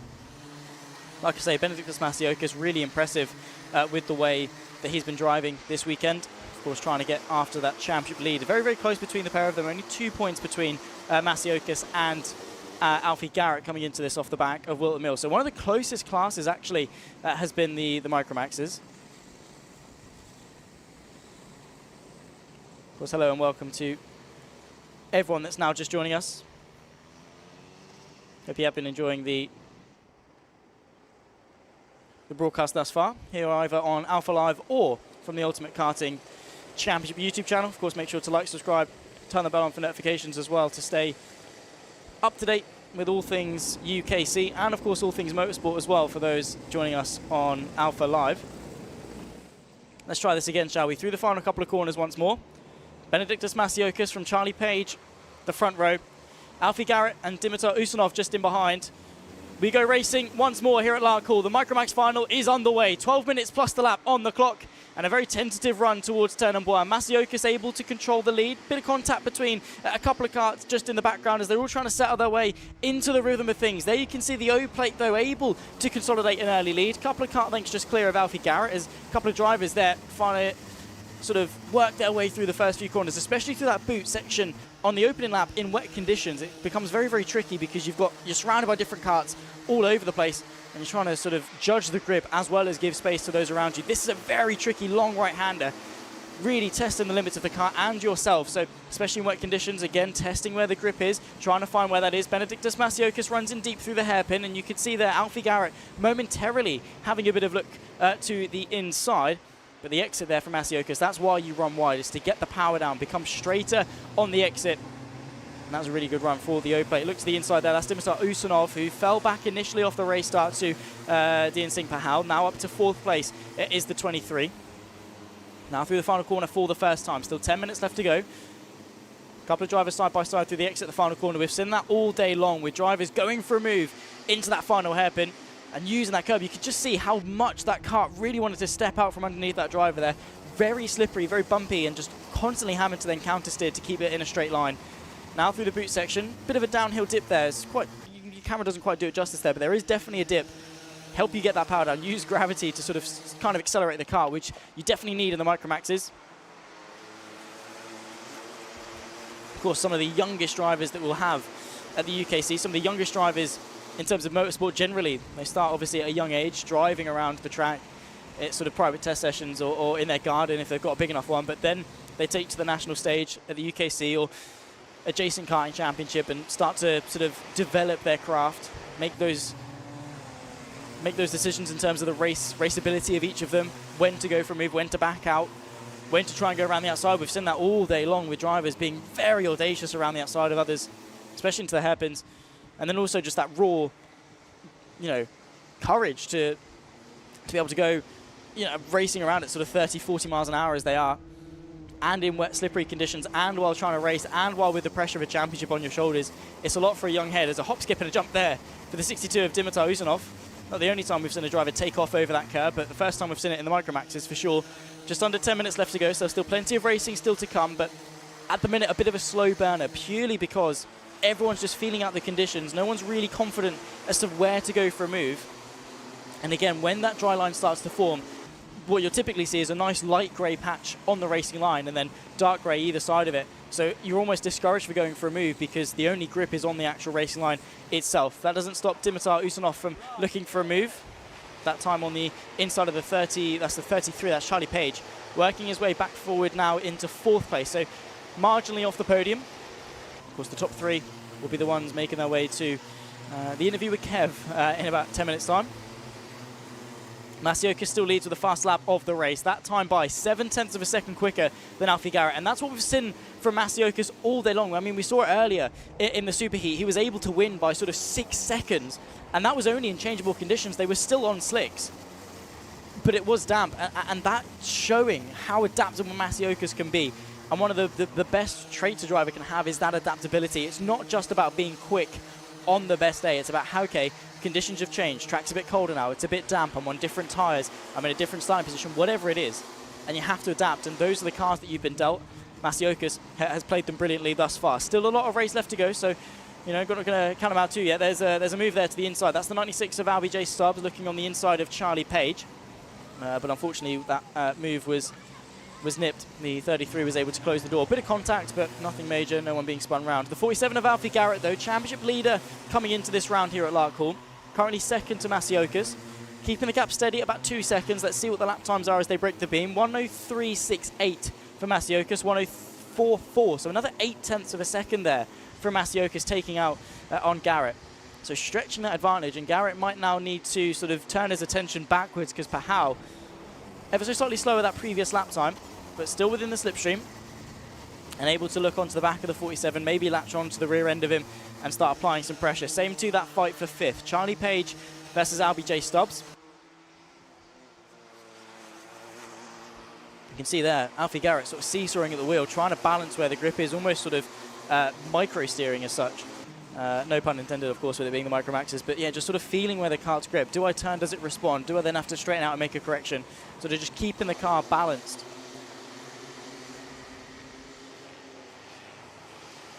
There's not a lot of weight with the Micro Maxes, so not a lot of force pushing the tyres down into the ground. I mean, there's ever so slight aero kits on the front. You can see the different shapes of sort of the nose cone, but how much difference of that makes is sort of debatable. So not a lot of weight pressing those tyres into the ground, and obviously the more you press something down, the more friction it generates, and of course the more grip that you then have. So these young drivers, obviously they've got skinny tyres as well, so not a lot of grip to contend with, so they're going to be snaking around, trying to balance the cart with their left foot, with the brakes, and then of course trying to apply the power gently. Throttle control, key in any form of karting, especially at this level, but especially so when you're in the wet, damp conditions, and with a lot of corners, especially with hairpins where you are getting on the power from a slow speed. A sudden sort of jolt of power to the rear tyres will very much unsettle the kart and very much spin you out if you're not careful, especially if you're using the track on the exit as well, like here where you'll see the drivers run out wide, use all of that curb. Use a bit too much of that. If you just get on it ever so slightly wrong, it doesn't take a lot for the kart then to just loop round on you. And you're almost a passenger, because as soon as it happens, the kart is made its mind up. It's going, it's spinning, and no amount of driving is going to be able to save you from that. Just got to be careful, because we saw earlier on it was Gabe Fairbrother in the superheats got caught on the curb on the exit of that hairpin, and it just hooked him, and it got him onto the grass. And as soon as he was onto the grass, there was no grip, no compliance from the go-kart whatsoever, and the grass just took him to the shadow realm. Bit of a slide there from Alfie Garrett, locking the rears up ever so slightly. That's going to put him on the back foot. Will that allow Singh Pahal to close the gap? Not quite enough, and there you can now start to see the dry line start to form. So with what is 17 karts driving around on wet compound tyres for what has been so far 7 minutes, the track already starting to dry. We've seen Larkhall dry quite quickly as well thus far already today. We've had a couple of showers changing the track, going us from slicks to wets to slicks. But with the sun beaming down, and at the moment no rain in sight, but of course never say never with the way that this day has gone thus far. So the light grey part of the track, that's where the grip is mainly going to be, but you need to adjust your race line. A couple of moves being made into the hairpin, nicely done from the drivers there. That's going to be the number 40 being overtaken. That's Oliver Whittle versus, I believe, William Davison then in the 31. That's the fight for 15th place, going through the hairpin, and you can see just how steep that banking is, especially on the exit, and that's going to help. Not necessarily now because it's starting to dry, but definitely when it was more wet. Because of the banking, you can chuck the kart in with a bit more speed and use the banking to hook you, so you're not necessarily worried as such about understeer as you would be at other corners where the front tyres don't grip and the kart almost goes straight on. And that's the thing with the wet, because obviously you've got less grip at the rear, you're battling oversteer, you've got less grip at the front, so on your initial turning you're battling the understeer. You're having to then make those micro adjustments. And these drivers, despite their young age, are doing such a good job of it. The driver doing the best job of it thus far, though, Benedictus Masiokas, who, like I say, had some success in other karting championships thus far, and of course has had some success in the UKC, winner of the final at Wilton Mill. At the moment looking to be the winner of the final here at Larkhall as well, keeping that streak up. Alfie Garrett, though, 5 seconds back. And when it comes to karting, obviously, you'll be used to sort of maybe 4 or 5 second gaps if you're watching, F1 or whatever, where you have a clear leader for at least a portion of the race. In karting, it's almost unheard of. You often see what we have for the rest of the field, 2, 3, 4 karts within a second of each other, nose to tail for the most of it. So to have a driver this dominant is special. There's a bit of another jump there from Dimitar, who's off practicing his takeoffs. And then again, that exit off the boot is so important because you're flat out all the way down here. And again, with the Micro Maxes, with them being sort of the lowest powered karts that we've got here at the UKC, that exit even more important, because if you bog down, if you have a snap of oversteer, if the kart scrubs on the exit, you're just going to be scrubbing off too much speed and you'll lose time the entire way down. It exaggerates your problem. If you get a poor exit off one of the hairpins and then you're almost immediately back under the brakes, it's not that big of a deal. But like through here, again, when you're putting the power down and you're going to be flat out for a prolonged period of time, you need to be having that exit speed.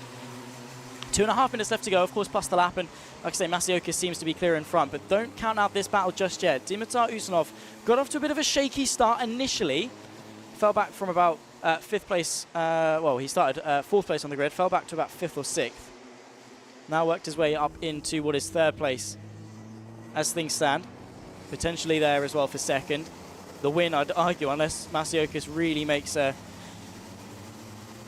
huge error, is going to be out of the question on raw pace, especially with such little time left to go in the race. But 2nd place still there, and a slightly bigger trophy there to go with it as well. Big snap of oversteer there from Alfie Garrett, but that's the way you have to drive the car, because you have to get that rotation.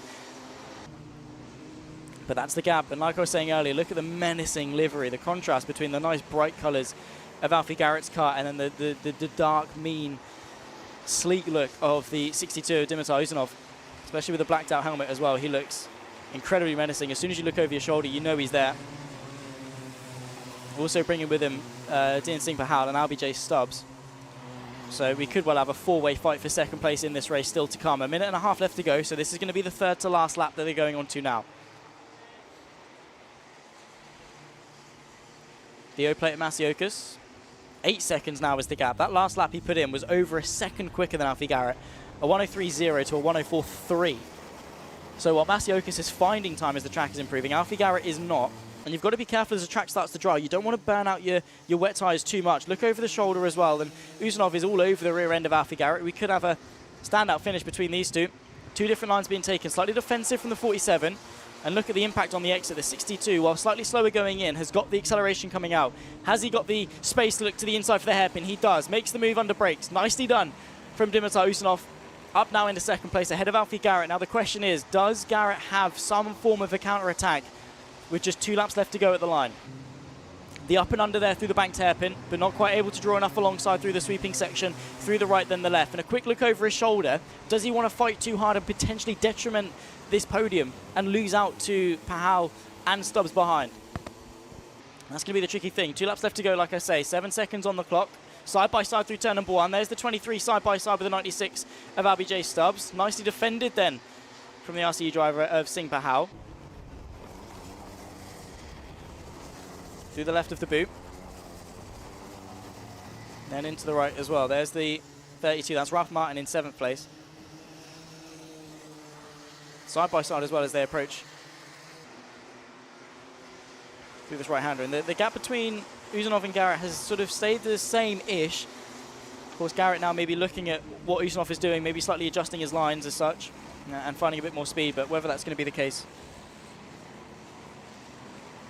to stay with him and launch a counter-attack, I don't know. The gap has opened up by a couple of kart lengths.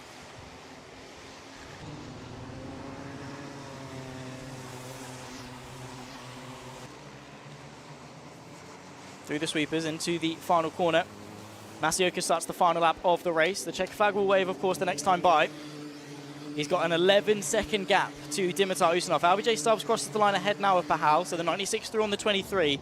But it's more a parade lap now of Masiokas. The O-plate, just it's been domination from the young driver. And one to look out for the future, absolutely. There he is, the O-plate. So clear of everyone else, channeling the centerisms of his helmet. Something, because that drive is reminiscent of every driver that's made it far. They all start right here. They all start in karting. They all start nurturing their craft. And Masiokas is a star of the future. In a race that was unsure what tyres to go on, uncertainty in terms of the grip, he's risen to the occasion, and Benedictus Masiokas on the O-plate wins his 2nd final of 2025, victorious here at Larkhall, and will wait for the rest of the field. 11 seconds the gap to Dimitar Usunov, who's got the fist in the air, happy with 2nd place. Alfie Garrett comes home in 3rd as well. A very deserved podium, and all 3 of them have driven fantastically, but Masiokas rose to the occasion.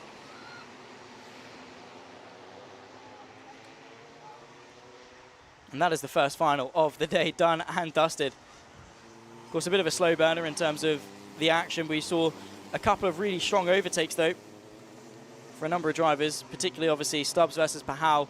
And then we saw that move. Usmanov on the inside of Garrett as well. Just saw the move to the inside, put the kart there, and that was job done. Didn't look back from that point. The gap in the end, only 6 seconds. But again, the best lap time, Benediktas Masiokas, a 1:02.5. The next quickest that I can see is a 1:03.52. So he is basically a second a lap faster than the rest of the field. Anyone watching along thinking, any companies watching along, any corporations watching, thinking, who might I sort of invest in as a driver? Benediktas Masiokas is going to be one of them. Anyone on this field is going to be one of them. But that O-plate, obviously he won it, very deservedly so. And he's not wasted the opportunity. The O-plate pulls into scrutineering, and you can see actually what's happened to some of the wet tyres where they've been running on the dry track. They've sort of had that band in the middle, almost the interslick. There you can see Dimitar Usmanov very happy in the 62 with second place, able to get it from Alfie Garrett. Not quite the victory, but a trophy to go home with. And there you can see the camaraderie. That's so fantastic to see in the UKC. Masiokas happy, and all three of them exchanging some high fives and handshakes. That's great to see. Great sportsmanship, great humility from Masiokas after dominating the field. Gets out and is smiling. He is just a kid, but there he is, victorious for the Micromax final. Dimitar Usmanov from Alfie Garrett at the podium. Then comes LBJ Stubbs, Stian Singh Pahal and Harris Barber, the front six. Ralph Martin, Charlie Page and Albert Farrow ahead of Teddy Murphy for the top 10. Arlo Gamble from George Simmons and Oliver Whittle ahead of Ethan Lloyd, Archie Gupta, William Davison and Ollie Brunt. They're in 17th place for the Micromax final. Of course, we'll see them back out at Dunkswell in a few weeks' time. Here are the highlights then, and we got underway for 12 minutes of racing action. It was Masiokas that was able to dominate at the front, consolidate that lead, and didn't look back since. We had a bit of skirmish in the background. You can see there the 66 of Ethan Lloyd getting a bit of a tap from behind. But overall, it was that gap that was trying to be chased from Dimitar Usmanov. A few seconds, and of course the kart in the way. There is Alfie Garrett. A couple of mistakes from him throughout the race. Overall, a pretty consistent drive, just not on pace with Masiokas. And that just allowed Usmanov to slowly reel him in, bit by bit, as the race developed. Overall, it was just a case of trying to find the gap, thread the needle, similar to that driver there on the inside of the 40. That was George Simmons on the inside of Oliver Whittle. In the end, they were able to finish 12th and 13th place, respectively, in the final. And then this was the move, the 47 versus the 62. It was all set up through that long right-hander to give him the run towards the infield hairpin. The 62, with the decisiveness, gets himself up the inside and found that move up into second place. Quick look over the shoulder as well, and that's how they would stay second and third throughout this race. But it was all eyes on Benediktas Masiokas channeling his inner centre. The O-plate driver led from start to finish. Didn't even look back. It was a glorified practice session for Masiokas, who was just bringing it home for the last couple of laps through the final sweepers. And it would be him that would see the checker flag first for the second time in 2025 in the final. For the Ultimate Karting Championship, slam of the kart, finger in the air. He's happy with his day here at Larkhall. What a weekend it's been. And, well, understandably, will be commanding in the championship. Of course, Kev will be down there to conduct some post-race interviews. We'll head down to him. Alfie, great to see you here, back in the winner's enclosure. You were second last time out at Wilton Mill. You're on the podium again, this time in third. Another good weekend for you? Yeah, it's been a great weekend. Just happy we've got a podium. Yeah, it's another podium. Those championship points are oh so important. Today's been a bit tricky with the wet weather and the dry weather, hasn't it? And in the finish there, I think you got the balance just right with the tyres and keeping the kart on the track, didn't you? Yeah, we didn't really have the pace compared to Benediktas. Usmanov was faster. Usmanov got past us, and I just kept my head and tried to get podium. Mate, and that's exactly what you did, so huge congratulations. Well done to you for that. Who would you like to thank? Who's made it all possible this weekend? SFR, Cream Racing Engines, my mum, my dad, and that's it. And that's it. Round 3 then is the next one. We're heading down south towards Devon. Dunk as well is where we're racing. Are we going to see you there? And are we going to see you on the podium next time? Yeah, we're going to see me there. Hopefully we can get another podium. Well done, sir. All the very best for that round. Go and high-five your team. Congratulations on your podium. Let's see if we can now get our second place man in Dimitar. Come on in, sir. Well done. Here he is. So, young man, second place on the podium. How does that sound? Really good. I haven't had a second place in a long time. I'm really happy. Oh, mate, you should be really happy. I enjoyed commentating you in that super heat this morning because you were charging hard this morning. You had a lot to prove today, didn't you? Yeah, I did. First sessions weren't that great, but then we turned it around in the second place. You absolutely did. Further down the road ahead of you, that man, Benedictus Masiokas, he was just a little bit too quick today, wasn't he? Yeah, he was very quick. Who would you like to thank? Who's made it all possible? Jason, my dad, my mum, my brother for watching, and yeah, that's it. Listen, I've really enjoyed watching this weekend. We didn't see you at round 1 at Wilton Mill. Will we see you again in the UKC this season? Yeah, we will. I will come back. Well, we shall look forward to that. Go on, go on, what do you want to say? So, the people who are watching me, I'd like to thank them for all the support. That is a great thing to say. Very kind words. Well done, sir. And I'm sure they've really enjoyed watching. You've been a champ this weekend. We'll see you for the podiums a little bit later on. Yep. All right, there he goes. Let's get our first place in, man, though. Benedictus Masiokas with the Senna-inspired helmet. Oh, boy. Mate, you were just too quick for these boys this weekend, weren't you? Yeah. What do you think was your key to your success this weekend? Because you've linked it all up right once again. We saw you do it at Wilton Mill, and you've turned up for round 2, and you've done it again. Just never give up. Just what? Never give up. Just never give up. And I tell you what, you haven't given up this weekend as well. Cast your mind back to that final that you've just raced in there. It was wet and then it was dry, but you got a lead. And then once you got that lead, it seemed like you were just way out on your own for the whole of the race. Yeah, when I saw the gap, I just knew I was going to win again. And yeah. I absolutely love it. And when you crossed the line by some margin, I'd have to double check the timing screens, but you had at least 3 seconds, I think, on your second place man, Dimitar there. When you crossed the line, I saw you tapping the engine and wagging a finger at everyone watching behind the railings. Who was watching you and who made it possible? My dad, Joe, Nathan, and RPM Racing Engines. All of those people backing you behind the scenes have done a great job, and you've done the business out on track, so well done. It's back-to-back wins for you in the UKC. Round 3 is next at Dunk as well. Will we see you there, and can you do it again? Yeah, hopefully I get a great weekend again. Mate, I'm sure you will. Well done to you. Go and high-five your team, get the scrutiny done, and we'll see you for the podiums a little bit later on. Bye. How about that one? That's the first one done here then at Larkhall, and those Micromax little young racers didn't disappoint. And that man, well, he's grinning from ear to ear. Huge congratulations to him. Your winner then, Benedictus Masiokas. It was a first at Wilton and it was a first at Larkhall. Zach, it's back to you.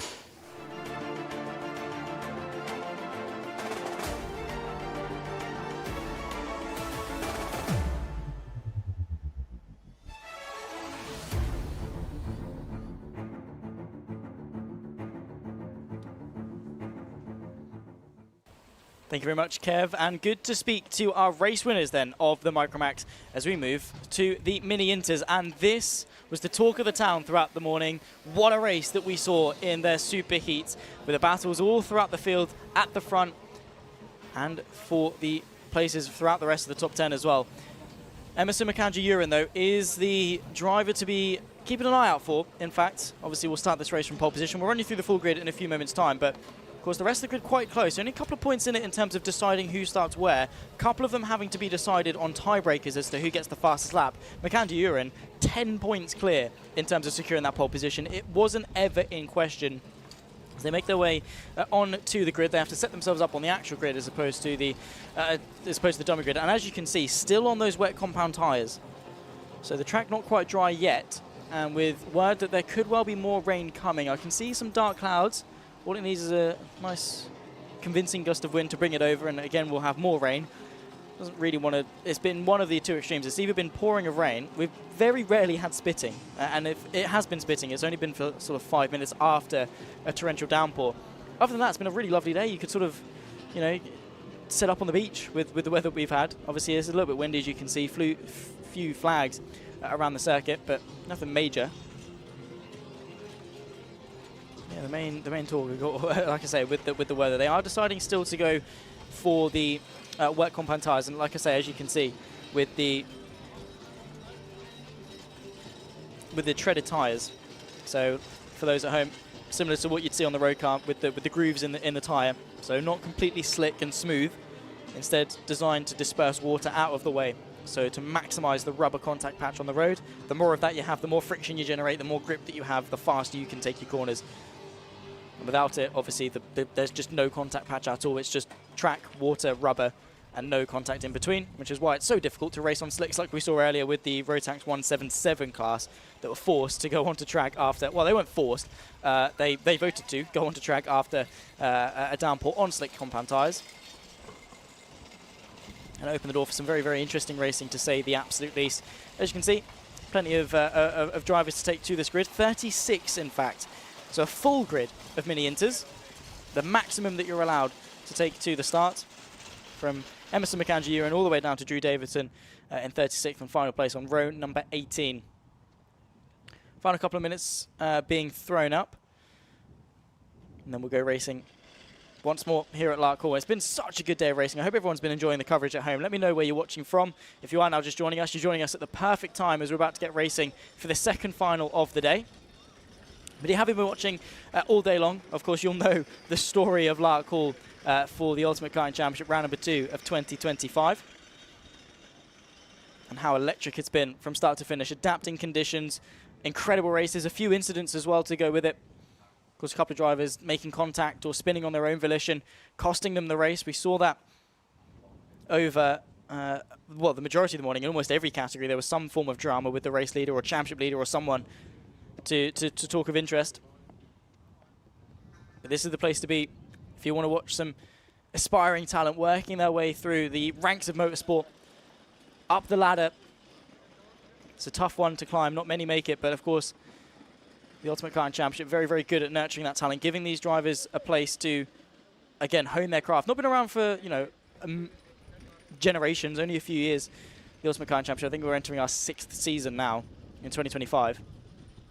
But in that time, it's given young drivers and, you know, more experienced drivers alike a platform to, again, showcase their skills for sponsors. And people take it very seriously. There are some very good prizes on offer. Like Kev was saying earlier, Ginetta Jr. sort of test drives with you know, there's gear to be won, and of course big trophies as well. Everyone loves a big trophy at the end of a season of hard work. That's also just friendships as well. It gets, you know, you walk around the paddock, you meet different people, you learn new things, you connect with people that you would never meet because you go to completely different schools on completely different sides of the country. But here you've got a platform, you can make friends, you can, you know, have a game of football or whatever in between races or after the day's done. Of course, you have to remember a lot of these drivers. Of course, we have got a lot of older drivers, particularly in the senior Rotax and in the Rotax 177, but the majority of them are sort of 16 and under. You know, a lot of them are going to be doing their GCSEs, have been doing their GCSEs over the last couple of weeks. Wish them all the very best with that. I remember when that was me, just a couple of years ago. Seems like the most important thing in your life at the time, and I'm sure they're putting a lot of hard work in to manage their racing and, of course, their schoolwork, as we saw earlier with the amazing guys at the Minerva Virtual Academy, giving them that platform to help support their learning, because it is a big thing. Obviously, athletes, that you're talented at a sport, it's not a, you know, it's a wonderful thing to chase those passions, but maximizing your academic, getting the paperwork as such, getting the certificate, just to give you something to fall back on. And also, like I say, with these guys, especially the minis and the micros, they are just kids, you know, sort of less than 13, maybe between 8 and 13 in terms of how old they are. It's a lot of weight on some very little shoulders, but very aggressive. And as you saw there with Kev, with the, you know, the likes of Masiokas and Dimitar, who, you know, they speak with such maturity. You know, they know what it's like to have a camera shoved in their face. And, you know, Kev, who's a lovely bloke, but, you know, with a microphone and asking you questions, you can get quite intimidated and quite scared and quite shy. But they're not. You know, they're very happy to answer questions. They speak with long, methodical answers. It's not just yes, no, here, whatever. They give in-depth sort of thoughts about their race and how they're feeling, and that's exactly what we want to see. And again, a skill that's going to be needed to go far in the world of racing. That media presence is going to be very, very important, appeasing to sponsors and interviews and such.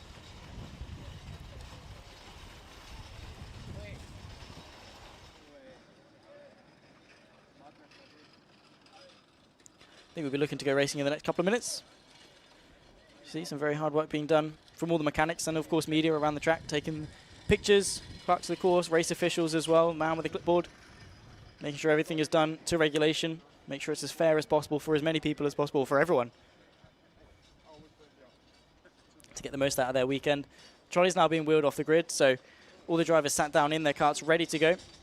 Engines will start, and then we'll go around for a formation lap, and then into the finals. 12 minutes plus the lap, as we've seen.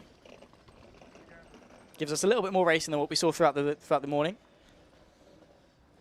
Just an extra 2 minutes. For these guys, be an extra lap or so. It'd be interesting to see what lap times these guys do, because, like I say, the sun is now beaming down, albeit I'm unsure as to when maybe more rain will come, if it comes. But the track, for the most part, does look quite dry. So those out there on wets now will probably shred through them, but the good news is their last race of the day, so it doesn't matter too much. But when it comes to the difference between sort of slicks and wets, and you might be thinking, well, most of the track is dry, just go on to slicks. But that part of the track where it's not, you're going to want to lean on the wets. You're better off being wet tyres on a dry track than you are dry tyres on a wet track in terms of the difference that it makes. Wet tyres will grip a dry track.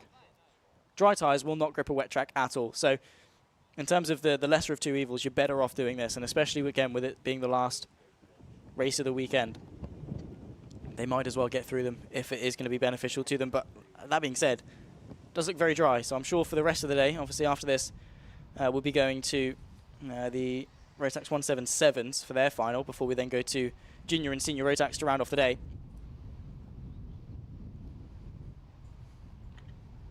They will more than likely be on the dry tyres. There you can see a nice close-up view of the tyre themselves. You can see the little tyre valve, making sure you've got the right tyre pressures. Probably for those, you don't want very much in them at all. You want probably quite low tyre pressures, because naturally as the race goes on and those wet tyres heat up, they'll expand themselves, and you don't want to over-pressurize them and have them sliding all over the place. But yeah, very good shot there of the wet tyres. Nice to see the tread. Trying to expel as much water as possible. Like I say, to maximise the contact patch. Let us know who you're watching, who's watching and where you're watching from. Of course, keep an eye on both YouTube chats, both with Alpha Live and on the Ultimate Karting Championship YouTube channel as well. Some people watching from Bathurst, some people from New Zealand, so it's great to see that it's not just a UK audience. We've got a worldwide audience here on the Ultimate Karting Championship. The stars of tomorrow here today.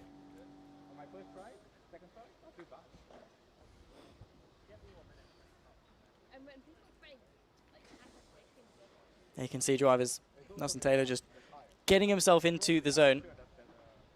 He'll be starting from 23rd place on the field. It was very close between himself and Stanley Stafford.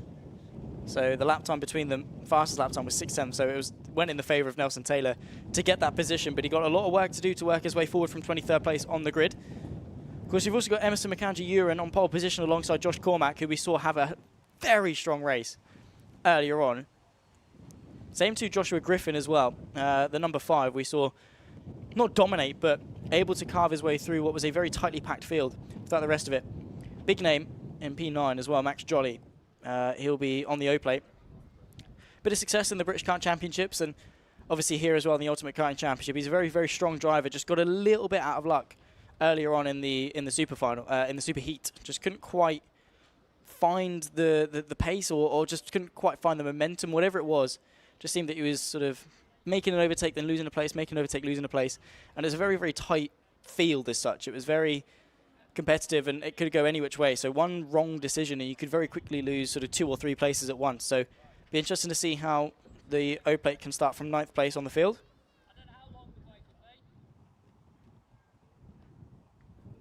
Still waiting to get the confirmation that we'll be able to go racing. Of course, we've got 18 rows strong, an army of mini Inter karts. Drivers just trying to lock themselves into the zone. Still having maybe final chats with driver coaches or mechanics or dads or whoever they've got supporting them alongside the kart. You can see there the 01 Emerson McAndrew-Uren championship leader coming into this round. Did the sweep, I believe, at Wilton Mill. And we'll be looking to replicate that success here today as well.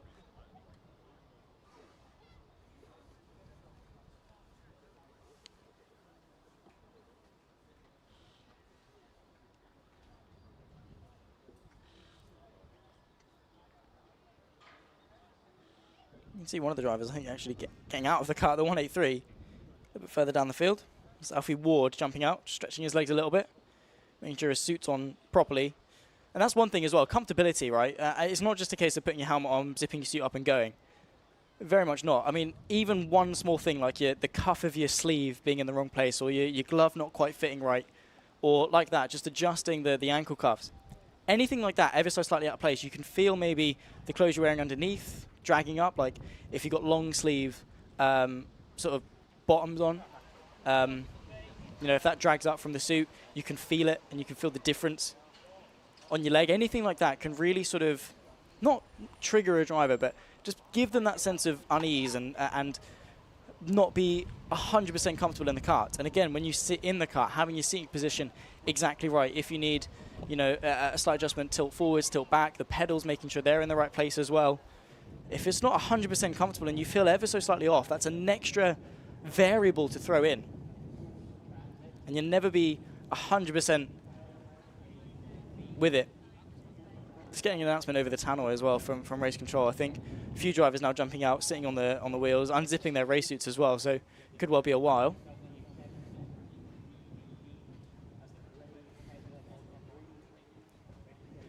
Just got a couple of things to sort out behind the scenes before we can go racing again, so could be a couple of minutes.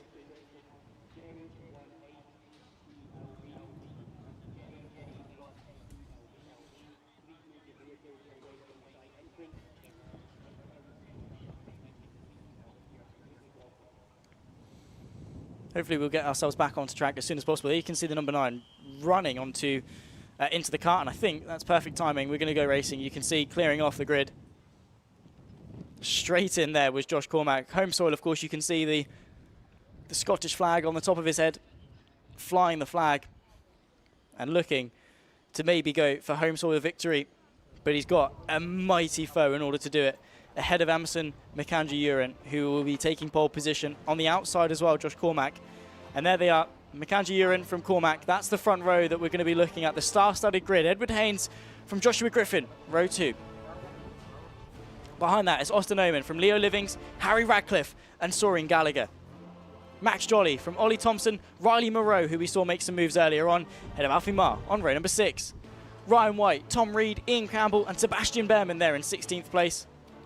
From Lucian Smith, Hamish Gordon, and Rian Townsend, ahead of Arthur Farrow on row number 10.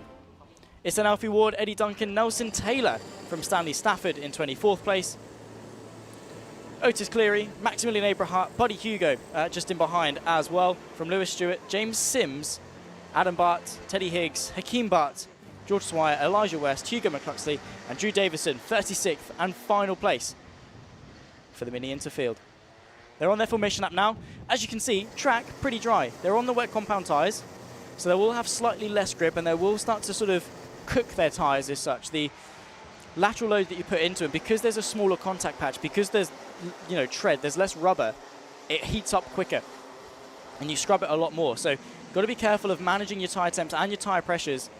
So I wonder if any sort of teams were able to take a couple of PSI or whatever it is out just to mandate for that, because the track, I mean, it's dry line definitely forming. You can see a couple of dark spots starting to form, or still formed, they're past tense. But overall, it's going to be a dry line. Hopefully with it, a very electric race as well.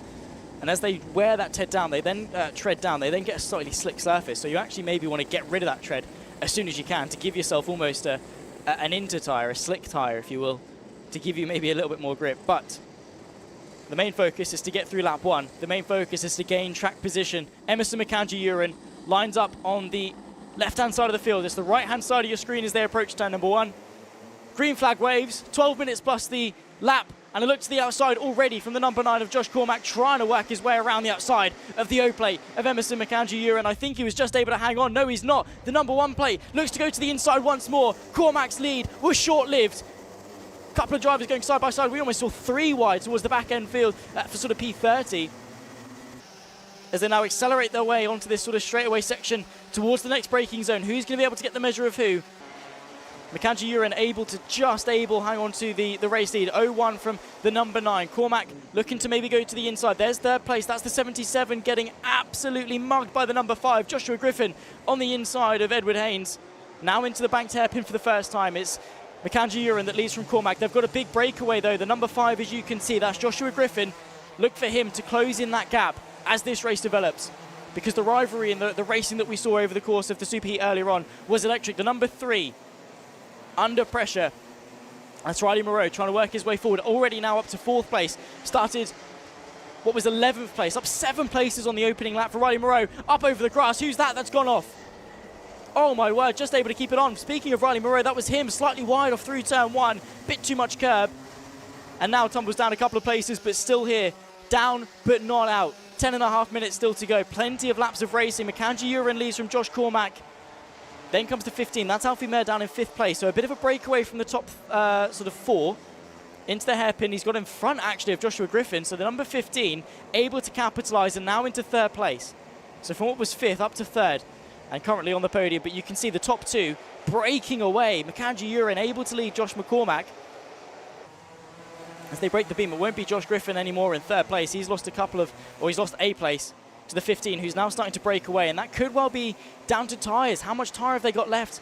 Who's got the tyre pressures right? Because there's only slight differences that can make a huge change in terms of the pace or grip that someone has. The 47, Ryan White, under pressure from the 11 of Austin Oman. You can see the green cut there. That's the number 5. That's Joshua Griffin, who very much impressed throughout the Superheat earlier on.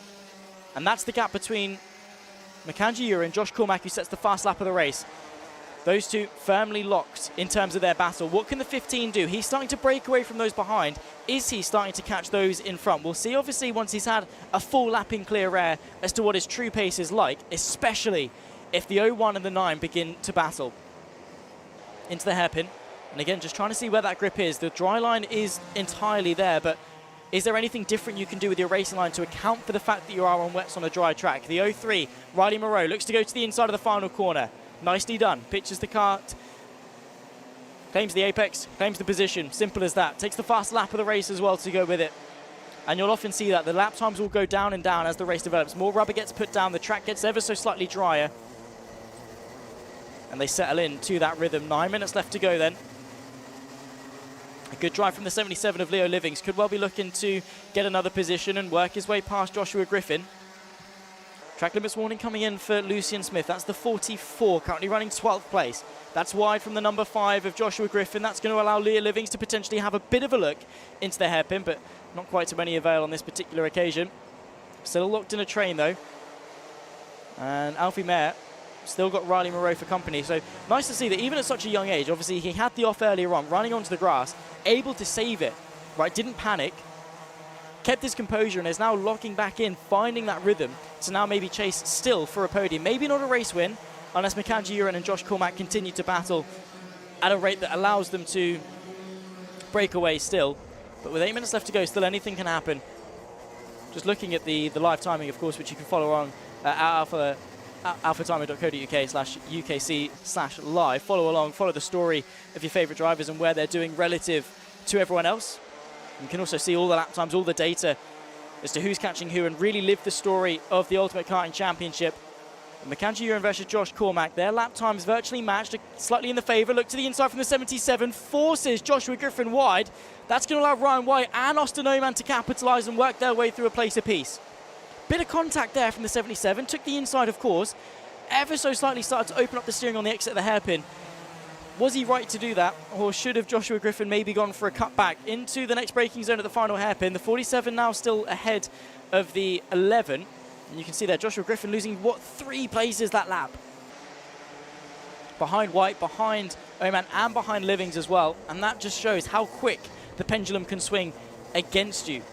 Sometimes it swings in your favour, other times not so much. Mackenzie Uren able to open the gap at the front, just by about a car length or so to Josh Cormac. Keeping that about half a second for now, but still plenty of race still to run. Just under 7 minutes left to go. Leo Livings versus what is going to be Ryan White, Austin Oman, and Josh Griffin. It's a shame to see, not struggling for pace, because the pace is definitely there, but just not quite able to lock into a bit of a rhythm with the pack ahead of him. Just got overtaken once, and that opened the door for so many more people to have a bit of a look. Max Jolly as well on the O-plate, looking to work his way past Edward Haynes and get involved in this fight as well. Getting told that it's spitting around the track once again. Slightly dark clouds and a few bits here and there. Not going to be drastic in terms of the grip changes just yet, but don't get complacent. The grip might not be there for long. And a good thing they're already on the wet tyres, but a lot of that tread will already have been worn through. We'll see as they go into scrutineering at the end of the race just how much of a brutal taking these tyres take. But there you can see the rain is coming down. It's not just spit. That looks quite heavier. Actually, similar to what we've seen throughout the day. So the grip will start to decrease, and that could open the door for Josh Cormack to maybe close the gap on Mackenzie Uren. That is the gap. Of course, Cormack can see what Mackenzie Uren can do and has that reference. Emerson has to do that all by himself. He has to figure out the braking points, adapt to the changing in the grip on the fly while still holding a race-leading pace. Alfie Mayer, Riley Moreau closing in actually for second place. We could have a four-way scrap for the lead here. Lovely sort of drivability there from the 15 of Alfie Mayer, just sort of balancing the kart through in the middle of the track, trying to shorten the distance and have some grip. Side by side through turn number 1. Slippery surface flags in flying high just to warn the drivers of the grip changes. Riley Moreau closing the gap all over now the rear end of Alfie Mayer. Are they closing in to Josh Cormack and Mackenzie Uren? That last lap, 57.3 for Mackenzie Uren, fastest of anyone inside, well, the entire field actually. So that gap doesn't look like it's closing anytime soon.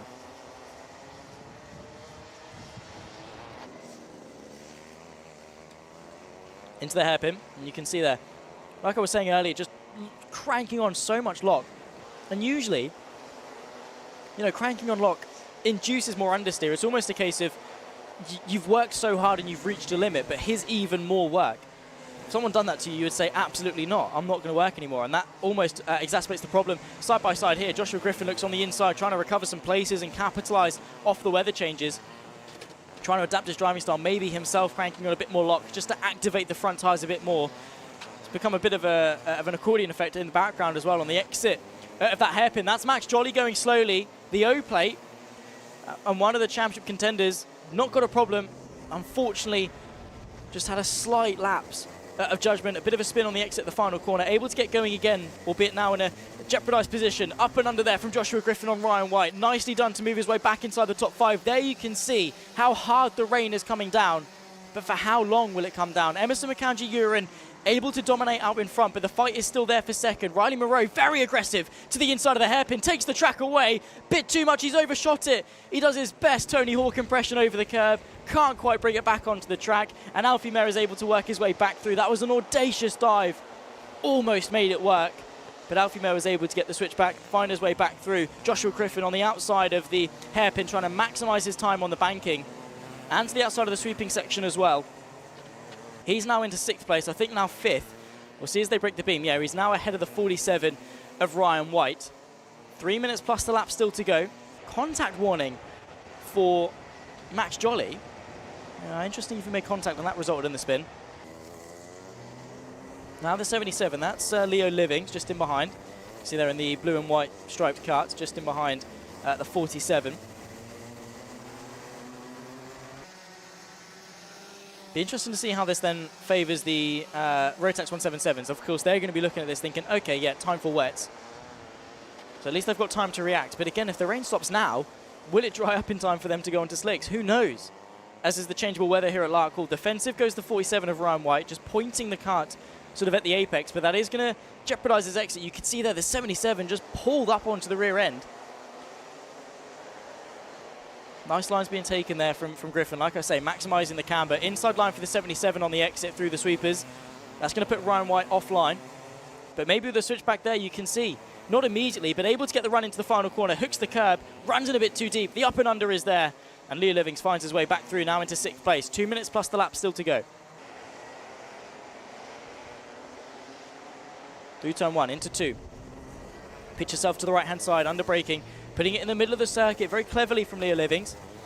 Like I was saying, hooking that curb. Yes, they're painted. Yes, they're going to be slippery, but if you can get your car on it convincingly, not sort of tapping it. If you tap it, you're going to spin. If you eat it, you will then hook the kart round and just not necessarily give you more grip, but just help the kart to sort of rotate around the corner. There's the number 3. That's Riley Moreau, who showcased some really good pace. Just looking at the lap times now coming in. Alfie Mayer, as things stand, that last time by was quickest on track. Mackenzie Uren close second, a 103.3 going the way of the 01. Contact warnings coming in as well. Have got to be careful of that. Don't want to pick up too many or even a drop down. Rain firmly is there. A look to the inside. And the number 11, that's Austin Oman with an insane run through the sweepers in the dry, just easily flat, but in the wet, really a sequence where you can set up some moves. Works his way past Ryan White, who seems to be struggling in the early stages of this rain. The fight for second, though, right here. Josh Cormack versus Alfie Mayer. Josh Cormack, the kart just in front. There you can see the 15, the orange and the white SFR racing machine just in behind. They're side by side as they draw towards the next braking zone. The long right-hander, where you've got to load up the car on both the front and the sides. Where's Josh Cormack versus Alfie Mayer? There they emerge. It's going to be Cormack that gets himself behind Alfie Mayer. Sun back shining once again. The rain has stopped. But Alfie Mayer now leads Josh Cormack in the fight for second. 4 seconds clear, though, is Emerson McAndrew-Uren. And another contact warning going the way of Max Jolly. What could have been a home hero. Josh Cormack starting on the front row, potentially tipping the benchmark driver of McAndrew-Uren to the win. He's going to be able to do a podium here at Larkhall on home soil. Will he be able to scrape second place? The track once more will continue to dry, albeit now very wet. That's going to open the door for some intrigue for the 177s. Bit wide on the exit of the curb there, and with the bumps and, of course, the slippery nature, can be very easy to lose the kart. Time is 6-0, so we're on the penultimate lap of the race. McAndrew-Uren, 4.5 seconds clear of Alfie Mayer. Wasn't it in the micros I literally said that a gap bigger than a second was almost unheard of in karting? Well, changeable weather has thrown that straight out the window. What do I know? McAndrew-Uren dominating this race. Alfie Mayer, Josh Cormack just in behind. That gap opened by a couple of kart lengths and a really good move actually from Mayer. There is our race leader, about to start the final lap of the race, and again, just composed. He's having to learn all of this himself, right? Each lap, and you saw there, just look at how much steering he put in, trying to lift that rear right up, because, of course, as the kart goes in, if you turn left, your body, your weight wants to go to the outside, and that presses the outside tyres into the floor, giving them grip. The more you can aggressively turn in and have that weight shift to the outside, even to the extent of lifting up that inside rear tyre, is going to press those tyres down into the ground, give you that grip to get round, especially when you're having to do 180 degrees in the wet. Very good driving from McAndrew-Uren, and a driving style that's very much going to help him as he progresses up the ranks through the Rotax and potentially into cars one day as well. There he is, the 01 plate in the LN kart chassis, with the yellow helmet, drifting his way around, getting the style points as well. Not that he needed them with how well he's been driving. All he's got to do is bring it home. All he's got to do is keep it on the tarmac.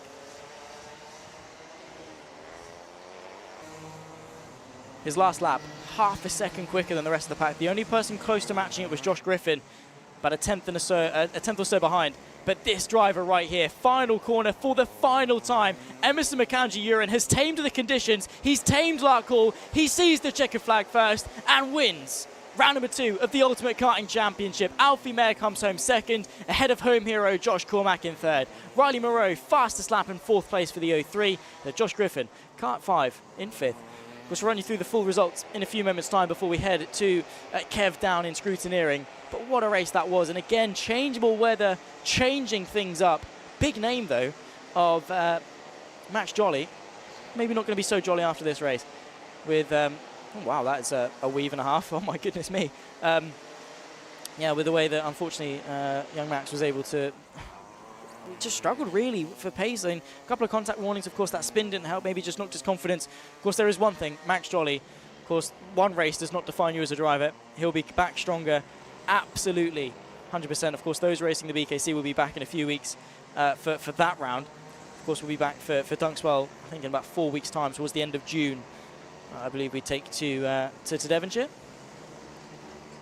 Max Jolly will be there. He'll be fighting fit. He'll be ready to claw back some points after not devastation, but not the showing that he would have liked at all. But the celebration there for Emerson McAndrew-Uren, victorious, number 1, taking to the number 1. When Kev's down there, we'll throw to him, of course, just to chat with him and how he must be feeling after a very tricky race of attrition more than anything, and adaptability.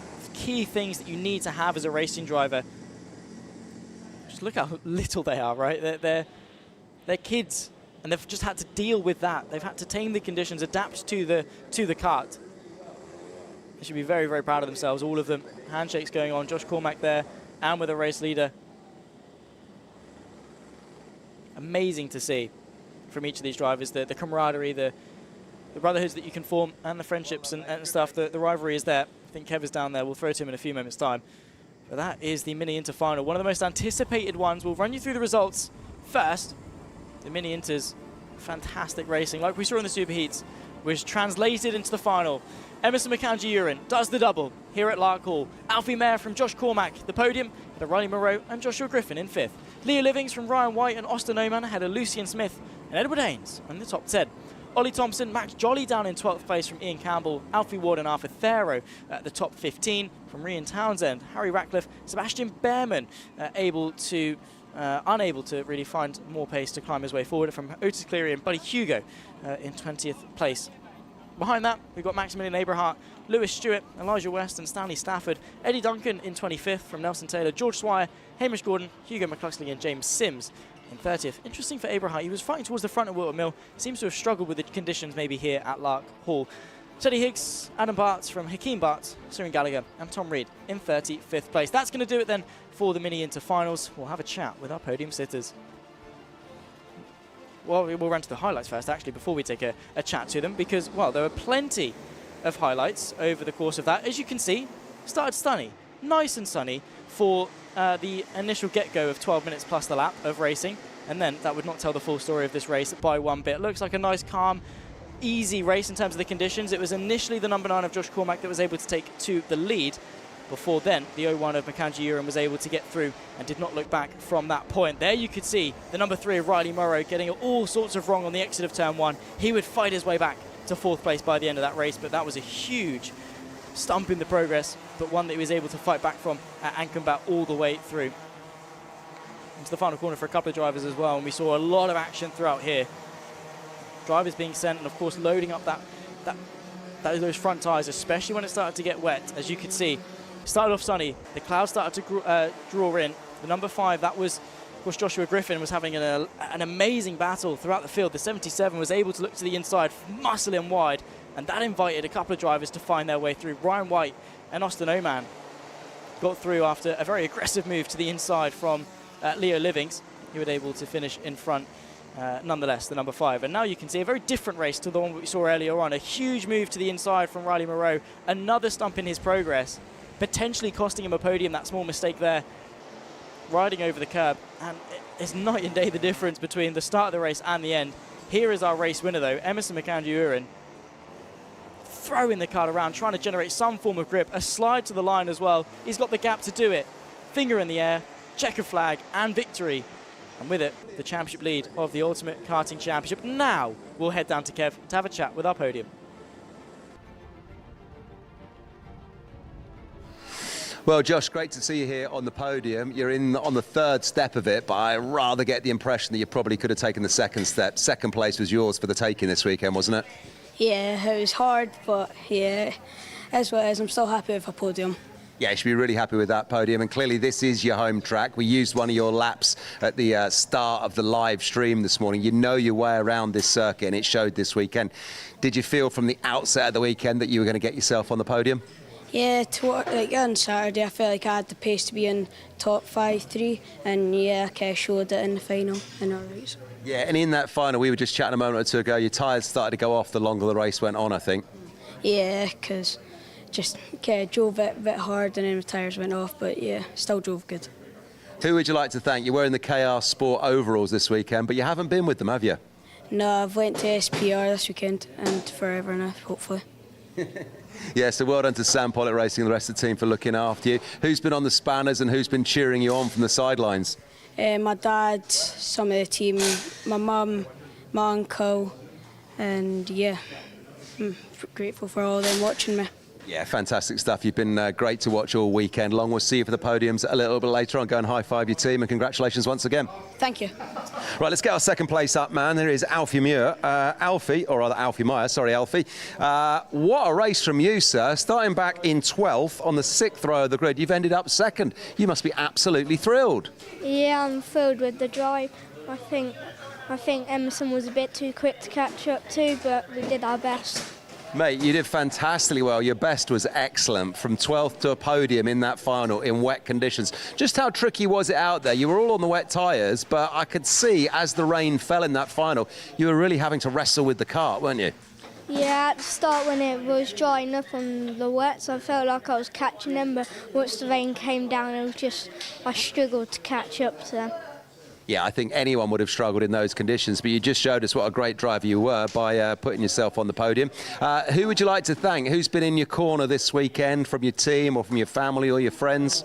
I'd like to thank my dad for being here, Chrissy, my mechanic, Joan and Nathan for data and tips how to be quick. Well, brilliant. Well done to all of those guys, and well done to you. Huge congratulations. Round 3 is down at Dunkerswell, down in Devon. Are we going to see you for round 3 in the UKC? Yeah. Fantastic. Maybe. Maybe. We hope so. You've been a champ. Thanks ever so much. Go and high-five your team. We'll see you for the podium a little bit later on. As we welcome in our first place man. We've done these a few times now, Emerson, haven't we? And it's another weekend, and it's another top step of the podium. Well done to you. What was the key to your success this weekend, do you think? I know we've had a tough weekend with pace. Obviously, in the heats we had a first, a second, and then in that pre-final, it was very hard. I don't think we had the pace, but somehow managed to get P3. And then in that final, we had a good start. Just kind of kept my head forward, and then just really drove off from there. You did drive off from there, and casting your mind back to that super heat this morning, full credit where it's due to Riley Muro. Riley did fantastically, didn't he, in that super heat? He gave you a real challenge, and he took the win. Yeah, it was really tough in that super heat. Obviously, well done to Riley for winning it. But yeah, I just got shuffled back and I had to make my way back through it, so it was really tough. Yeah, well done to you. You kind of like just ran a bit wide, didn't you? I think you ended up, well, I can't even remember where you ended up. You're way out the order, about 6th or something like that. But you pulled it back. You've taken the weekend win. Quick word about that final as well. It was wet out there. You were on the wet tyres, but you were still having to be really careful on those tyres, weren't you? I saw you sliding the kart sideways a couple of times in the last few laps. The start it was dry, so the tyres were getting shredded a lot, which means when it comes to wet they're going to be way worse, so it was way slippier. And then towards the last couple of laps I was starting to relax and just try and bring it home. And you did bring it home, and I know you enjoy those last few corners. I was watching you from down here. Who would you like to thank, as always? Who's made it all possible? I'd like to thank Dan Holland Racing, Time Engines, Ross, Darryl, my family, Matthew Higgins, and everyone who supported me. And a final shout out, is there something else you'd like to say? What up? There he goes. Well done, fella. See you later on for the podiums.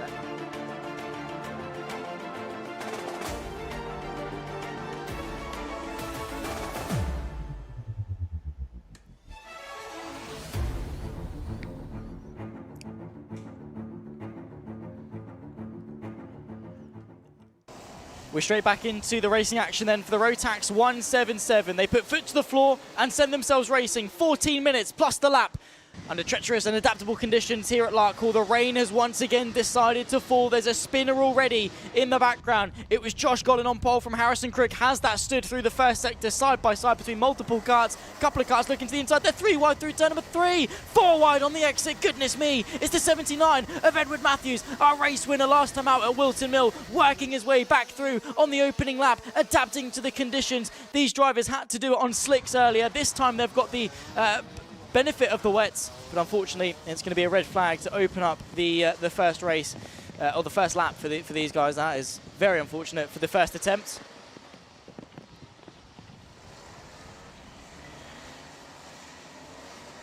At the moment I think we again are experiencing a couple of issues with technical problems behind the scenes. Of course, as soon as they're rectified we'll be able to go racing again. Whatever the issue is, it's red flagged again in the interest of the championship and for the drivers as well. In the meantime, hello, welcome. Anyone now joining us? I know I've said it a few times already today, but I've got the live chat open, having a look as to who's supporting who. Some Harry Ratcliffe fans, Strawberry Racing fans as well. Of course, overall, the vibe in the chat has been really good. It's amazing to see anyone watching along both on Alpha Live and, of course, in the Ultimate Karting Championship YouTube as well. Make sure, like, subscribe, turn the bell on for notifications, stay up to date with all things motorsport here on Alpha Live, and also the 2025 season of the UKC, the Stars of Tomorrow, here today. At the moment you join us for round number 2 here at Larkhall. We've had some brilliant racing all throughout the day, and if you're joining us now, you're in a brilliant brilliant timing, because while, yeah, we're under red flags, we've still got the majority of our finals to run. We'll run you through, actually, the official grid when we go racing again, just to confirm, because we were very rushed for time on the end. Like I say, always credit the maturity of the answers of the young drivers. Yeah, the Rotax 177 stick to the track, and we had to jump our way back in, and now we're back neutralised again, sat stationary on the grid, all of them up. Speaking to one of the race officials, I think, just about what the plan is. I can see the majority of them, they're all on slicks, I think they are. I know a couple of people on wets, so I can see some tread just as the camera focuses in. A few people then, you can see the race leader was on wets, a couple of them on slicks, so probably to answer why we saw such a disparity through the first couple of corners. Let's see, can we listen in? I don't quite think we're going to be able to pick up the audio, but oh, back into the cars, the instruction.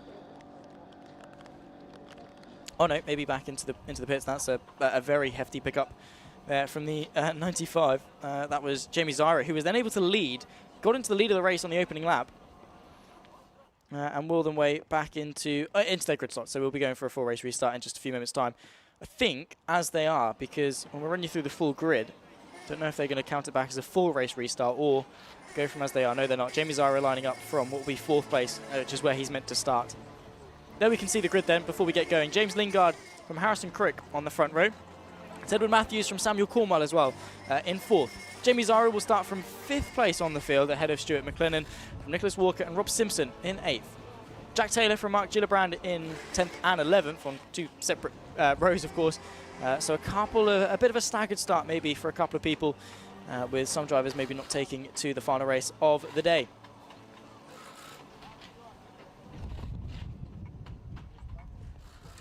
Quick reminder as to the talent that we've got here, by the way, and how it racked up after Wilton Mill. The gap in the championship, obviously coming into this weekend, was only 3 points, 150 to 147 between Edward Matthews and the 79.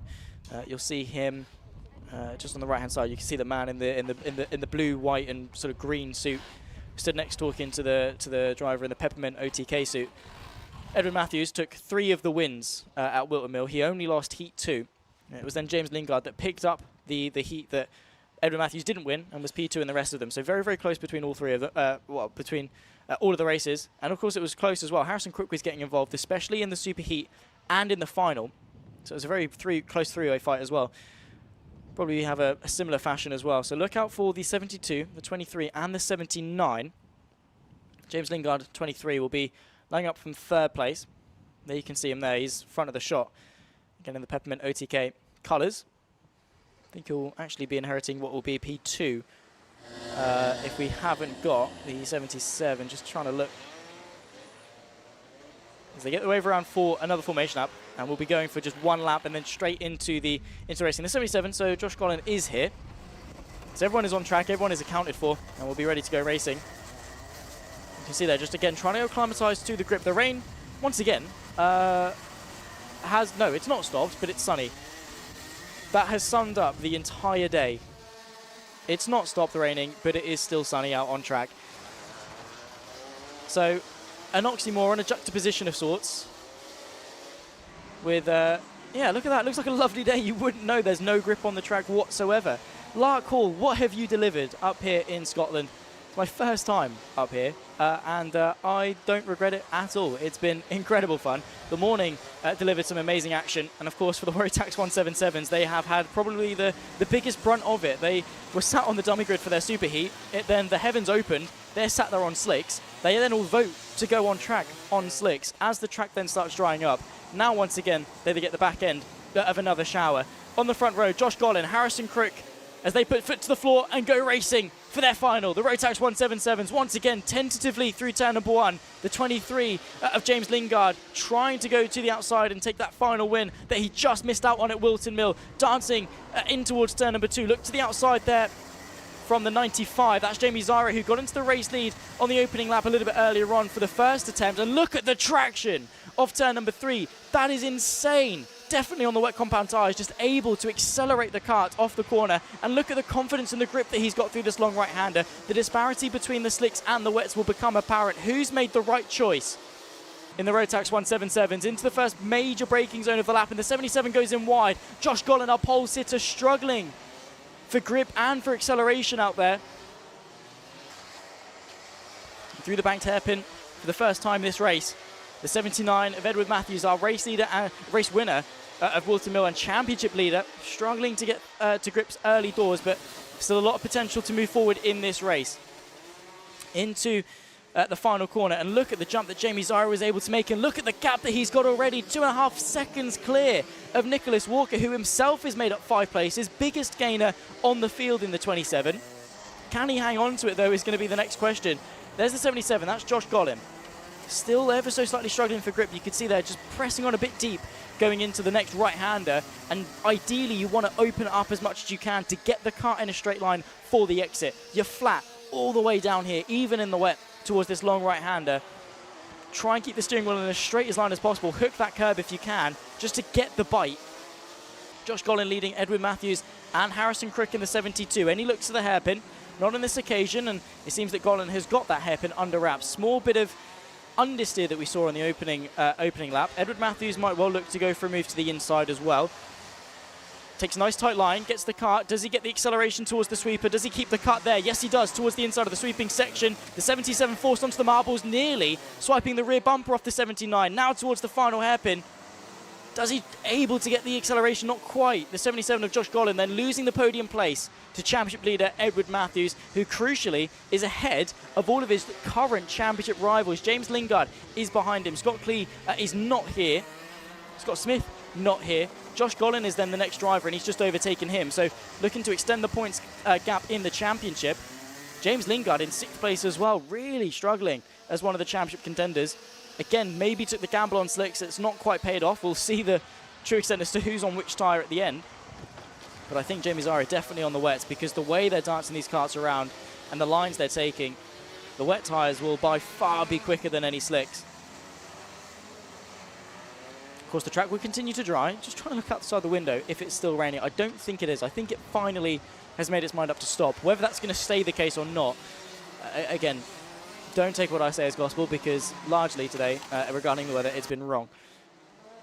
Through the sweepers, and again, it's just about hooking the curbs up, trying to use them to help rotate the car, almost sort of latching it on like rails.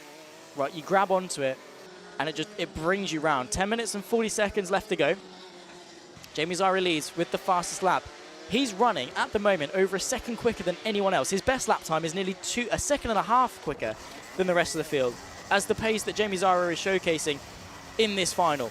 The one that everyone wants to win. Sure, you win, you get points on Saturday, you get points Sunday morning, but the final is the one that gives you the trophy. The final is the one that you want to win, even if it's not, you know, super efficient for championship points to sacrifice the early morning and just do well in the final. You want to win. A little bit scruffy there from Edward Matthews, but it's just seemed that, oh, that's wide from the 72, Harrison Crook. Just a touch on the grass there. I think he got quite lucky. Yes, he's lost a lot of time to those in front of him, but we saw earlier, a touch on the grass meant death in terms of running a little bit too wide and just the kart just understeering and taking you off. It was Gabe Fairbrother a bit earlier on, I think in the junior Rotax. So he got a bit of a lucky escape there in the fight for third. 9.5 minutes still to go. You can see that Matthews holding the slide on the exit of T1, halfway on that sort of stretch towards turn number 2.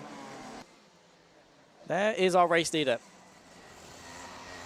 Dan Holland Racing Machine, the 95 of Jamie Zara in the LN Kart chassis. Just look at it. He's got such a prowess about him. Definitely on the wets, as you can see, the treaded tyres, even though it's hard to see when they're rolling, but yeah, definitely got that confidence and that grip. Of course, as the track continues to dry, the advantage of the wets will diminish. They'll sort of overcook themselves, and those that on the slicks will come back into their own.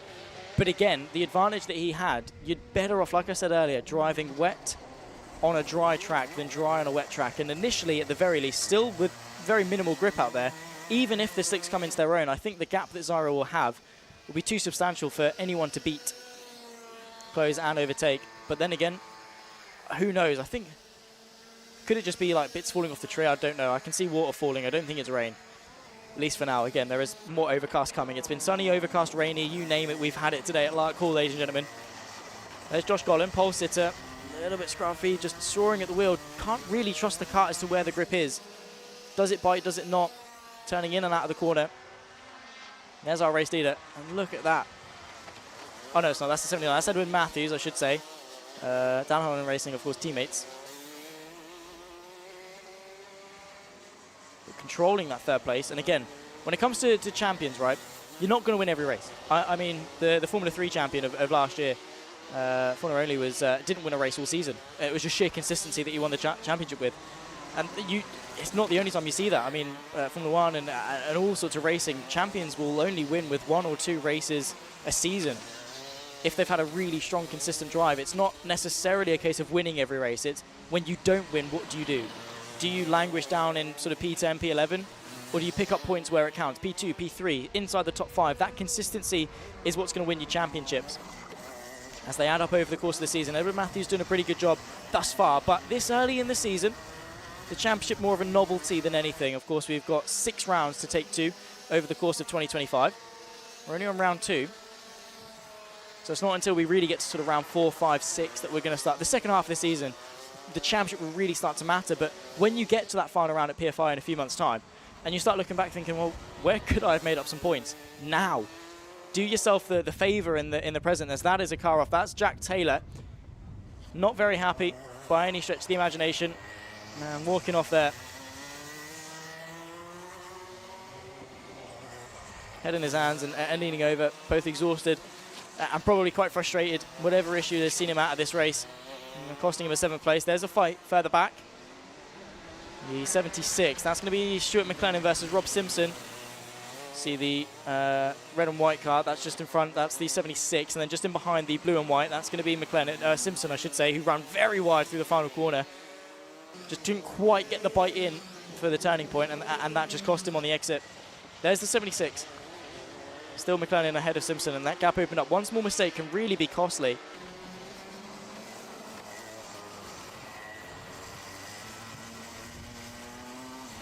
Trying to find some trust. You could see that had to get off the throttle, did McLennan. Initially got the bite, but then had to come off again just to keep the car in check.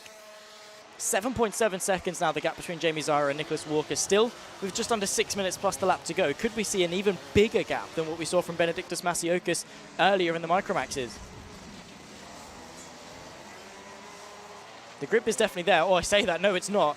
Is that Rob Simpson that went off through the hairpin? Yellow flags, of course, being waved while he recovers, but you're trying to go all the way around the outside. You're trying to brake as late as possible, go as deep into the corner as you can, and almost just hug it around the outside. That is going to be the 18. That's Mark Gillibrand that went off, pointing Nicholas Walker through. So now lapped is the 18. But that's the thing. You're trying to brake in and brake late and just go all the way around the outside, carry that speed, keep that minimum speed up. But if you're going a bit too deep and you try and turn it, it just won't. And then it's a very slippery slope from then. Through the final corner. The 95 of Jamie Zara still continuing to put in some good laps. Very consistent. His best is a 58.8. His last a 59.0. So keeping it really consistent over the course of this race. Really impressive stuff. Where did he finish over the course of Wilton Mill? His best result was 4th place. It was 14th in the final for Jamie Zara. Just goes to show, like, how changeable things can be, right? Come up to Larkhall with changeable conditions, and you've got to maximise. You've got to be the best driver on the day, and that's exactly what he's been, right? He made the right choice, and you could argue he got a bit lucky with the tyre choice or whatever, but nothing was stopping anyone else put the wets on, for example. And again, you've still got to drive it, right? You can put the wets on, do a terrible job driving, as he's now making his way through some lap traffic. That's the 168 now, Samuel Cornwell, the 95. He's still got to drive it, and drive it he has. I mean, he started what was P4 on the grid, worked his way through the lead on the opening lap, up 3 places, dealt with the overwhelming sense of the start twice because we had the red flag on the opening lap. He'd done it twice in a row, and has not looked back. He's not made a single mistake. Now with just under 4 minutes left to go, he's been bulletproof. This will probably go down as one of the best drives of the season, I'd imagine. Depends as to how the rest of the season goes, which I'm very much looking forward to. I hope everyone has been enjoying the coverage so far. Of course, make sure to like, subscribe, turn the bell on for whatever channel you're watching on, whether that's the UKC or the Alpha Live one. Make sure you follow us for the rest of the 2025 season. In a few weeks, we'll be back down in Devonshire at Dunkswell. Even more racing, and hopefully down south in the summertime. It should be nice and dry, as has been the topsy-turvy nature, let's put it, of Larkhall, not really deciding which weather it wants to give us up here in Scotland. 3 minutes plus the lap. It's Zyra from Walker, Matthews, Gollin and Crook, the top 5. From James Lingard, second place in the championship. From Stuart McLennan, Rob Simpson and Samuel Cornwall. And then comes Mark Gillibrand and Jack Taylor, who is out of this race, pulled over a few laps ago. And that's going to put him out of contention. Like we saw, the frustration was there, as it always will be. You put a lot of effort in, money as well, and time to invest in a championship. And unfortunately, motorsport is indiscriminate. Another car lapped from Jamie Zyra. Yeah, motorsport indiscriminate in who it claims as a victim. Doesn't matter who you are, how good you've been. A chain can fall off or anything can happen, and that just puts you straight out of contention. But we're following the story here of the Dan Holland racing machine. Jamie Zyra, the 95.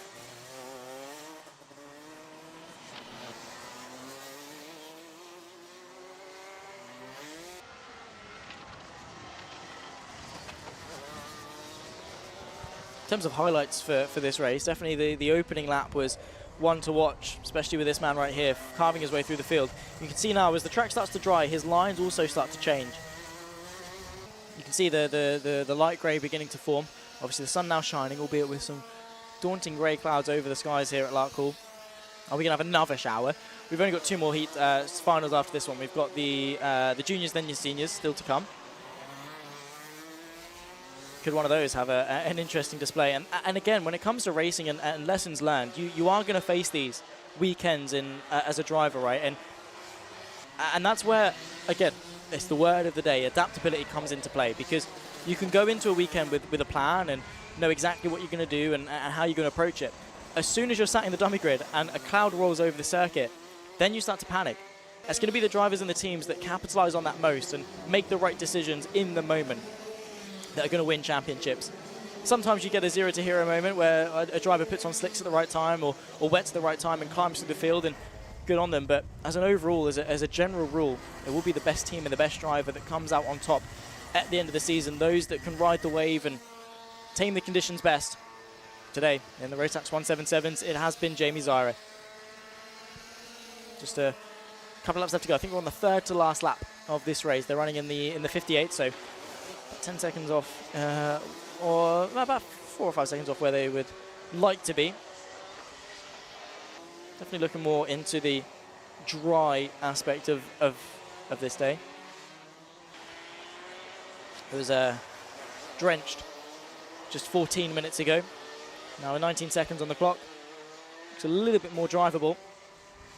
Still slippery, still got to be careful. As we saw there, the Nicholas Walker taking home a very respectable P2 as well, by the way. He didn't break the, well, he broke the top 10 once in the super heat back at Wilton Mill.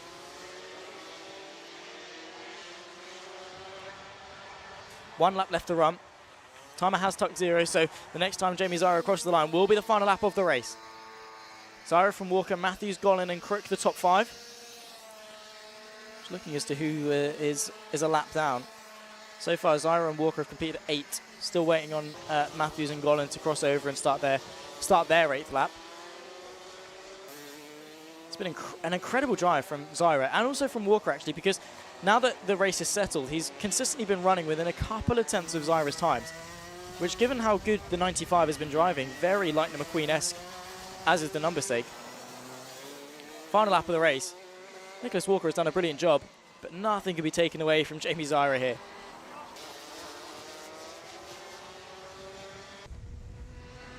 Just more of a parade lap than anything.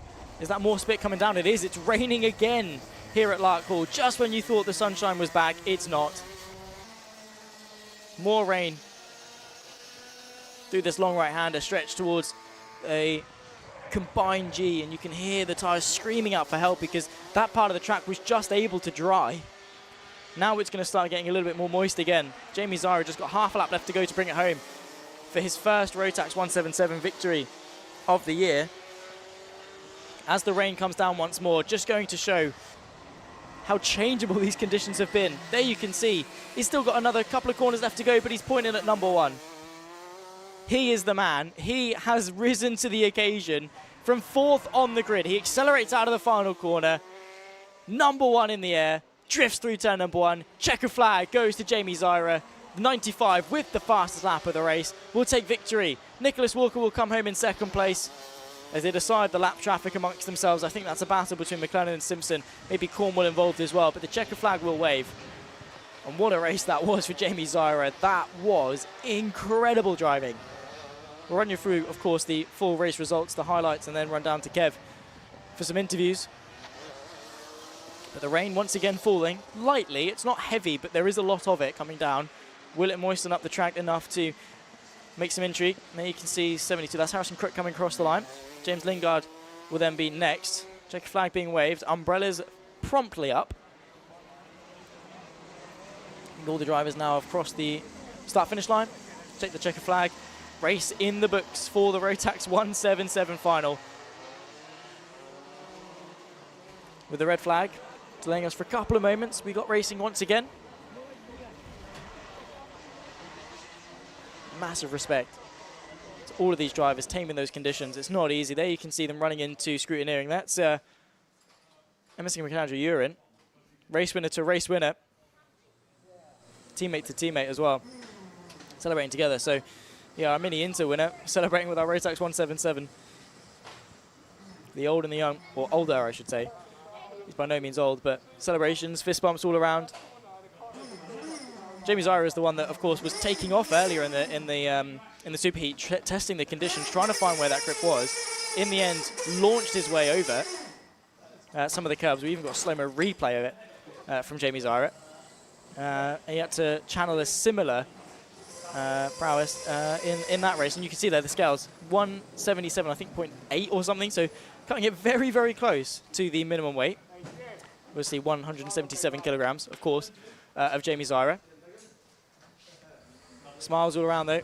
He's very, very happy. Of course, we'll get a lovely bit of championship points and some a nice trophy to go with it as well. There you can see the rain coming down, but Jamie Zyra, number 1 from Nicholas Walker, who capitalised up in his second place. Edward Matthews from third, ahead of Josh Garland, and Harrison Crook in 5th. James Lingard, Stuart McLennan, Rob Simpson, Samuel Cornwall, and Mark Gillibrand, the top 10. Behind that, just the lonely Jack Taylor, DNF from the Rotax 177 final. But what a race that was from Jamie Zyra. From lap number 1, he was able to carve his way through the field twice with the red flag. He did it the first time, got into the lead of the race, just for it to be red flagged, and then he goes, okay, well, I'll do it again. The rain is coming down, so we'll jump straight to Kev, who will have a word with our top 3 before we move on to the Junior Rotax final. Ed, huge congratulations to you, mate. There were 2 drivers out there on wet weather tyres, the rest of you on slicks. And I think the class showed there your 3rd step of the podium, but the tyre choice was maybe what let you down in that one. Yeah, so basically, obviously, we just went with the majority. We had wets on up until about 2 minutes to go, and then they extended the grid time. So by that point, the track was going to be dry, so we bolted the slicks back on. But obviously, the wrong call, so all you can hope for is be first time on slicks, which is what we've done. Yeah, well done to you. I mean, you won the open round at Wilton Mill, and you're on the podium for the second round, so consistency is key if you're going to win a championship. Yeah, exactly. We had a bit of a poor heat race yesterday. Got taken out in the first corner, which put us on the back foot for the superheat in the final, but still on the podium, so that's all that matters. Yeah, really well done to you. As always, who's made it possible? Who's been in your corner? Big thanks, as always, to Dan Holland Racing and Time Racing Engines. They've got a great package under me again. My mechanic, my sister Jess. I just want to say a big well done to Jamie Zyra, winning, made the right choice with the wets, and he's good in the wet, to be fair to him.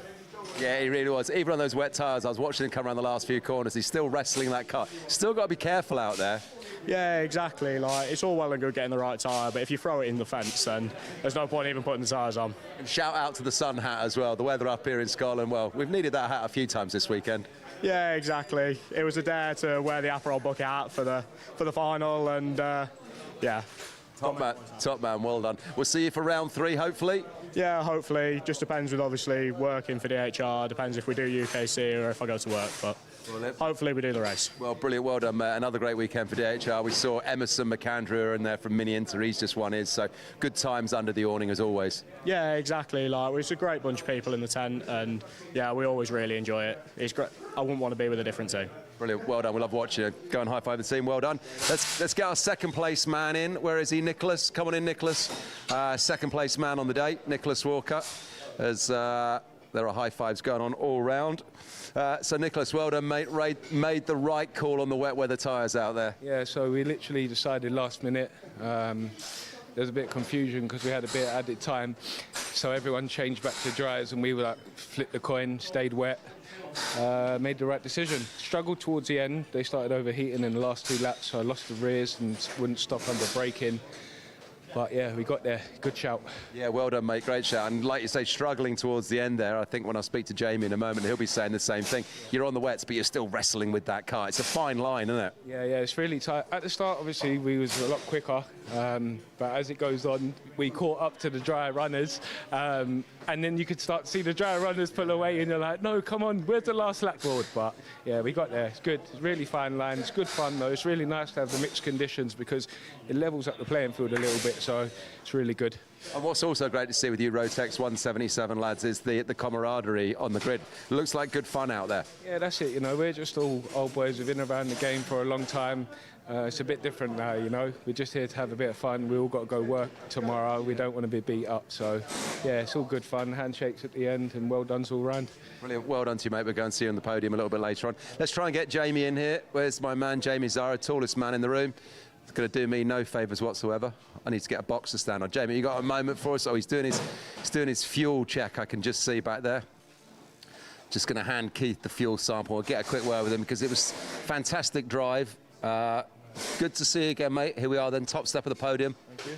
The right tyre choice for you this weekend. Yeah, just got to roll the dice, haven't you, sometimes.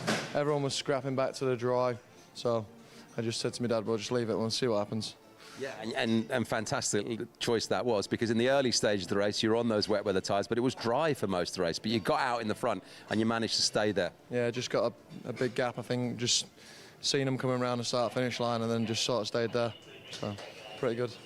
In the latter stages, though, with the tyres going off a bit, I saw you wrestling with it on a few of the corners, and this bottom corner here by scrutineering, you were very careful around that one every time you came by. Yeah, I think I just started to stop pushing towards the end a little bit. Just didn't want to cook them and then fall off. Brilliant. An enjoyable weekend for you then? Must be, top step of the podium, but overall just good fun? Yeah, it's really good. It's brilliant. All right, mate, go and high-five the team, and we'll see if the podium's a little bit later on. There you go, Rotax 177. Some of the most experienced racers here this weekend doing the business for us and entertaining the crowd. Zach, it's back to you.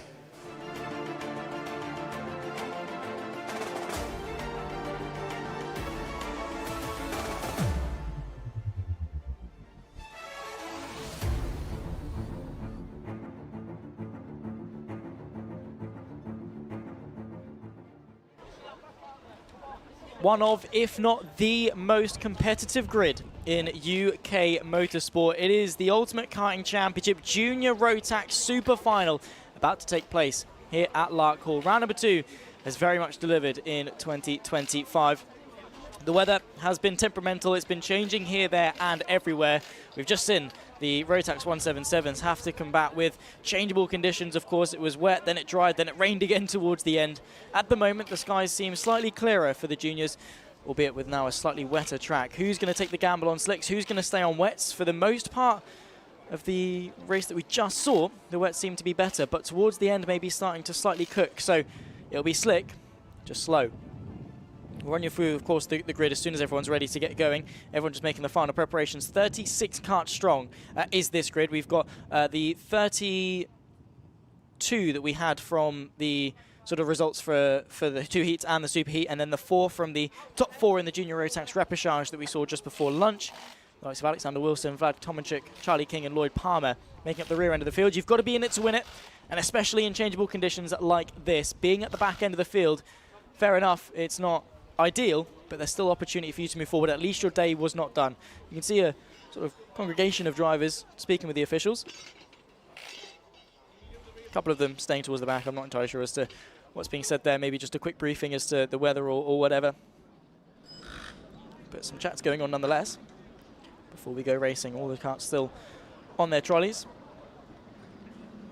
You can see actually how sort of prepared the teams are with, they've got obviously their slick tyres on, but they'll keep the wet tyres on the trolley just in case they need a quick swap around. Obviously, all held on by only one nut. each of the wheels, so it's just a case of on and off. They don't need to do any elaborate changing, but it still takes a couple of minutes, maybe a minute if you're quick. Hello and welcome, of course, again to everyone in the YouTube chat. Just seeing Barbara Lapper, of course, cheering on at Albie Lapper, who'll be starting from 7th place for this race. Lucky for them, they're at the Costa del Sol, wishing Albie some luck. Of course, rubbing in the fact that the weather is glorious over there. You can hear it's quite windy. You can see it's sunny. You can also see it's been wet. And again, those characteristics have summed up this weekend very much so in terms of Larkhall and the changeable weather that we've had. Good luck coming in for Zion Quecker as well. He'll be starting this race from what will be P5. Just 10 points to his name. Also, by the way, the fight for pole was a 3-way tie between Leon Hasty, Jacob Ashcroft and Matteo Palazzo, all of them with 2 points. And basically, the less points you have, obviously you score championship points, but then you score heat points as well. The less heat points you have, the higher up you start. And it had to come down to fastest lap. Leon Hasty on the O-plate, 59.1. Ashcroft, 59.3. Palazzo, 59.4. And earlier on, they were in separate heats as well. So even though they had the same points, the track was different. And that's going to benefit the O-plate. Leon Hasty, who got off to a really good start initially earlier on. But Jacob Ashcroft was then able to sort of dominate the race from there. Matteo Palazzo also had a pretty strong race. So overall, should be a very, very close fight for 3rd place. We also saw some good racing from Cole Denholm. Zion Quecker as well was very, very quick through the superheats. Just having a quick scan through the grid before we go through it properly as to who could be one to look out for. Charlie Wolfett was looking quite quick in the 95. And then obviously look out for Vat Tomachik, who had the pace earlier on, again in the superheat and in the repechage as well, but unfortunately just I think it was a reliability issue that caused him to be out of the superheat and then, of course, put him into the repechage. And now, at best, even if you make it into the repechage, your best grid position is going to be 33rd on the field, which isn't ideal to say the least. We're just getting word, of course, the chat on the little debrief that we saw was to say you can't change tyres once you're on the grid. So now that they've wheeled the karts out, that's it. Decision has been made. Those that are on the tyres that are on now, that's how it's got to be. No changing from here. So whether it's slick, whether it's wet, whichever one is right, you've got to deal with it now. You've got to play the cards that have been dealt. You should have made the decision in the holding area, of course, or back at your awning. But it's so tricky to read these conditions because one lap it could be slicks are quicker, one lap it could be wets are quicker. And again, with the changeable conditions, what do you gamble with? The sort of general consensus that I've sort of seen overall is, and something that I sort of try and follow whenever I'm racing in changeable conditions, is don't try and be a hero. Don't try and predict, right? Try and drive with the track that you've got on at the moment.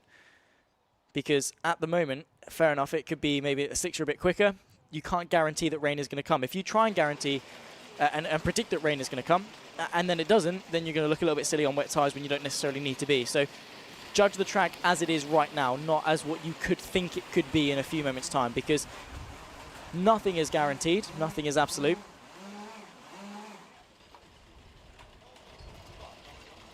So they're all sat there now. I think the vast majority of them are on slicks.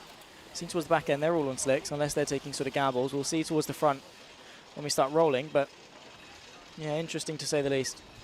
Good luck to Rory Armstrong, to Charlie Wolfett in there. Oh yeah, and you can see, I've just seen from Babalapa, yeah, there are a few nuts there on the wheel. That's the 23. That's going to be, well, I say it's going to be, it is Jared Fox-Whiteley, who'll be starting this race from 16th place on the grid. There are our front two. The O-plate of Leon Hasty alongside the world champion. And I was astonished when Kev told me he was 13 earlier. That was ridiculous. How much he's achieved in such a short life thus far. Going places for sure is Jacob Ashcroft. So too is the entirety of this field, really, with the talent that they've shown. Able to mix it up on a national level already. So karts being set down. Just 2 races left to go for round number 2 of the Ultimate Karting Championship here at Larkhall. It's not been an easy day by any stretch of the imagination. It's been quite easy for me in the commentary box. I've been warm, been sheltered. Just had to talk about some go-karts on a racetrack all day. Those out on track, though, definitely have had a tougher time of it. Obviously, those walking around, the marshals, obviously they've got their marshal huts, but very barely sheltered from the elements. All of our camera operators around as well, doing a fantastic job of delivering the live action, following the story of each race. Also, all the race officials, marshals, ambulance crew, everyone involved at making sure that we can run the UKC as effectively and efficiently as possible. Whenever we have a delay, oil, fuel spillage on track or whatever, we get it cleaned up, we get it ready, and we get the track safe, more importantly. But as an added bonus, we get it done quickly as possible as well. What do we think then, for those watching along in the YouTube chat, in both Alpha Live and the Ultimate Karting Championship YouTube? Who do we think is going to win this race? Who do we think is going to come out on top? Obviously, quick run through. Hasty from Ashcroft, Palazzo and Denom, the top 2 rows. Could it be one of them? Could it be someone else? What are the conditions going to say? At the moment, it looks pretty sunny. It looks like a really, really nice day. Will that stay the same throughout the rest of this race? Driver and either dad or mechanic, or both, sat next to who's going to be further down. That's Oakley Garthwaite, I think, in the number 40. He'll be starting from 28th place on the field. Quick wipe of the visor as well, keep it nice and clean. Last thing you want, especially on a tinted visor as well, which look amazing, look awesome. But the last thing you want is water droplets on the precipitation, because when it does get sunny, it sort of glares through, right? It acts as a bit of a prism, right? It splits the light and it just blinds you so much more. So you've got to make sure that that visor is clean and dry. Otherwise, you find it very hard to see.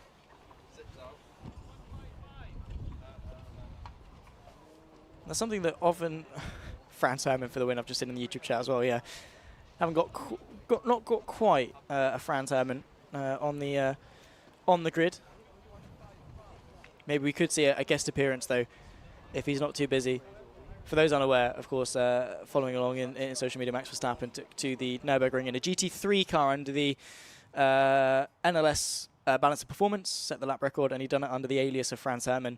It's now become a bit of a gag within the F1 community, as to Franz Hermann being his alter ego to the 4-time world champion of Max Verstappen. Zuynkweka, fans in the chat cheering him on. He'll be starting from 5th place, a realistic chance of winning, especially with the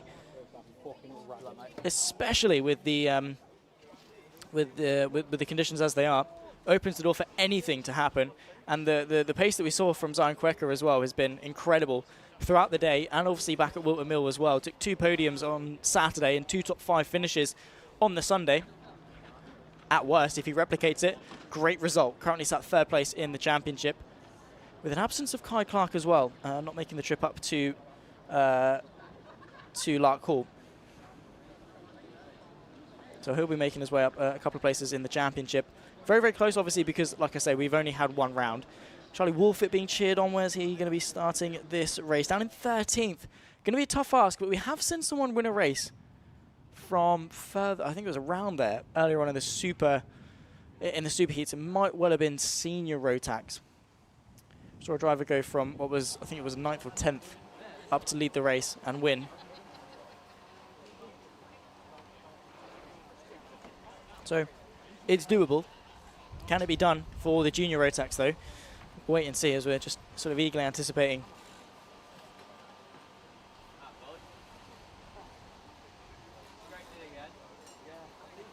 I think we've got someone tuning in from the middle of the Baltic Sea on a ferry. So Jack Collinson Racing there, tuning in. Hello and welcome. Thank you for joining us. Perfect time. We've got the 2 Rotax finals. We've got the junior Rotax and, of course, the senior Rotax to come after this. Just waiting for the final preparations to be done before we can get ourselves away and racing for 14 minutes plus the lap. Again, like I say, if you are just joining us, you did just miss the question. Who's going to win this race? Who's coming out on top? On our way to a kart track, of course. Racing is life. Jack Collinson, where are you off to? What are you racing in? And best of luck as well for the racing that you've got ahead of you. Because that's the commitment that you've got to have, right? You thought Larkhall was a trek away. Forget having to load all your kit onto a ferry and go across the Baltic Sea to get to a karting track. It's the commitment that these drivers have to face if they want to climb the ranks. Of course, a lot of them will be off racing in Europe at some point. Just being called that it is Zane Quecker, I did think it was. Just wanted to make sure. I can never be 100% with the pronunciation, so thank you for sort of letting me know.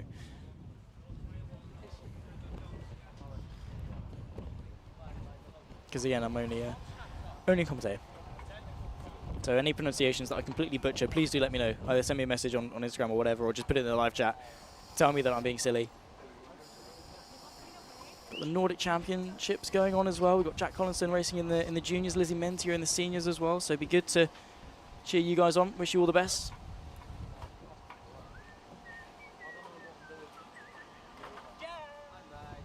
Some very cheerful tunes, almost like the beginning of an old Disney film there. Some very blissful whistling as we anticipate the start of the Junior Rotax Super Final. So just being sat, again waiting for the go-ahead from race control. Most of the cars, a couple of spaces on the grid are there and ready to go. Drivers, got a couple of drivers sat in carts, a couple of drivers stood up.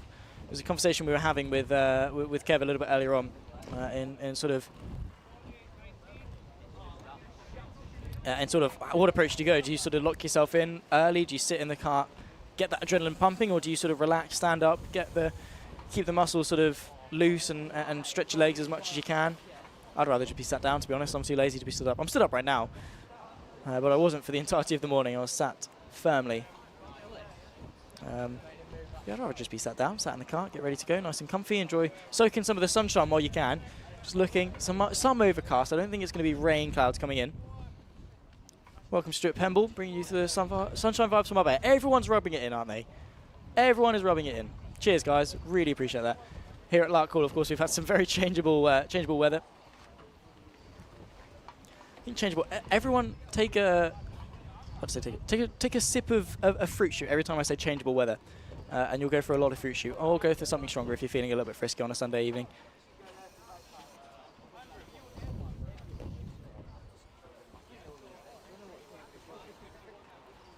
Got a couple of minutes before we get going again. Appreciate everyone and their patience. If you are now just joining us, doing it at the right time, you've missed most of the delay. If you are been sat for a while, go grab yourself a coffee, grab yourself a cup of tea, whatever tickles your fancy, because you're not going to want to get up off your seat. Go for the toilet right now. You're not going to be able to get up for the next 14 minutes. You're going to be glued to your screens watching the racing action. Again, particularly Leon Hasty, Jacob Ashcroft, Matteo Palazzo, and Cole Denham, the front two rows. You've got a world champion lining up in second place. The O-plate of Leon Hasty alongside, who we didn't see back at Wilton Mill. So his first round of the UKC in 2025. And he's hit the ground running very, very strongly indeed. Jacob Ashcroft, of course, looking to go for the championship, understandably so, and continue that strong form that we saw from 2024.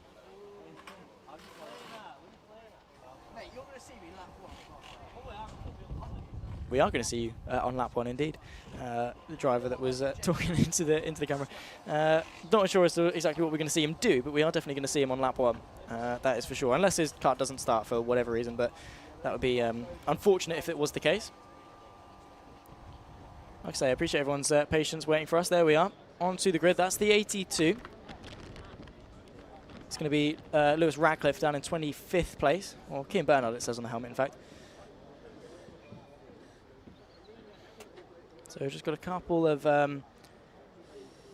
logistical problems behind the scenes. Again, there's a lot that sort of needs to be plugged in and sorted to make sure that everything runs properly and everyone can be sort of in their right position, and make sure that we have eyes and ears everywhere. Of course, transponders turned on, timing working as properly as possible as well. So once those issues get ironed out, which unfortunately we can't help, things happen.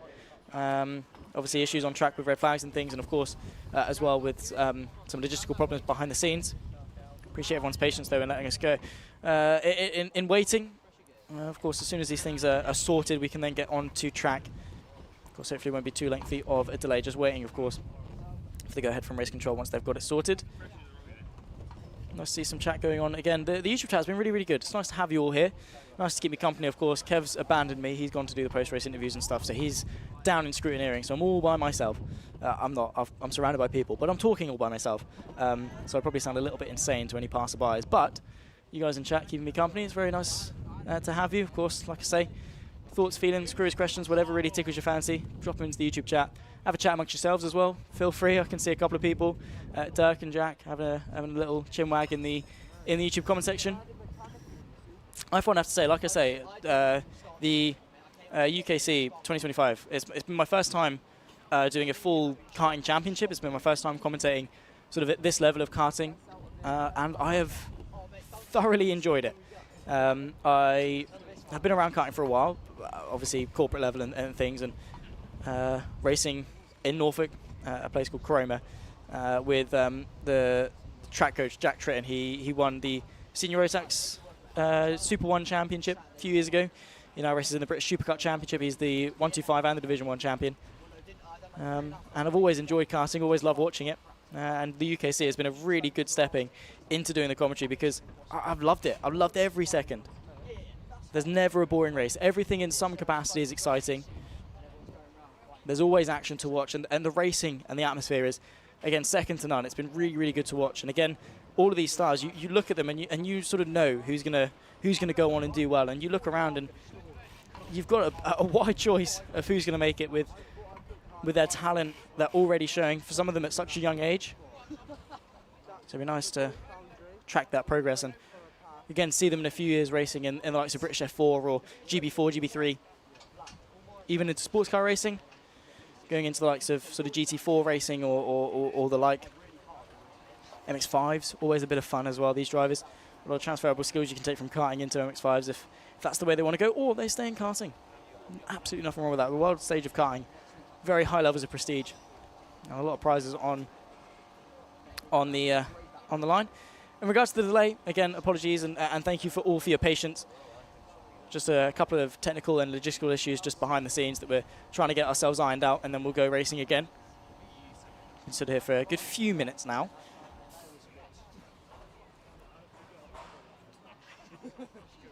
So like I say, use this opportunity. Get yourself a cup of tea, get yourself a cup of coffee, get yourself a snack, go to the toilet, be back for the final two races of the day. I know James definitely has been doing, our production manager, controlling all of the cameras, being a very, very busy man, frantic man. Just behind me, he's got a lovely big bag of hula hoops that he's necking down while we've got a moment to wait and chill. So do the same. Go get yourself some hula hoops, or other crisp brands are available. Feel free to indulge in whichever ones you want, unless hula hoops want to sponsor us. Feel free to do that as well. But yeah, again, and like I say, another big thank you to all of the marshals for all of their hard work, again, being stood out in what has been some pretty temperamental elements for the best part. You know, they don't know whether to keep their jacket on or off for the most part of the day. Out there running around, collecting carts, waving flags, and a lot of them as well, volunteers. Some of them, of course, it's their job here at Larkhall, but even then, you know, without them we couldn't go racing. Of course, all the ambulance crew, medic crew, race control, and all our camera operators as well, for all of their hard work in delivering the action and making sure that the UKC can go ahead in 2025. And of course all the drivers as well, because, well, there's no championship without drivers on the grid, let's put it that way. But it's a combination of loads of different people's efforts and delivering some fantastic racing and a fantastic atmosphere as well up here in Scotland. A lot of people exhausted from the drive up.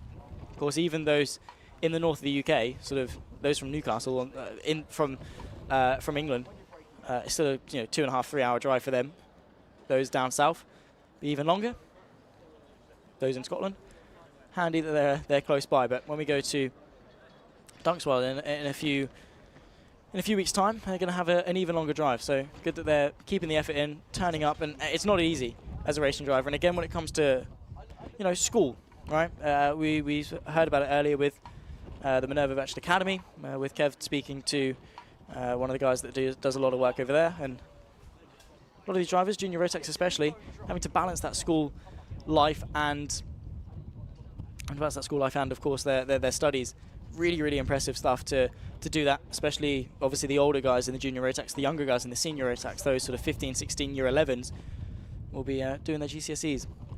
So very, very best luck to them. Of course, they're already going. I know the first few have been underway, but of course, best luck for the rest of their exams and anyone that's going to be taking exams, A-levels as well.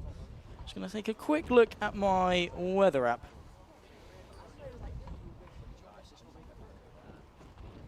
Let's have a look. Of course, right now it looks sunny, but that's not stopped anyone at Larkhall today. Just going to try and whip up my weather app. See if there is any more rain on the horizon. Just looking over, some overcast, maybe. I think for the most part it's been okay. Of course, yeah, absolutely. Don't forget the mechanics who duck and dive, set up tyres, especially today, last minute. Do we go on slicks? Do we go on wets?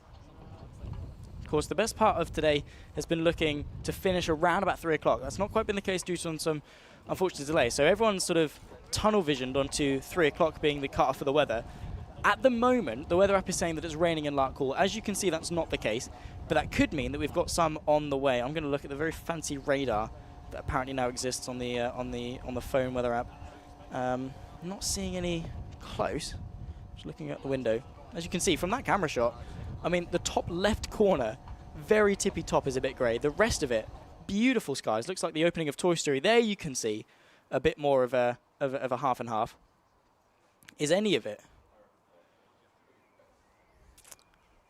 Let's say to everyone at home, put your bets in. Is it going to rain? If so, when? If so, how hard? Put your bets in.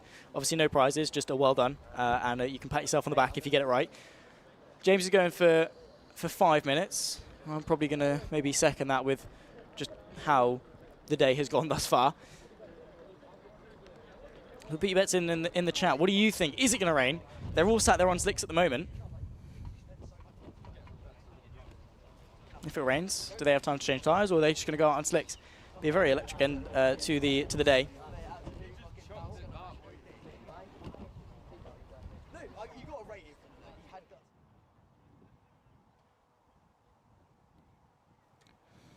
Just a quick reminder as well in regards to the delay itself. Again, appreciate all of your patience in getting this Junior Rotax final underway. Just a couple of technical and logistical problems behind the scenes that we need to iron out before we can go racing once again. There you can see on the right-hand side of your picture, that'll be Liam Hasty.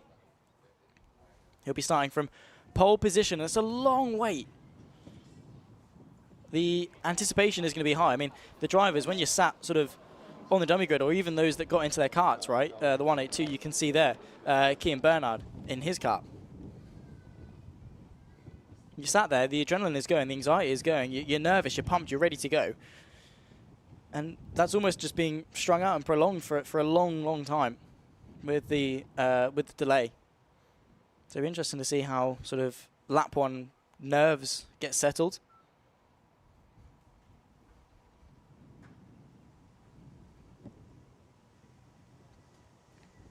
See Matteo Palazzo as well on the right-hand side. Again, just speaking. Any final tips or whatever needs to be said? Zane Quecker as well, you can see in the navy blue, the orange and the white with a green accent on his helmet and the Union Jack on the top. The number 11 will be starting from 5th place on the field. Good point being made in the YouTube chat as well. As soon as you place a bet on English weather, you've already lost. Fair enough. Yeah, that's a very, very good point. And it has been very unbettable today. Well, you can bet it's going to change. That's all it's been absolute. We had rain, sun, rain, all in the span of the 14-minute Rotax 177 final just a few moments ago.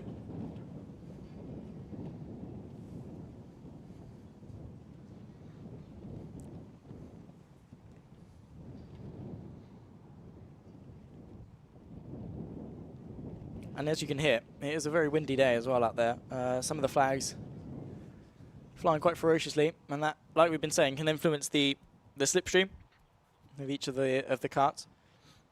So if you're stuck behind a cart and you get a nice little headwind, as you can see, into that infield hairpin, and of course towards the back end of the circuit. So a lot of the heavy braking zones here are going against the wind, which means that with a slipstream, you can very easily sort of nip your way up the inside of another car, because they're taking the full brunt of the air, and like being stood behind someone on a windy day, you get a nice drag-free channel to drive your way through past them. A few drivers there having a nice little chat. You can see one of the mechanics checking tyre pressures, making sure everything is all good on the slick tyres that everyone is on. At least for, you know, some consolation. If it doesn't rain, the track is now going to be hopefully a little bit drier, but never say never.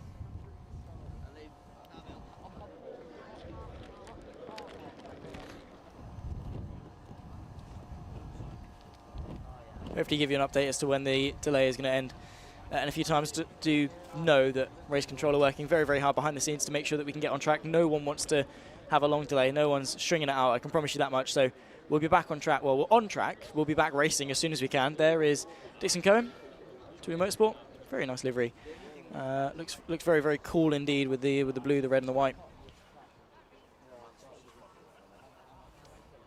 Who's been the standout driver? What's been the standout class for everyone thus far today? Of course, we've got the junior Rotax, the senior Rotax 177, then of course the two minis and the micro Inter, the mini Inter and the micro, I should say Micro Max.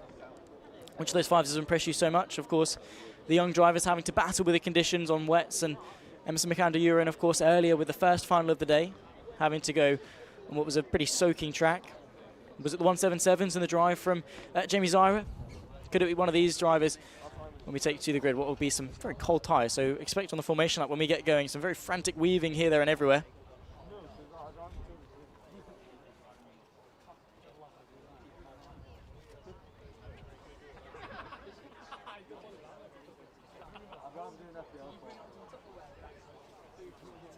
Surprised so many people have stood up, to be honest. Yeah, I'd be firmly sat, bum in seat. You're quite snug inside a go-kart. Of course, there's not much cushion as to, you know, limit weight, but you know, it's surely more comfortable than being stood up. I mean, a lot of them are sat on the barrier there.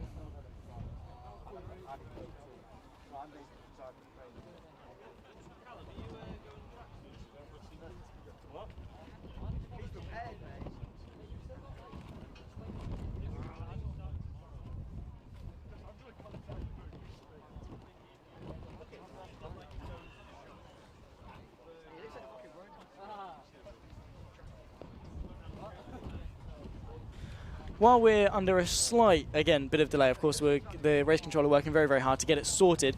We're going to cut away. We'll see what Kev got up to over Friday and Saturday. Hello and welcome to Scotland for round 2 of the 2025 Ultimate Karting Championship, where this weekend we're racing at what is the home of the West of Scotland kart club, Larkhall Circuit International, which is the only FIA homologated circuit in Scotland, and at just under 1,200 metres long, it's also the longest. And when you walk around the paddock and chat to the drivers who have travelled from all across the country to be here, it is a circuit that they're really looking forward to racing on. So let's take a look at an onboard lap then with one young driver who's running in Mini Inter this weekend, kart number 9 from Sam Pollitt Racing, Josh Cormack, because this is his home track.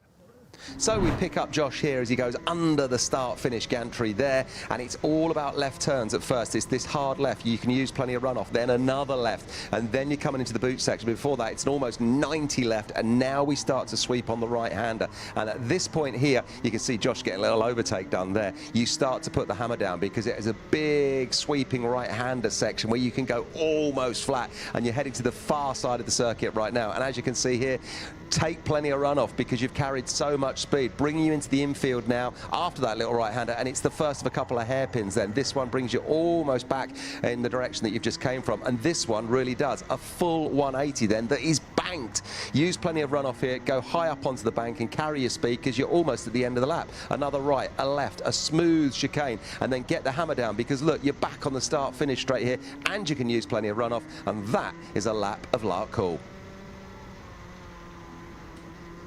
Well, big thanks to Josh from Sam Pollitt Racing for letting us take a look at one of his practice laps from earlier in the weekend. When you think about Josh, in fact, many of the youngsters here, they're racing from a Friday through to a Sunday with UKC, and then they go off onto another championship somewhere else on another weekend, and they're busy all the time behind the wheel of a race car. You might wonder when they fit in their schoolwork. Well, one organisation who have come up with a solution to this are the Minerva Virtual Academy, who have partnered with the UKC for 2025. And earlier on, I called up with Sol from the MVA to tell me a little bit more about this online school. So MVA, Minerva Virtual Academy, is one of the logos that's on the UKC branding this year. But tell us a little bit more about exactly the work you guys do. Yeah, no, for sure. Thanks for having me. Minerva Virtual Academy, I'm happy to be a big part of it. We've grown since 2022 when I first joined. We now have, 200 plus athletes at the school, studying for their international GCSEs and A-levels across the world, in Europe, the UAE, it's everywhere. So yeah, the main point in this is to, support athletes with flexibility so that they're not, coming back to school on a Monday after sports competitions with anxiety, worrying about if they've completed their homework and, so on. And I guess the great thing is, because it's a virtual academy, all the lessons are online? Exactly. So they use a virtual learning platform, and literally they can just put their laptop in their bag, travel halfway across the world, compete at the highest level, and then tune in with their GCSEs and A-levels. What a life, what a life. And I suppose as well, you're in charge of scheduling when they do all of this, but if it doesn't... Well, welcome back everyone, and you'll be glad to know they've been given the clear the grid, drivers in karts, engines started, and a junior Rotax Super Final to get in the books here at Larkhall. Thank you everyone for your patience as we worked through that delay. Here's the grid. Leon Hasty and world champion Jacob Ashcroft alongside for row number 1. Matteo Palazzo, Cole Denholm, row number 2. Of course, rounding off the top 5 is Zane Quecker, Daniel Kirkpatrick, Albie Lapper with support from Costa del Sol, and Finney Buck alongside for row number 4. It's John Buchan from Noah Barham, Zach Starbuck and Joel Dixon-Cohen there in 12th from Charlie Wolfett. Tip to win from a couple of people in the YouTube chat, head of Ellie Budden and Albert Friend from Jared Fox Whiteley in 16th place. Alfie McBain, Ryan Gandor, Luca Holmes-Blanc and Will Archer in 20th. Cian Barnard from Riley Bishop, Max Colbert and Finley Smith in 24th place. Lewis Radcliffe, Thomas Jackson, Leo Macy and Oakley Garthwaite there in 28th place. From Lucas Howe, Lewis Sumner, Oliver White, Rory Armstrong in 32nd, rounding off those that qualified automatically. Alexander Wilson, Vlad Tomanchuk, Charlie King and Lloyd Palmer had to work for their space in this super final after victory in top 4 inside the repechage. Spitting once again here at Larkhall, I just caught there all of the drivers on slicks. And hopefully a spicy race to go with it. Yellow flags, of course, to slow each other down and make sure that they're forming up on this formation lap, getting some temperature into the tyres. But as we've said, there is the rain. It was sunny just 5 minutes ago. The rain is back. 14 minutes on the clock. Lights go out and we go racing. The pole sitter of Leon Hasty leads in towards turn number 1 as they have to guess the conditions. They've been sat for 20 minutes. Now it's thrown straight into the deep end. There's a spinner at the back already. Leon Hasty on the O-plate is able to lead. This time from the 16, Matteo Palazzo up in a second place. The 246 of Jacob Ashcroft is struggling there as they're all on sticks, guessing the conditions. The 29, Albie Lapper, cutting the chicane there to work his way up the inside of a couple of karts. And look at that downpour. They are on slick tyres, ladies and gentlemen. For the Junior Rotax Super Final, everyone is guessing each braking zone. Jacob Ashcroft, a huge lap of oversteer and nearly bowling into the side of a multiple cars there. John Buchan nearly able to go into the back, and there is Constantina Effect, the 262. There's even more carnage further back. Oh my goodness me, 4, 5, 6 cars abreast as they exit the hairpin. 30 minutes on the clock, shouting from the sidelines as well, and the leaders are able to break away. Leon Hasty, this time I think from the 16 of Matteo Palazzo. And that, look at that, oh my word. It's a motorway at rush hour, oh my goodness me. Karts here, there and everywhere, going off, staying on the track. 3 wide as karts just trying to decide which line to take. They're all on slicks, all guessing the line, all guessing where the grip is going to be. And that's wide off the exit of turn number 1 as well, able to bring it back on, but there's going to be zero grip on the grass, especially with slicks. Trying to clabber the curb and just get some rotation. You can see pretty much everyone going for that line. Those that opt not to go wide, the 116 there going off. And this has been a very interesting, for lack of a better word, start to this race. 29, Albie Lapper running quite wide into that fast right-hander. The 182 looking to go to the inside. That's Cian Barnard trying to work his way up inside the top 10. Jacob Ashcroft has dropped to 11th place on the opening couple of laps. Really struggling to get to grips with the conditions. Contrast to the likes of Leon Hasty and Matteo Palazzo, who are getting away. Karts off here, there and everywhere through the hairpin once again, rejoining tentatively. And karts there just trying to avoid. There's no grip out there whatsoever. They're trying to race. A lot of them are just trying to survive. Oh, very aggressive there. Going into the final hairpin, what line do you take? Do you hook the curb? Do you try and go the long way around when it slicks? Those, of course, that are going to be going out in the senior Rotax will be putting wets on straight away. The 254, that's them off. That's the 155 as well. Just going to confirm as to who we've got there. That's going to be Max Colbert and Eli Baden. They're down and out of this race. Contact warnings coming around as well. So race control keeping an eager eye on all of the contact that's going on, because there has been quite a lot of it. There was some bowling going on into the hairpin. A couple of people braking way too late, tapping into the side of others. Chain reaction, domino effect. Inside line for the 262. That's Cole Denham on the inside of the 29 of Albie Lappa, who tries to get the switchback but finds the side of John Buchan. 220, is that the 246? That might be Jacob Ashcroft trying to make up some ground as well. 20 of Kilpatrick.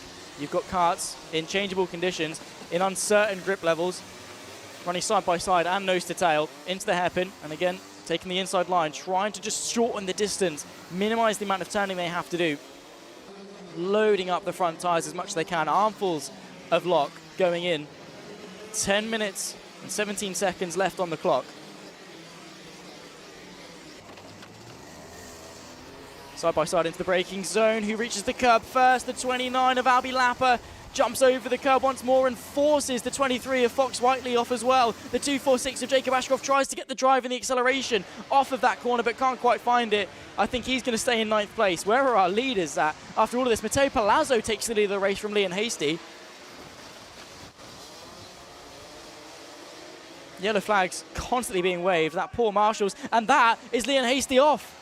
The pole sitter and race leader for so long thus far has gone off through their first hairpin. That's going to invite Zane Quecker through in the 11 machine. Up now in a 2nd place. Can he go and catch the leader, who I think is about 5 seconds up the road? Matteo Palazzo has adapted perfectly to these conditions. And there you go, Sunday's back. There we go. This has been, I've got no words for it, to be honest. You just saw what it was 2 minutes ago at the start of this race. Now look at it. What? Welcome to Larkhall, ladies and gentlemen. This has been, oh my word, look at that. Fox Whiteley sideways on the exit of turn 1. How he was able to keep that car under wraps, I do not know, but very impressive stuff nonetheless. Getting the skill points and getting the extra championship points for an extra place. Nipping his way past Cole Denham, who ran wide going into turn number 3. And picks another place up, and up to 4th. It's Palazzo from Quecker, from Hasty, the top 3. Then Dunham and Whiteley, who have now swapped places. The 23 now in front of the 262. 8.5 minutes left to go still. There's the 11, and Leon Hasty back on the rear end of Zane Quecker as well. So I think that fight is for second, as Matteo Palazzo is running nearly a 1.5 seconds quicker than the rest of the field. And again, these are the conditions that you see, and these are the sort of YouTube clips that you go back and watch. You know, when you watch like star drives from Lewis Hamilton or Leclerc or Norris back in their karting days. These are the drives that you go back and watch when Matteo Palazzo was winning championships on the world stage.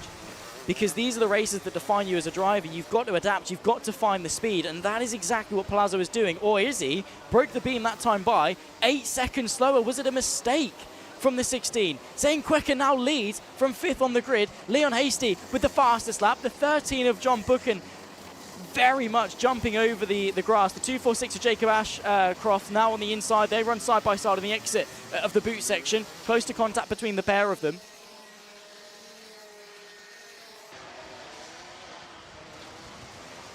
The O-plate there, that's the fight for the lead. In changeable conditions, Leon Hasty just able to hang in with them. Where is Matteo Palazzo? I think he's also with them. So even with that mistake, the chance for the lead is still there. He's up the inside of the hairpin. Beautifully done, just dancing the kart through.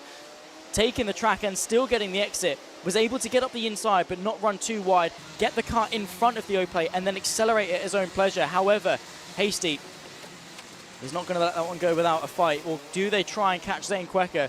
Even with that mistake, it seems that the 16 has got the measure in terms of these conditions. Whatever they've done, whether it's set up or tyre pressure-wise to help with the kart in these conditions, whether that's softening the torsion bar or whatever it is, to help the kart rotate a little bit better in these conditions, it's working. Or it could just be sheer talent from Matteo Palazzo. That is very much an option. closing the gap. Just look at the commitment into turn number 3. Going in deep, too deep for the O-plate. The 23 now, Fox Whiteley, with the fastest lap, nips his way onto the podium ahead of Leon Hasty, who just when you think he's getting into a rhythm, makes one small error, and that's going to be costly. There's the move nearly for the lead. The 16 all over the rear end of the 11. That's Palazzo versus Quecker. Now into the hairpin. Is he able to replicate the move he made on Hasty? Not quite, though a tap slightly wide. Got to be careful of that. Obviously want to get a drop down for yourself, and that's a 5-second penalty. But you also don't want to push the kart in front too wide and then get yourself a penalty that way. Trying to get the exit on the on the end of this hairpin. Look to the inside though, the 23 of Fox Whiteley with the pace. Looks up the inside of Matteo Palazzo, now into second place. Could well win. Started 16th place. To Jared Fox Whiteley. He's carved his way through the field with 6 minutes left to go. The win is certainly on. Zane Quecker dealing with the pressure, but not for long. It's a mistake, and through goes Fox Whiteley to take the lead of the Junior Rotax Super Final. Goodness me, this race has had everything, and we've still got 6 minutes plus a lap to go. What has the 23 done before this race? What tips has he shared with his driver coach? How has he been able to approach this race so well? 16 places. 14 places he was able to get. Now 15. There is a driver facing the wall. He started 16th. He's now first place. Jared Fox Whiteley. Zane Quecker now second. Palazzo just in behind. Then comes Leon Hasty. Jacob Ashcroft worked his way back through to 5th. He's found a bit of a rhythm. Is it a rhythm enough to work his way into the fight for the lead? Yellow flags through this sector, so everyone's slowing down. And full course yellow. Battenberg flag in effect. So neutralizing the race. And that is actually great news for the likes of Hasty and also Jacob Ashcroft as well. This neutralizes the race, gives everyone a minute just to breathe, right? Reset. For Leon Hasty, it's a chance for him to reset and find some rhythm and just sort of switch back on after losing a couple of places. For Palazzo as well, it's to get back into that mental frame that he saw early doors to get the lead and run away with it. Quecker, he just needs a moment to relax after being hammered for the lead. Do we go back to green flag this lap? I don't think so. In fact, we do. Back to green flag racing. Fox Whiteley then leads from Zane Quecker in second. Who's able to switch on, get the tyres back up to temperature as quickly as possible as well. Look out for the 246 of Ashcroft. Started on the front row. Had an appalling start initially. But is now fighting back inside the top 5. And again, with still 4 minutes plus the lap to go, anyone could win this race still. Can't get complacent, can't feel safe, can't feel secure until you've crossed that checkered flag. The 23, Jared Fox Whiteley. There's the 40 being wheeled back. Not entirely sure as to, unfortunately, who that is. That's Oakley Garthwaite. Move to the inside. That's Matteo Palazzo on the inside of Zane Quecker for second place. Quecker tries to get the up and under. Yellow flags through this sector, though, so you've got to be careful not to overtake under yellows. Fox Whiteley has now been able to secure a good couple of kart lengths away from the pack. I say a good couple of kart lengths. He's long and gone. Changes the position here, there, and everywhere. A couple of drivers opting to go for the wide line through the S's. It definitely gives you the power on the exit, but you do initially lose going through. Leon Hasty now trying to work his way through on Zane Quecker, who at some point in this race looked good to go and win it. Having to go defensive, though, is the number 11. Hasty looking to work his way back onto the podium. Wide there from the 191. I think that was Albert Friend. Kim Bernard, I've just been told, was running wide there through turn number 1. The number 20, that's Kilpatrick, trying to get the acceleration on the 262 of Cole Denham. That's the fight for 6th place. Just under 3 minutes plus the lap to go. Going to translate, I think, to around about 3 laps, I believe, at the line. Of course, we'll see. Look to the inside, maybe even being pushed through there by Leon Hasty. Jacob Ashcroft knows how to approach this situation. Does he wait for the move to be made, or does he try and encourage Hasty through? That's the answer to that question. Giving him a bump, saying, get on with it, mate. Which then obviously pushed Hasty into Quecker. Quecker then goes wide. Hasty and Ashcroft then go through. Don't think it was the intention of Hasty to touch the back there, but that's what happened in the end. Ashcroft then getting up the rear end. Got to be careful of the drop down, because as soon as that nose cone drops, that's it. That's the 13. That's Buchan, who's had some glimmers of good pace, nearly rejoining into the path of the other cars around him, but able to just hang on to it. A couple of mistakes being made. Zane Quecker tumbling down the order, down now to 7th place after being pushed wide from Leon Hasty. So it wasn't just the 2 places. He's now lost a couple more as well as Buchan goes through. So he's now down to 9th place. Cut there being wheeled off as well. So another DNF to add to the casualty list. That's Albert Friend pulling his cart off to the side of the track. Just looking at some of the big gainers, obviously we've got Jared Fox-Whiteley up 15 places on the grid. Up 16 from Lucas Howe. He's up from 29th. Riley Bishop up 11. Kean Bernard up 9. 11, 11, 13 for Oliver White, Armstrong and King respectively as well. Some insane movers in this field, just showing how as soon as you get a race like this where it goes from sunny to rainy to sunny once again, that you can have a hugely mixed up grid. Minute and 10 left to go. Only a couple more laps in this race to run. Still undecided as to who's going to take the top step. It seems that Fox-Whiteley has got the measure. Now 2 seconds clear of Matteo Palazzo, who now he's settled back into his rhythm, is looking quite good. Was a second quicker that last time by compared to Jared Fox-Whiteley. Can he carry that pace? There's Jacob Ashcroft under pressure. Kilpatrick looks to go to the inside. That's the 262. That's Cole Denham looking to go to the inside. So they've dispatched of the 20, trying to find their way through on each other. That was very aggressive from the 262. Trying to thread the needle through a gap that was always going to close, but gave it a go anyway. Forced them both wide. Still looking to find a way through on the world champion. Kilpatrick is the one that's managed to get through on the pair of them. So they're now fighting. This is for 5th place. With Kilpatrick now in 4th. Cole Denham with a contact warning, I believe, for that excursion going into what would have been turn 2. Clock strikes closer to 0. Will they cross the line in time? You can see now the track, not completely dry. It will still be quite slick and maybe a bit moist, but all in all, it looks completely different to how we saw it at the start of this race. A couple of looks being made.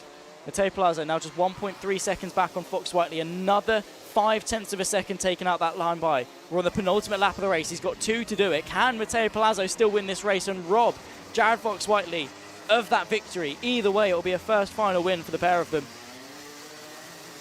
Matteo Palazzo wasn't even able to get himself inside the top 3 at Wilton Mill. There it is. There's the fight for the lead. That's coast quickly. Penultimate lap of the race. There's contact between the pair of them nearly. They both run wide. No harm done. They continue on. Can Leon Hasty get himself involved? I don't think so. It's going to be a 1v1 scrap with a lap and a half left to run.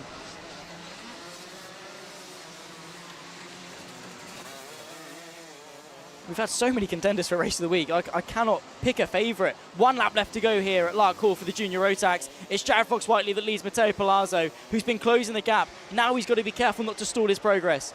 The 23, under all sorts of pressure. Where can the 16 find a way through? Leon Hasty now with the fastest lap of the race. Ducking and diving, searching for the space. The 23 on the inside defends. It's all about the exit here. I think the 23 is going to do it deep. The 16 tries to get the power. That's Palazzo. Hasty now just 2.5 seconds back. Is it? I think he's just going to run out of time. Jared Fox-Whiteley with a cart length of breathing space into this fast right-hander. Looking over his shoulder though, the pressure is on. He is feeling it. He wants this win. He's climbed from 16th place on the grid.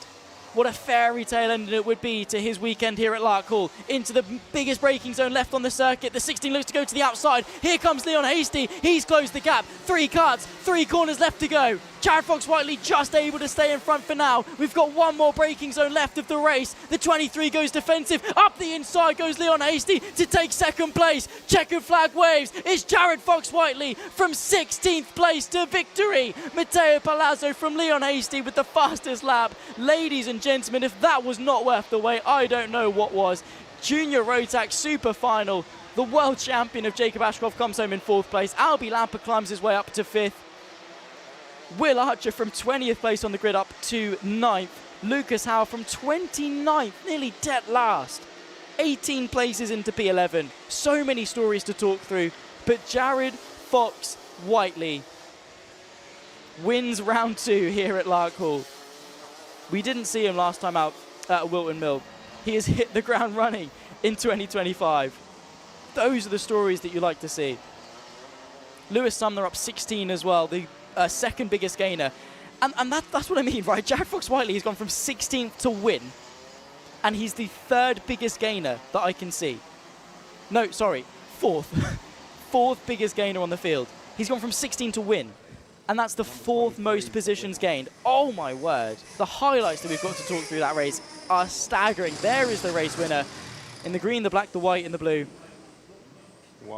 That's going to be one to remember. Of course, I'm looking forward to seeing what they have to say to Kev. Looking forward to seeing what Kev has got to ask these guys, because what a race that was. He must have been looking at the live timing, so confused as to what's going on. Changes here, there, everywhere. Handshakes being made. What a battle that was. Leon Hasty tried it up the inside of Matteo Palazzo on that final corner. Fox Whiteley dealt with the pressure so brilliantly. Stars in the making. Let's talk you through then the penultimate race of the day. Junior Rotax ends as such. Jared Fox Whiteley from Matteo Palazzo and Leon Hasty, the top three. Jacob Ashcroft from Albie Lapper in P5. Daniel Kilpatrick from Zane Quecker from Cole Denham. Will Archer and Charlie Wolfett, well, in 10th. Biggest gainer on the field, Lucas Howe, 29th position he started, finishes P11 from Kean Bernard and Zach Starbuck. Lewis Sumner from Joel Dixon Cohen in 15th, head of Alfie McBain, Oliver White, Finney Buck, Charlie King and Rory Armstrong in 20th place. Thomas Jackson ahead of Riley Bishop, Lewis Radcliffe from Lloyd Palmer and Finley Smith from Vad Tomanchuk, making his way up a few places after scraping his way in after the repechage. Alexander Wilson, again the winner of the repechage, up now to 27th from Leo Macy and John Buchan, who tumbled down after running really well inside the top 5 for the best part of that race. Max Colbert finishes 30th. Eli Baden from Luca Holmes Ballack, from Albert Friend and Oakley Garthwaite. Ryan Gandor and Noah Barham finishes the final race of the day in 36th place.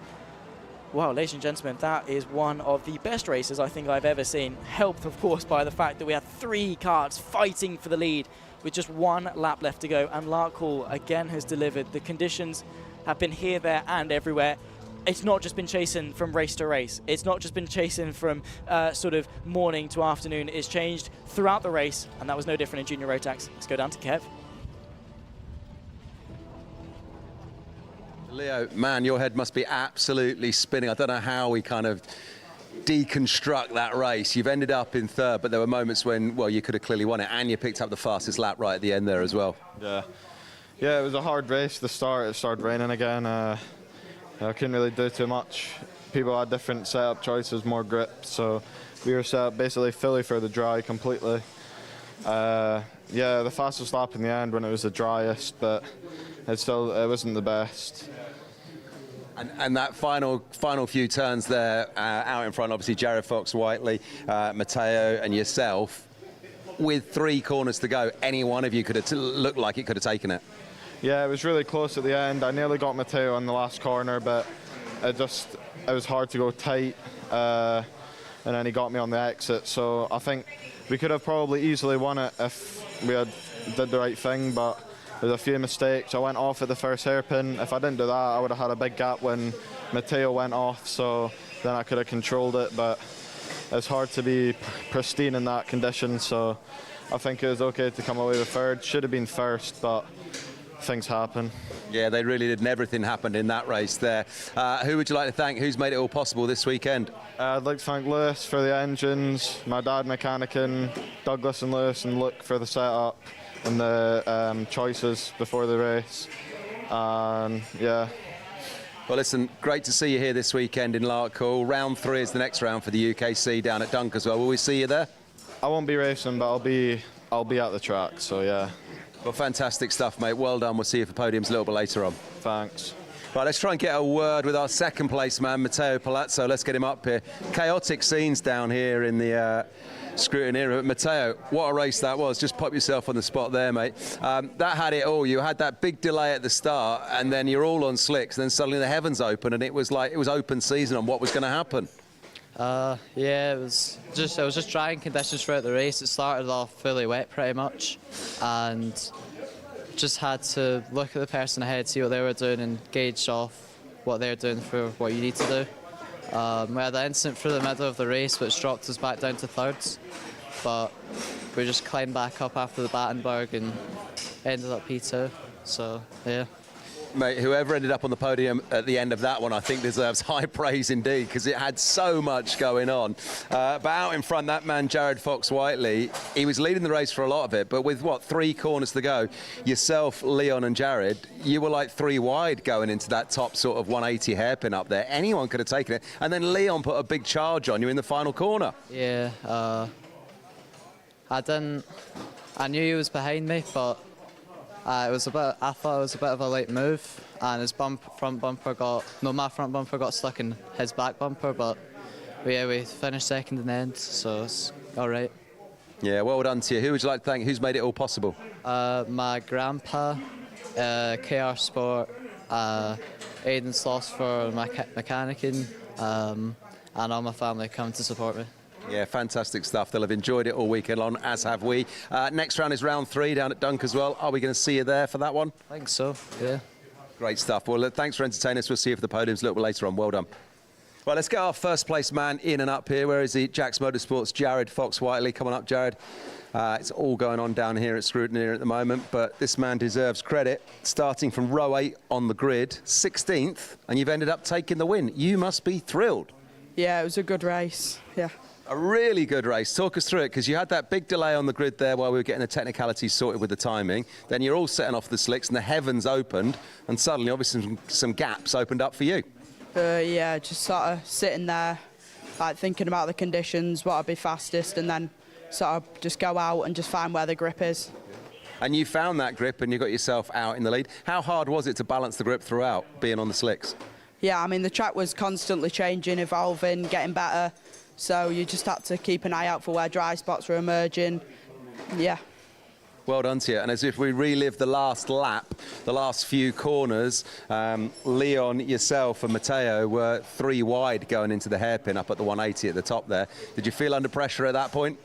Yeah, the pressure definitely came in, but you just got to stay cool and just think, where can I put the car so they can't get past, and managed to do that. Well done to you. You did indeed manage to do that. Who would you like to thank? Who's made it all possible? All of Jack's Motorsport, especially Dean, Dodge, Jack, obviously my dad on the spanners, RM Engines for the incredible power, and yeah. That's enough, people. Well done, sir. Congratulations to you. We will see you for the podiums a little bit later on. Thank you very much. So there we go, Jared Fox-Whiteley of Jack's Motorsport taking the win, and an eventful junior Rotax. Really, really exciting stuff. But the best news is there's another one to go. Senior Rotax up after this.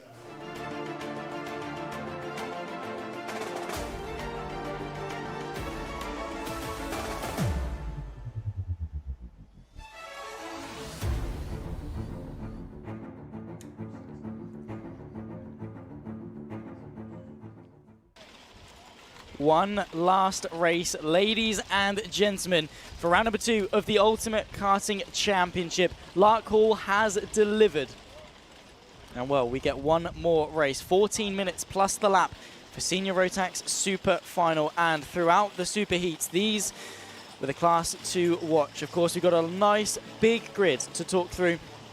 We'll start from the top in a few moments' time. You can see we're going to get ready and racing very, very quickly. A nice quick turnaround from the Junior Rotax Super Final. And there's the grid. Macaulay Bishop from Matty Hingley in 2nd place, from Tristan Rennie and Pearson Bullock Carter from 4th place. Keane Geraghty will start this race from 5th, but expect him to move forward after winning the Super Heat earlier on, alongside Lewis Goff, Freddie Ingram and Neo Clark on his return to the UKC. Gay Fairbrother had a couple of issues earlier on, but will be looking to make a way forward from 9th ahead of Reese Bale, John Brown and Angus Scrivener from 12th. Alexander Cole, Joshua Turnbull, William Antrobus and Harrison Crowther, the front 8 rows of the field, about halfway through. Jack Lilly, Ewan Charman, championship leader, down in 18th place. Mac McGilvery and Lewis Merica in 20th. Stephen Napier, Joshua Graham, Lewis Harvey and Max Taylor there in 24th place. From Luke Bate, Jack Baker, Ben Donkin and Nathan Smith in 28th place. Jack Gillingham, Alex Moody, Morgan Hudson-Brown and Callum Kinder, the 32nd and final driver to automatically qualify after the Super Heats. It was Jack West, Ethan Head, Aaron McKay and Deacon Russell that had to earn their final space in the Super Final from the repechage earlier on. They're on their formation lap and we've had a couple of non-starters, couple of issues on the grid. So having to be wheeled off, and I think that could well be day done unless they start from the pit lane, from the back of the field.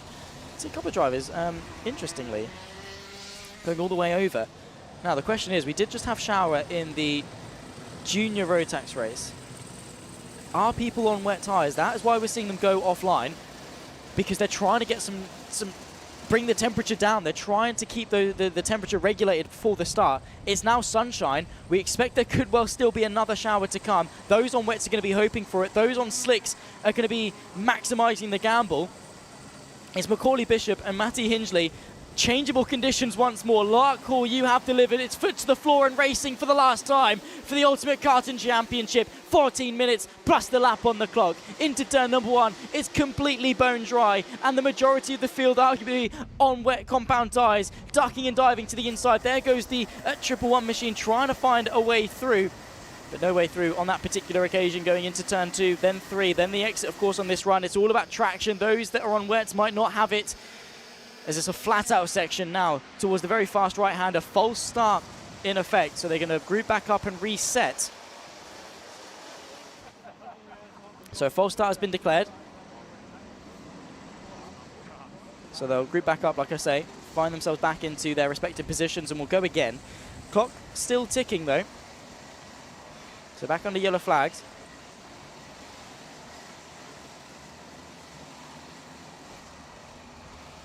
Let us know who you're cheering on for this race. You can see some Matty Hingley fans in the chat. Did a very, very good job earlier on. A couple of mistakes that cost them a couple of positions, but overall throughout Saturday and Sunday, they've done a really, really good job. Macaulay Bishop, though, on pole. Look out for Ewan Charman and Jack Lilly as well. They're on row 9 together. They came into this round leading the championship by just 5 points separating them. Josh Turnbull and Cian Geraghty close behind. Cian Geraghty starting this race from 5th on the grass to cool down the tyres. That is a driver on wet compound tyres, without a doubt. Trying to find some form of standing water to cool them down, to regulate them before the race gets back underway. You often see it sort of in Formula 1 or any championship where you're on wet tyres and you're on a drying track, trying to find some standing water, trying to regulate the temperature. Got to be careful as well, bumping each other. You don't want that drop down. Don't want that nose cone to fall. Waiting very patiently is the 311 and the number 1. Macaulay Bishop sends us underway for 14 minutes of racing once again. Let's try it towards turn number 1 for the second time. Now it's just nose-out formation, 2x2, multiple rows deep, running wide and over the grass there. You want to cool down your tyres, that's one way to do it. Side by side going into the boot section, a couple of drivers being forced wide over the curb, back onto the track, into the path of multiple drivers. That's going to allow a few people to make some big gains. Now as we put the power down for the fastest section of track towards the fast right-hander, it's Macaulay Bishop that leads from Matty Hingley. I think Tristan Rene able to hang on to 3rd place as well. Of course, when they break the beam for the first time, we'll see who's been the biggest gainers and losers. The 79, Cian Geraghty, not waiting around for an invitation. There's contact in the background as well. 2 drivers been sent off over the grass. Even more contact in the background as well. Goodness me, the number 8 has gone off here as well. That's Joshua Graham. That's the 311. Matty Hingley has gone off. Rejoining the circuit at the back end of the field, at the very least in the mid-20s, for what could have been race-winning contention, is now disaster. Macaulay Bishop leads the first lap. Tristan Rene, Cian Geraghty, Lewis Goff and John Brown the top 5. Astonishing stuff. 13 minutes still on the clock. The junior Rotax ended in fireworks. The senior Rotax is starting with it. John Brown gets the move done on Lewis Goff. The 51 swaps for 4th. And look at that, Macaulay Bishop able to consolidate this race. Who's made the right call? Remember, we could have a disparity. Who's on wets, who's on slicks? Those on slicks right now are going to be loving life. They can regulate their tyre temperature. They've got the grip. Those on wets, nursing them home. They're going to be shredded, running wide. They've got nothing. The understeer is very apparent. We've got a train of 3 leading the way. Then comes the 95. That's John Brown. Just in behind that, the 51 of Lewis Goff. Then comes William Amtribus as well. So very likely for us to have a 6-kart fight for the front. Tristan Rene, fastest lap. That then gets swapped to Crowther in 5th. 3-1. Cian Geraghty not quite close enough, but he's one of the drivers. In terms of racecraft, he's got one of the best minds that I've ever seen. Also just seen the 41, Ewan Charman, 26th place. Championship leader coming into this. It's disaster for a lot of our big hitters. And this is where consistency is going to come into it. This is where, as a driver, you need to maximize your opportunities, locking the rears and getting sideways a few of the karts. Ladies and gentlemen, this is the Ultimate Karting Championship, very much putting the ultimate in the name. Moves being made into the hairpin that people really are struggling with. It shouldn't be that difficult of a corner, but just running a bit too wide. That's the 41 looking on the inside. That's Rhys Bale versus Pullet Carter. Now the inside, that's the number 5. That's Gabe Fairbrother looking to the inside of the final corner. That's going to open the door for another driver to find their way through as well. That's Ben Donkin now into the top 10. 11 minutes left to go plus the lap. The fight at the front is close, just half a second covering the top 3. Defensive goes the 15. That's Pullet Carter trying to keep Ben Donkin at bay. And now they're side by side. It's a drag race towards the next right-hander. Tricky to go side by side. We saw earlier on that in the micros, in the superheats, a driver just broke a bit too late on the outside, sent themselves off. So you've got to be careful if you're trying to go the long way around to that corner. But on the inside there, that's going to be the 15, I think, on the inside of the 41 for 8th place. So Pullet Carter versus Bale. Indeed, so Donkin now as well getting involved. Crowther now leads the race. Harrison Crowther, a 51-0, now leads from Macaulay Bishop and Tristan Rene. The 31, where has he come from? You can see they're opening the engine cover, just trying to get some airflow into the engine through the tight and twisty bits. Then they'll close it back down again to run as rich a mix as possible, essentially. You want to minimize as much air going in, so you're only burning fuel, maximizing how much power you're getting out of the engine. But of course, through the tight and twisty stuff, you need to cool it down somewhat. The number 1, Macaulay Bishop, at the moment, fighting for second. And Tristan Rene and Kieran Geraghty in fourth. Harrison Crowther is gone. He might well be one of the drivers on slicks. He started 16th place, Harrison Crowther. The gap is so apparent. It's night and day between slicks and wets. Those that got it right versus those that didn't. 9.5 minutes, and Crowther, again, has just been gentle, right? He's not tried to be brave or anything like that. He's just made the right decision and he's rolled with it. He's not gone for overly aggressive moves. He's just been patient. He knew he had time. From 16th place on the grid, knew he made the right decision from the get-go in terms of the grip that he had. And he's carved his way through. This is not going to be a contest at all. Macaulay Bishop, Tristan Rene and Kieran Geraghty are only going to be able to fight for second here because Crowther is gone. Unless the heavens open. Because like I said earlier, it's better to be on wets on a dry track than slicks on a wet track. So if it starts raining, those on the wets will come back into their own as the slicks start to struggle. But have they burnt through too much of their tread? Because right now, they're driving at dry pace with very little contact on the road. So that's going to be eating away at the tread. You'll see as they come into scrutineering at the end of the race just how beaten up they really are. How much, especially the rears as well, with the locking and the power, they go through hell and back throughout these races, especially on the dry track. And again, that just goes to show how quickly it's changed from race to race. Mechanical flag for the radiator for Joshua Turnbull there. A little bit further down. The 27 kart running inside the top 15 as things stand. 173 then Tristan Rene able to lead. Now look at that, the 48 of Ben Donkin, who I think as well is on slicks. And now as the wets start to shred themselves, initially they weren't too bad. Now they're starting to overheat. The slicks are really coming into their own, really proving why they were the right decision. As the track continues to dry, up the inside once again, that's 2 karts in 2 corners. Ben Donkin goes through. Just trying to see, didn't break the top 5 once, finished P30 in the final at Wilton Mill. At the moment, is running P3. A trophy going his way, likely to catch Macaulay Bishop as well. Those on wets right now are just in damage limitation mode, more than anything. Side by side there, I think that's going to be Donkin on the inside of Macaulay Bishop. Just got the traction that he's able to. And there he is, through on the pole sitter. Macaulay Bishop had no answer to that. No counter-attack possible at all. He just doesn't have the grip to, and it'd be futile because he'd just burn through more of his tyres and bring more slick runners into the fight. Halfway through this race. And those that are on the wets are going to be praying for that big dark cloud that's now over the circuit, slowly approaching to open up and bring some rain. But they need it to come soon because they need the track to be wet enough and they need the tyres to be alive enough. Kieran Geraghty loses a place to Lewis Harvey, who's just set the fast lap of the race. Losing a couple of places to 74, again just clearing them. It's not even a contest. It's almost as if it's seniors versus juniors out there. Harrison Crowther leads Ben Donkin, who's now worked his way in a second place from 27th on the field. 25 places gained. Also just in Aaron McKay from 35th up 24 places. Inside line there. And now the top 3 all on slicks. Those on wets have just got no hope. Slightly defensive, even though the number 1 has just no answer.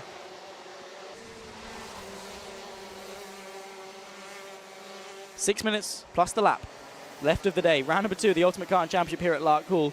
What a day it's been. Lewis Harvey, fast lap of the race. 50.08 has just been set on the slicks. Of course, there'll be some damp patches, but overall, it's just, there's no point even trying to contest it. There's the 34, that's Jack Gillingham going through. He started 29th, so it seems that those further back gambled because they thought, well, hang on, what if it does dry up? They put on the slicks, and now they're reaping what they sown. They planted the seeds just before the race. They decided, they had conviction, they had nothing to lose, and now he works his way up to 4th place. Nicely done on the brakes. That's going to allow Tristan Rennie to close the gap, but has he got the tyre life to fight? Oh, that's wide. Oh my goodness me, do not want to be caught out there. Even on wets, that would be treacherous, let alone when you're stuck on slicks. The grass will certainly still be very wet. But yeah, those further back that we're seeing, I mean, the entirety of the top 4 have been made by people that started outside the top 15. 3 of them outside of the top 20. Those further back took the gamble, and the gamble paid off. You had nothing to lose. Why not give it a go? Either you stay at the back or you carve your way to the front, and that's exactly what they've done. Just looking at some of our big hitters, Gabe Fairbrother's been able to, he's dropped a few places. Jack West has made up 19 places as well, so that one at 9-2 that we saw, surprisingly in the repechage due to some bad luck over Saturday and Sunday morning, who we knew was quick after winning a super heat back at Wilton Mill, is now carving his way through, trying to maximise his points all of the day. Ewan Charman down in 23rd place. Huge for the championship leader coming into this, and of course that's it's going to change hands in some capacity, whether that's Kean Geraghty making up some places or it'll be shaken up, and I cannot wait to talk through it at Dunkswell when we've got the updated standings. 4 minutes plus the lap still to go.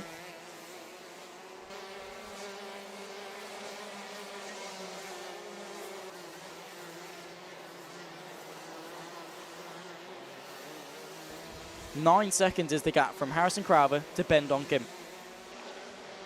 We've not really had any close fights, any close gaps at the front, apart from just now in the junior Rotax. The minis, the micros, the 177s, and now the seniors have had huge gaps at the front, but it's not been a boring race because of it. In fact, quite the opposite. The reason why the gaps are so big is the reason why the race has been so exciting. Harrison Crowther carving his way through from 16th place on the grid, similar to what we just saw in the juniors. 3.5 minutes left to go. It's sort of mellowed out a little bit. I think the grid has found its equilibrium. There's the 3-1-1, who had a couple of issues earlier on. That's Matty Hingley. You start on the front row, but again, the lack of grip given from the wet tyres, because again, those at the front, they have more to lose, right? They're less inclined to take a risk, because if it doesn't pay off, they lose. But by not taking that risk, they've lost as well. Macaulay Bishop, Tristan Rennie, and Kean Geraghty have been inseparable, but they've just tumbled down as a trio. They've gone from 1, 2, 3 to 5, 6, 7. 3 minutes left on the clock. I'm sure some disappointed drivers after this one, but still positives to take, right? Because damage limitation is still a very big skill you need to have, right? Things aren't always going to go to plan. You need to adapt. You need to acclimatise to new situations. You need to find your way through. You need to find the light at the end of the tunnel. For the likes of Kean Geraghty, Macaulay Bishop, whatever it might be, making the most of a bad situation is all you can do. There is nothing they can do. As soon as they were on the grid with wets, they couldn't change. They knew this race was going to be difficult.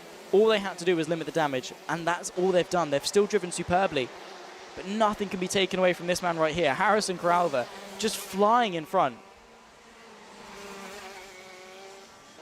16th place on the grid. Started a little bit further up. Took the gamble, of course, to stay on slicks. Although, even if it starts raining now, I don't think they can catch him unless it really comes down. Because there's just not enough time, even if the heavens opened, even if we thought there was going to be another shower, which we didn't think there was going to be. Of course, the day was meant to end almost an hour ago. So no one thought we'd get to this stage of the day. With the rain, Harrison Crowther has been able to rise to the occasion. So too has Ben Donkin, so too has Lewis Harvey. Now with a fast lap as well that he's kept, running now just consistently and get it to the end mode, really. Harrison Crowther needs to negotiate this traffic.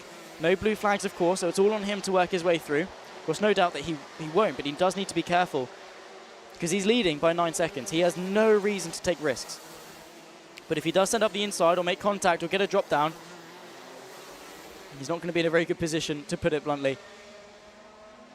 53 of Callum Kinder. So he's now lapping into the 20. So he's now got through Callum Kinder. That's for P31. His number as well. the 31 of Harrison Crowther. Now on the back of the 88. So inside now inside the 20 to 30 range in terms of those lapping. There are blue flags just to sort of warn you there is a leader coming, but sort of no obligation to dive out of the way. Just a case of don't hold them up. You have still got to be careful, challenging the spatial awareness of those around you. Don't do anything silly. The gap has closed ever so slightly. That last lap was half a second quicker for Donkin compared to Crowther, considering he had to negotiate through some traffic. Not bad going at all. That's a very bent front nose, though, of the 37.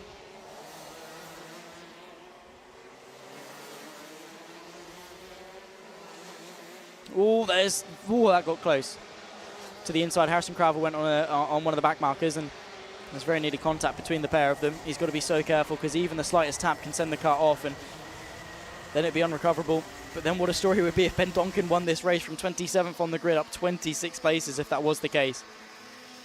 Heroic drives. So many contenders in terms of what the best race of the day has been.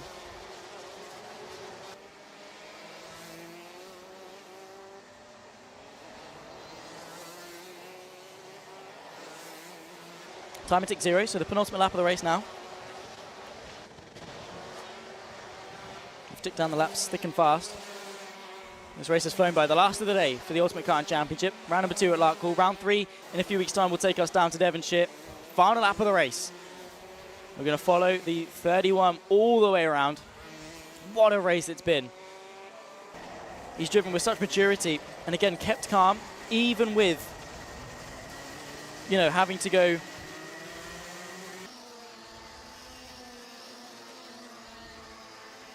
even with 16th place on the grid. He's worked his way to the front. Also, big shout out to the rest of the top 5. Ben Donkin, 27th. Lewis Harvey, 23rd. 29th for Jack Gillingham. Aaron McKay from the Repage to 5th. Top 5 finish in the final from the Repage, where you thought you were down and out. But he's worked his way through the 198 up to 5th place. Now ahead of Macaulay Bishop, King Garrity, Tristan Rene. The 79 swap places with the 173 into 7th. But my, oh my, Aaron McKay, what a race that was. We talk about Harrison Crowther. Now as he exits the final corner, P1 from P16. Domination at Larkhall for Harrison Crowther. Up 15 places from a starting position. Ben Donkin will come home in second. Then comes Lewis Harvey, Jack Gillingham and Aaron McKay. A combined, what I'm going to say tentatively, 115 places gained between the 5 of them. Overtakes Central from the top 5. 30 places gained for McKay, 25 for Gillingham, 20 for Harvey, 25 for Donkin, 15 for Harrison Crowther.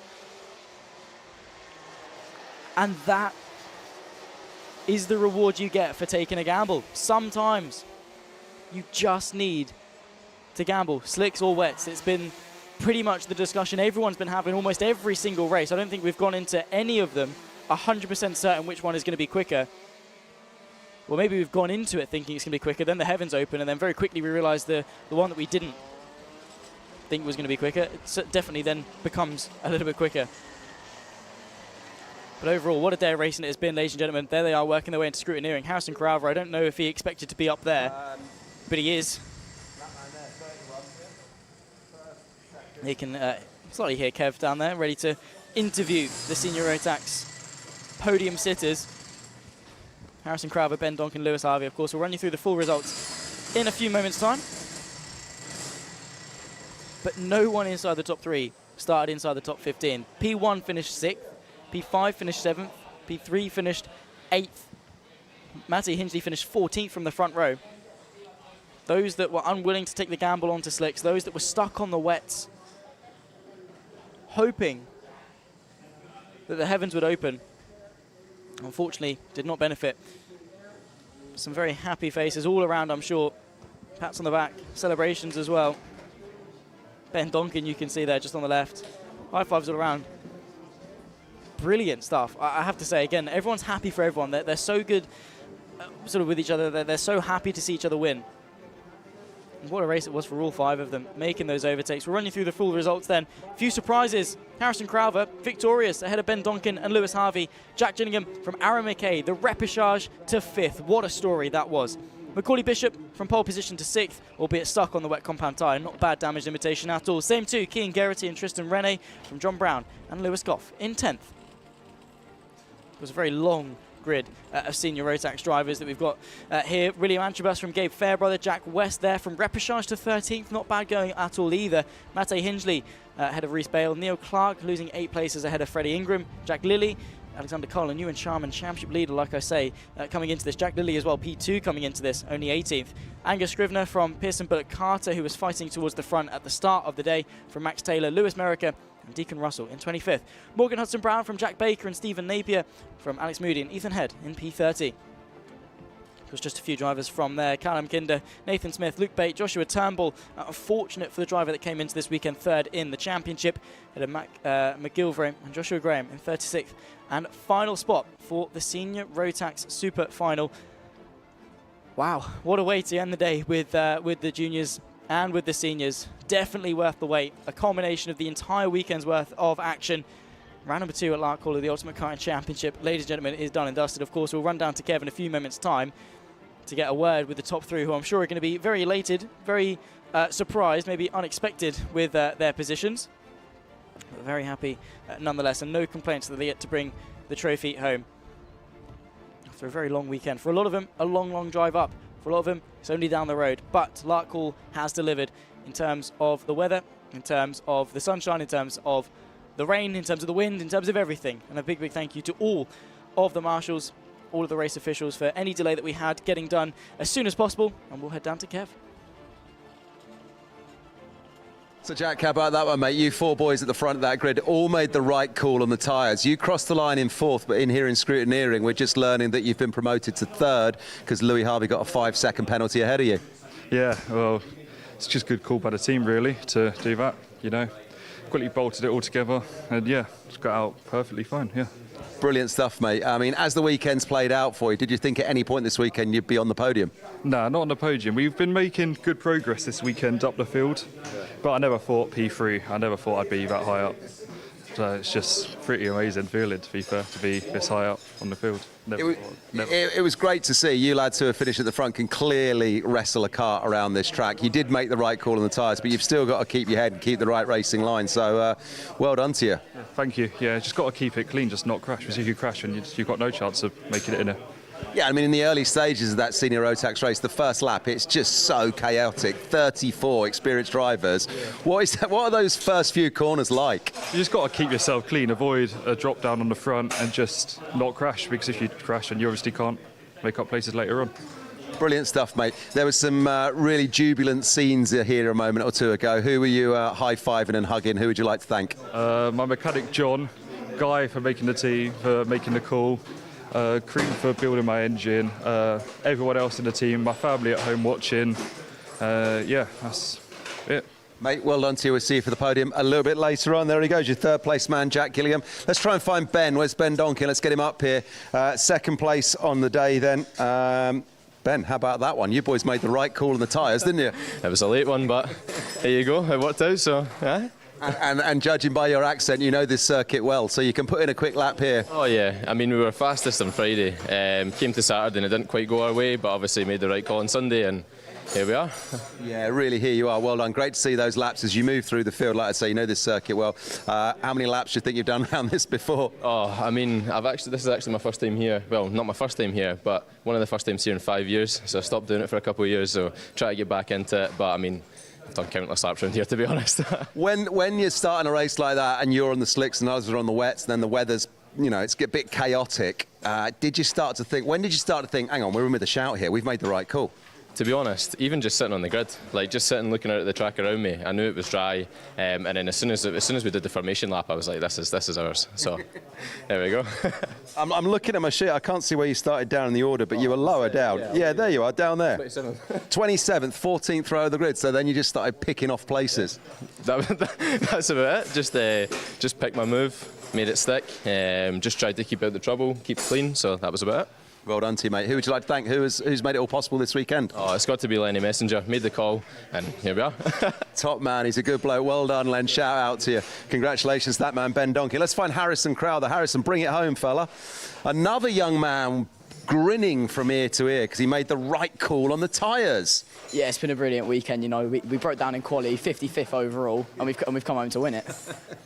You're absolutely buzzing, aren't you? Yeah, I'm very buzzing. I'm loving it. I'm loving it. So you were starting. Where were you on the grid? Starting 16th. Fantastic. So again, the race started to play out for you, and when you realised you were on a drying track and then a very dry track, you were just picking off places, and you started to think, hang on a minute, I've got this. Yeah, it was a brilliant race. You know, when we were deciding what tyre to go, I asked Guy, because we just moved to Guy Cunnington Racing. I'd like to thank them very much. I asked Guy, what would you go? He said, go full dry, so we went full dry. Phenomenal. That turns out it was the right call as well. Mate, well done to you. It really was the right call. I'm watching up here from the scrutineering end, and there was Tristan Relly and Macaulay Bishop running at the front. You must have got past those boys somewhere down at the boot at the bottom end, I guess. I don't know. I can't see from where we are up here.